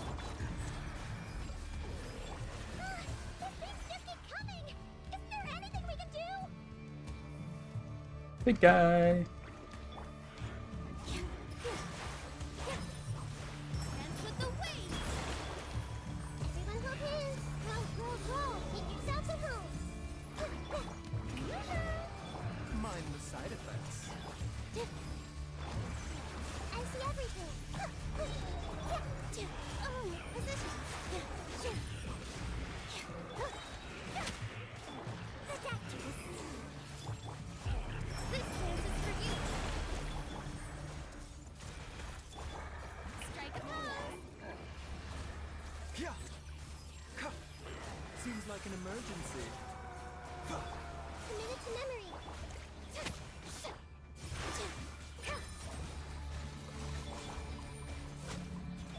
This may hurt a little.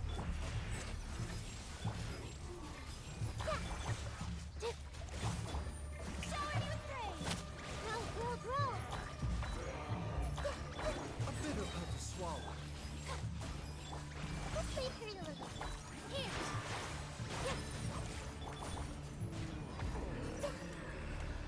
Use that device to steal them away.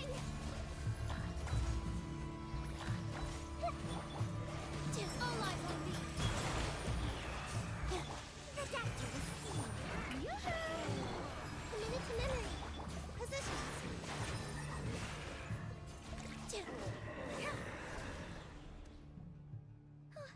Is that it? Oh, at least that's what the Lightkeeper's handbook says. Careful, it's not over yet. Hmm?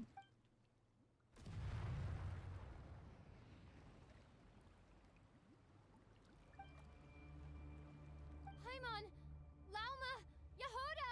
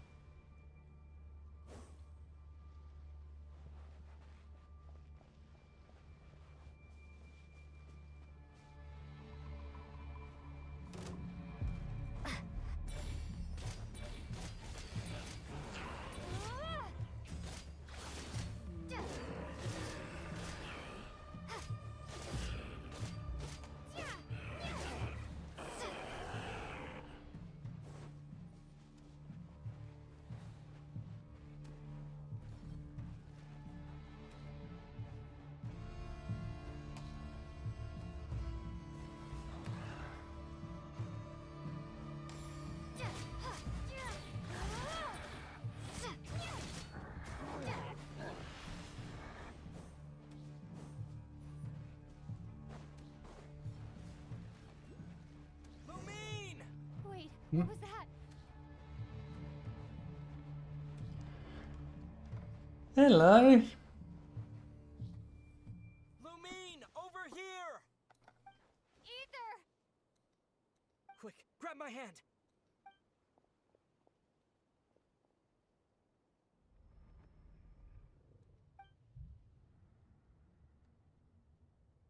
Lumine, what's wrong? Why are you here at all, Ether? What do you mean? If I may be so bold, what does family mean to you? Why were you after the moon marrow that night, Ether? Among those who entered the final chamber, there was either someone with impure intent, or else an abyssal presence. We can talk about that later. Tell me why, Ether. You know, this is only the second time we fought together since the day we both woke up in Tavad. No. Lumine. But when I found you, you were still in hibernation. Even the key to the chamber was still secure on your person. We didn't wake up together. What are you talking about? We don't have time for this, Lumine! Look at me, Lumine! Don't you want to explore this world with me?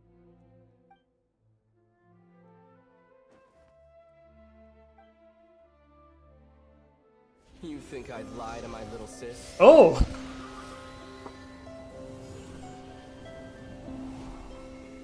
What a letdown.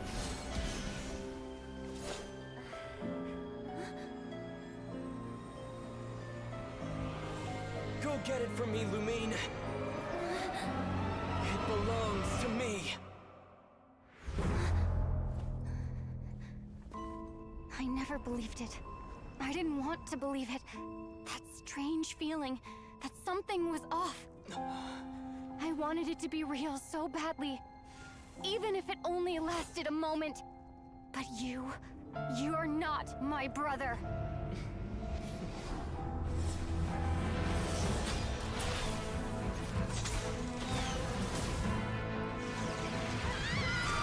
Moon goddess, please save us! Why is this happening to us?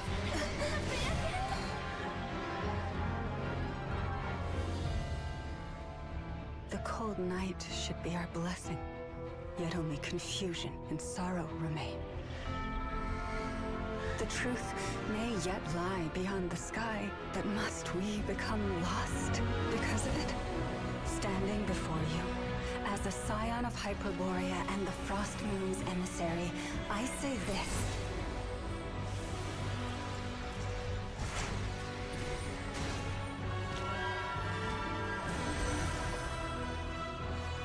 Should the false sky above dim the light of the moon, then from silver blood that flows as rivers, let us weave moonlight anew.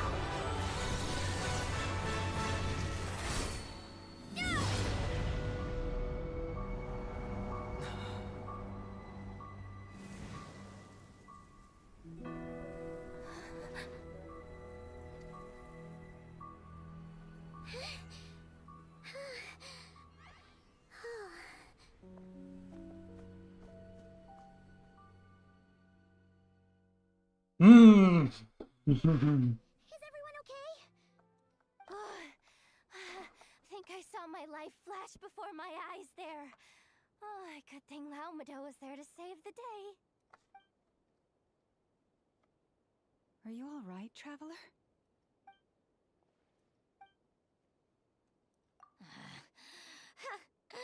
Well, that took you long enough.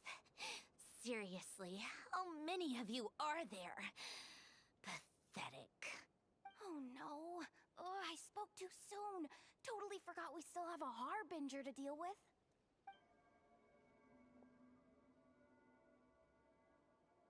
Hey, is that the moon marrow?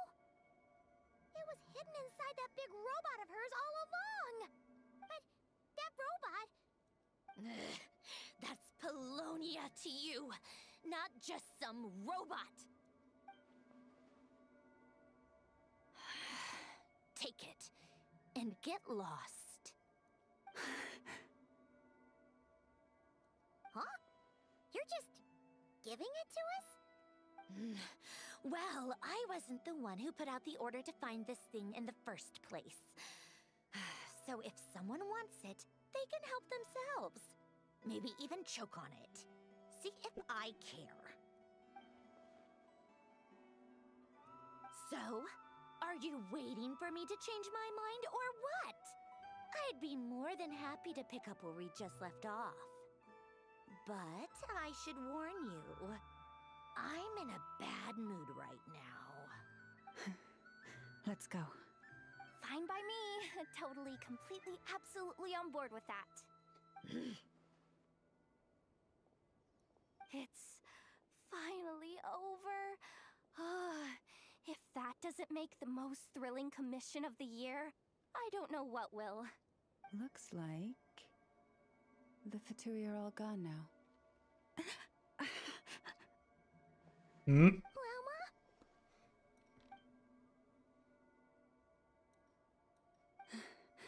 I'm all right.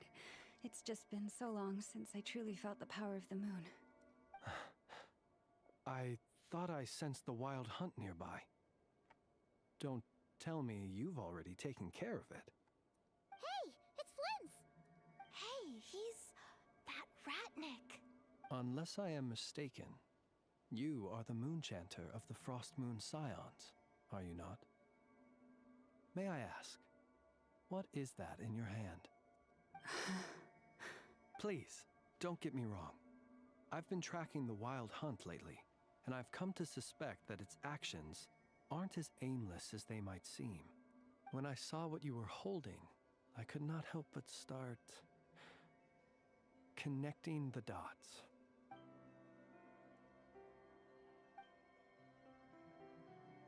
You better be extra careful, Flint. It seems like the Wild Hunt is capable of impersonating people now. Oh, is that so? Funny that. I just showed up completely out of the blue, yet you seem to have no problems trusting me. I apologize. I shouldn't be making jokes like that right now. Anyway, I understand. Thank you for the tip-off. It seems that the wild hunt has somehow changed in nature. I'll have to report this to HQ right away. For now, let us part ways here.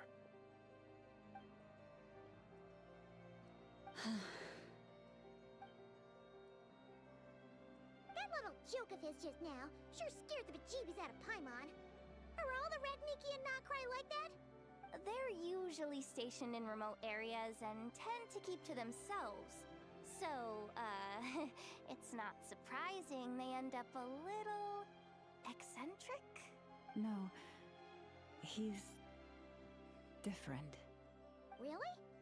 How so? The animals. They've told me they're afraid to even go near him. What's your secret, Lantern Man? Think about it.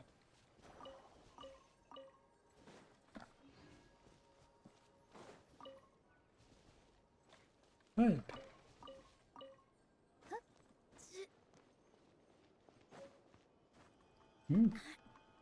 Where's Adam?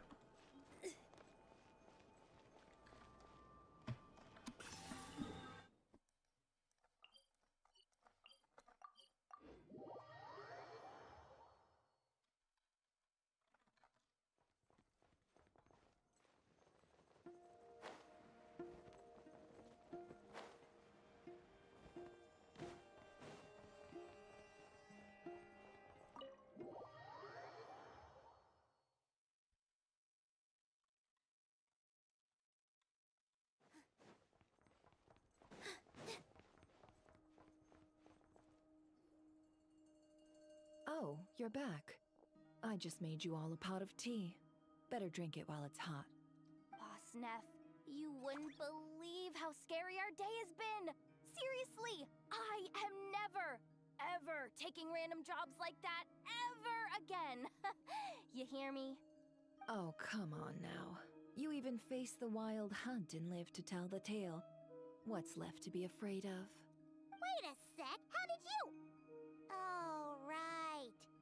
Like you told us before, your business is dealing in information. Huh? Boss Neff, the teacups. Why is there one missing? Did you think I wasn't coming back? My. How could you think that of me? You know the rules. If a member of staff wants tea, they pour it themselves. Your cup's sitting safe and sound right there, in the cupboard. Member of staff? Does that mean you're accepting me back? Wasn't that the deal? Boss Neff, you're the best boss ever! You never change, do you? Everything turned out fine, no? You found exactly what you were looking for. Yet there you are, sulking away as usual. Nefer, that medicine we discussed before, the one for congenital Kuvaki sensitivity, I need you to get it for me. And how do you expect me to find something like that for you in the middle of the night? You'll have to wait till morning, at the very least. I need it right now. All right. I'll see what I can do. But you know urgent means extra charge, right? Thank you. You know what? You do seem a little different. In a good way? Or a bad way? Who can say? I'll take it either way, so long as you don't start making a habit of asking me for ridiculous favors.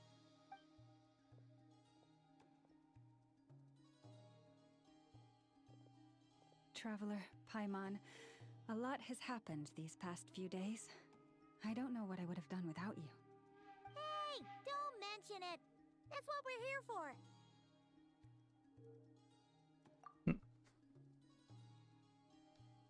Mm-hmm. You're right. And tonight, I'm planning on telling them everything. Tonight? Isn't it a bit late already? The moon shines brightly this night. What better time for the Frost Moon Scions to usher in a new dawn for truth? Thank you for your kind words. But before I do, there's one more thing we need to deal with. Oh yeah! Now that we have the moon marrow... You'll have to forgive me. I used too much of my strength in the battle earlier. I fear I won't be able to help you uncover the truth of the past. That's fine. We're gonna be in Nod-krai for a while anyway, so there's no rush, right? Your health is important. But there's another problem. How to keep the moon marrow safe now? Huh? Can't we just return it to your secret chamber? The seal has been broken. Even if it were restored, now that the wild hunt has gotten in once, there's no guarantee that it won't happen again. Oh, right. Yeah, that makes sense. Back when the Frost Moon Scion's bloodline still ran strong, in special circumstances, a moon chanter could act as a vessel, safeguarding the relic within their own body. Yeah, like dang. But it is a grueling trial of will and endurance. The moon chanter who did this only lasted 2 days. As for me, I might be able to last 5, at most. Hold on. You'd be using your body as a vessel? Yes. You can think of it like dropping a red-hot ball of iron into a bucket of water. How long the water lasts depends entirely on the bucket's size. Pardon? Hey, that's not a bad idea. You've always held up pretty well against the abyss. Surely the moon mirror can't be any more dangerous than that. It's not at all that I don't trust you, but it's too risky. But we're out of options, aren't we? Might as well give it a shot. All right. Well, I'll be right by your side. If anything feels off, please tell me immediately.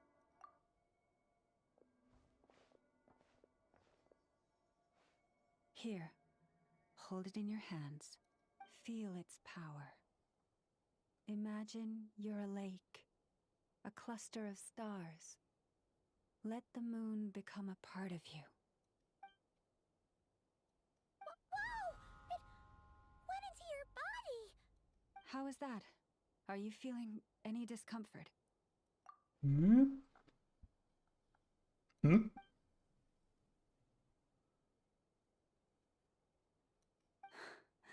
Astonishing. Not even the slightest hint of lingering fluctuations.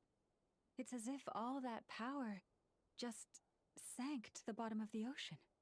Well, looks like we won't have to worry about the wild hunt catching its scent now. Phew!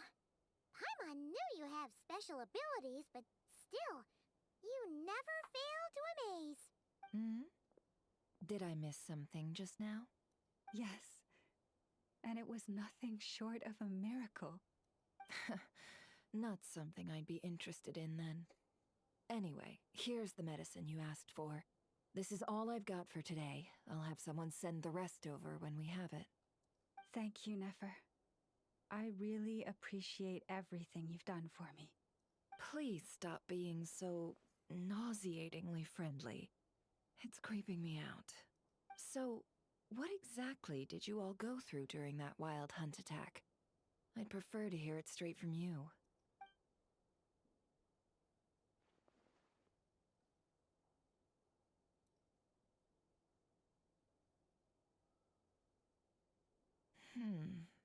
A phantom that can mimic the appearance of others. Quite different from what we've seen before. And both times it appeared, its goal was pretty clear. It seems like it was after the moon marrow.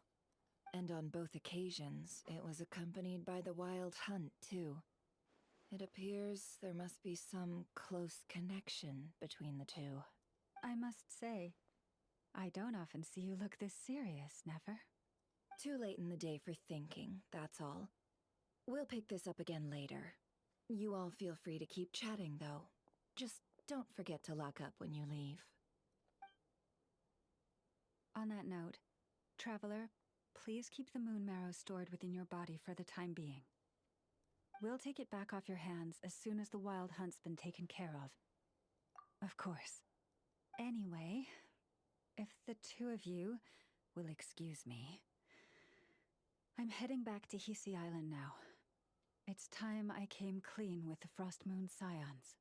Hey, we're coming with you!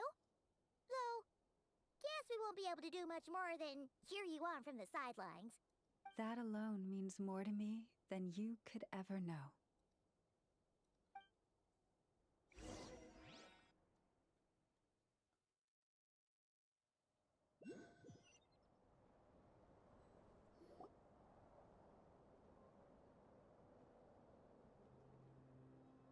What's going on? I'm not sure.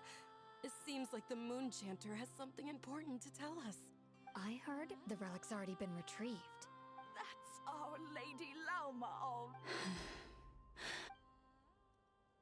Noble scions of the Frost Moon, my kin beneath the moonlight, I hereby declare the truth to you. Long have our ancestors looked up to the Frost Moon, guided by her serene light. Yet now, she lies hidden beyond the limits of the sky. And so, Lauma began to reveal to the Frost Moon Scions a truth long hidden within her heart. A story of a false moon and the death of gods.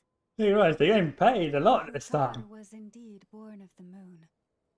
But that does not give us the right to reap without sowing, nor clothe ourselves without the toil of weaving.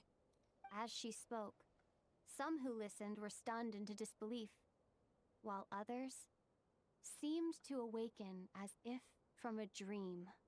From this day forth, the road shall be paved with truth, and we shall pave it ourselves.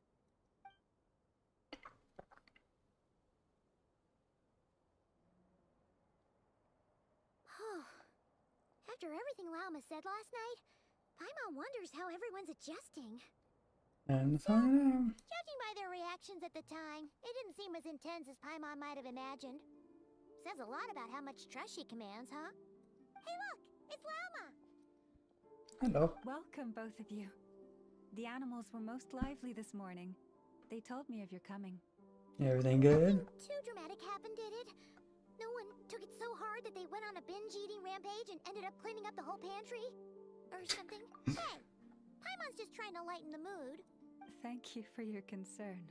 Change doesn't happen overnight, and new ideas need time to take root. But nothing as extreme as that has happened, no. Although what? Well, just as I thought might happen, some have chosen to leave the Frost Moon Scions for good. For them, losing their faith was like losing their home. Confusion, frustration, helplessness. I saw it all, reflected in their eyes. Oh. I respect their choice. May they carry the Frost Moon Scions' blessings far and wide, should they be willing to do so. If we meet again someday, perhaps we will be able to sit together and share stories once more. Others sought me out afterward, though, and thanked me profusely for sharing the truth with our people. They said they used to see me as distant, even somewhat unapproachable, whereas now I seemed much closer to them. Like a friend, or even a family member. Sounds like a win overall! Paimon thinks you did the right thing, Lauma! Thank you. Though, I wanted to ask, do I really come across as distant? Well, maybe just a little. To people who don't know you, you are kind of tall, especially if you consider the antlers. I see. That's a bit of a hard one. My antlers tend to grow under the moonlight, so I can't quite help it. It brings me comfort to hear you say that. By the way, How has your body been adjusting to the moon marrow? I'm glad to hear it. I've also suggested to Nefer that we meet within the next few days. We need to figure out how to counter this new manifestation of the Wild Hunt.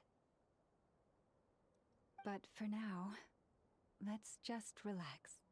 I want to enjoy this feeling a little longer of finally living on the bright side of the moon. Act 1 complete. Rewards.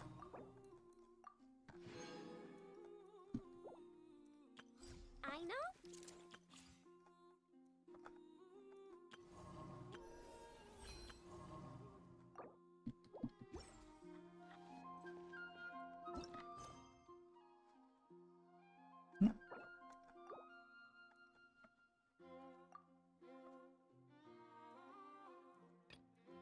Okay. It's gonna be it for today. Yep, that's Act 2.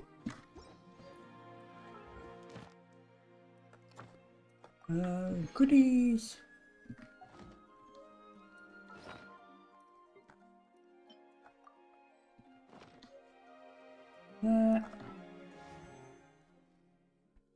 And we'll do one last temple for celebration. Ah. No dice. I believe that puts up us to 60. But that's gonna be it for the stream. Until next time, see you all later. Goodbye. Oh. Wrong button.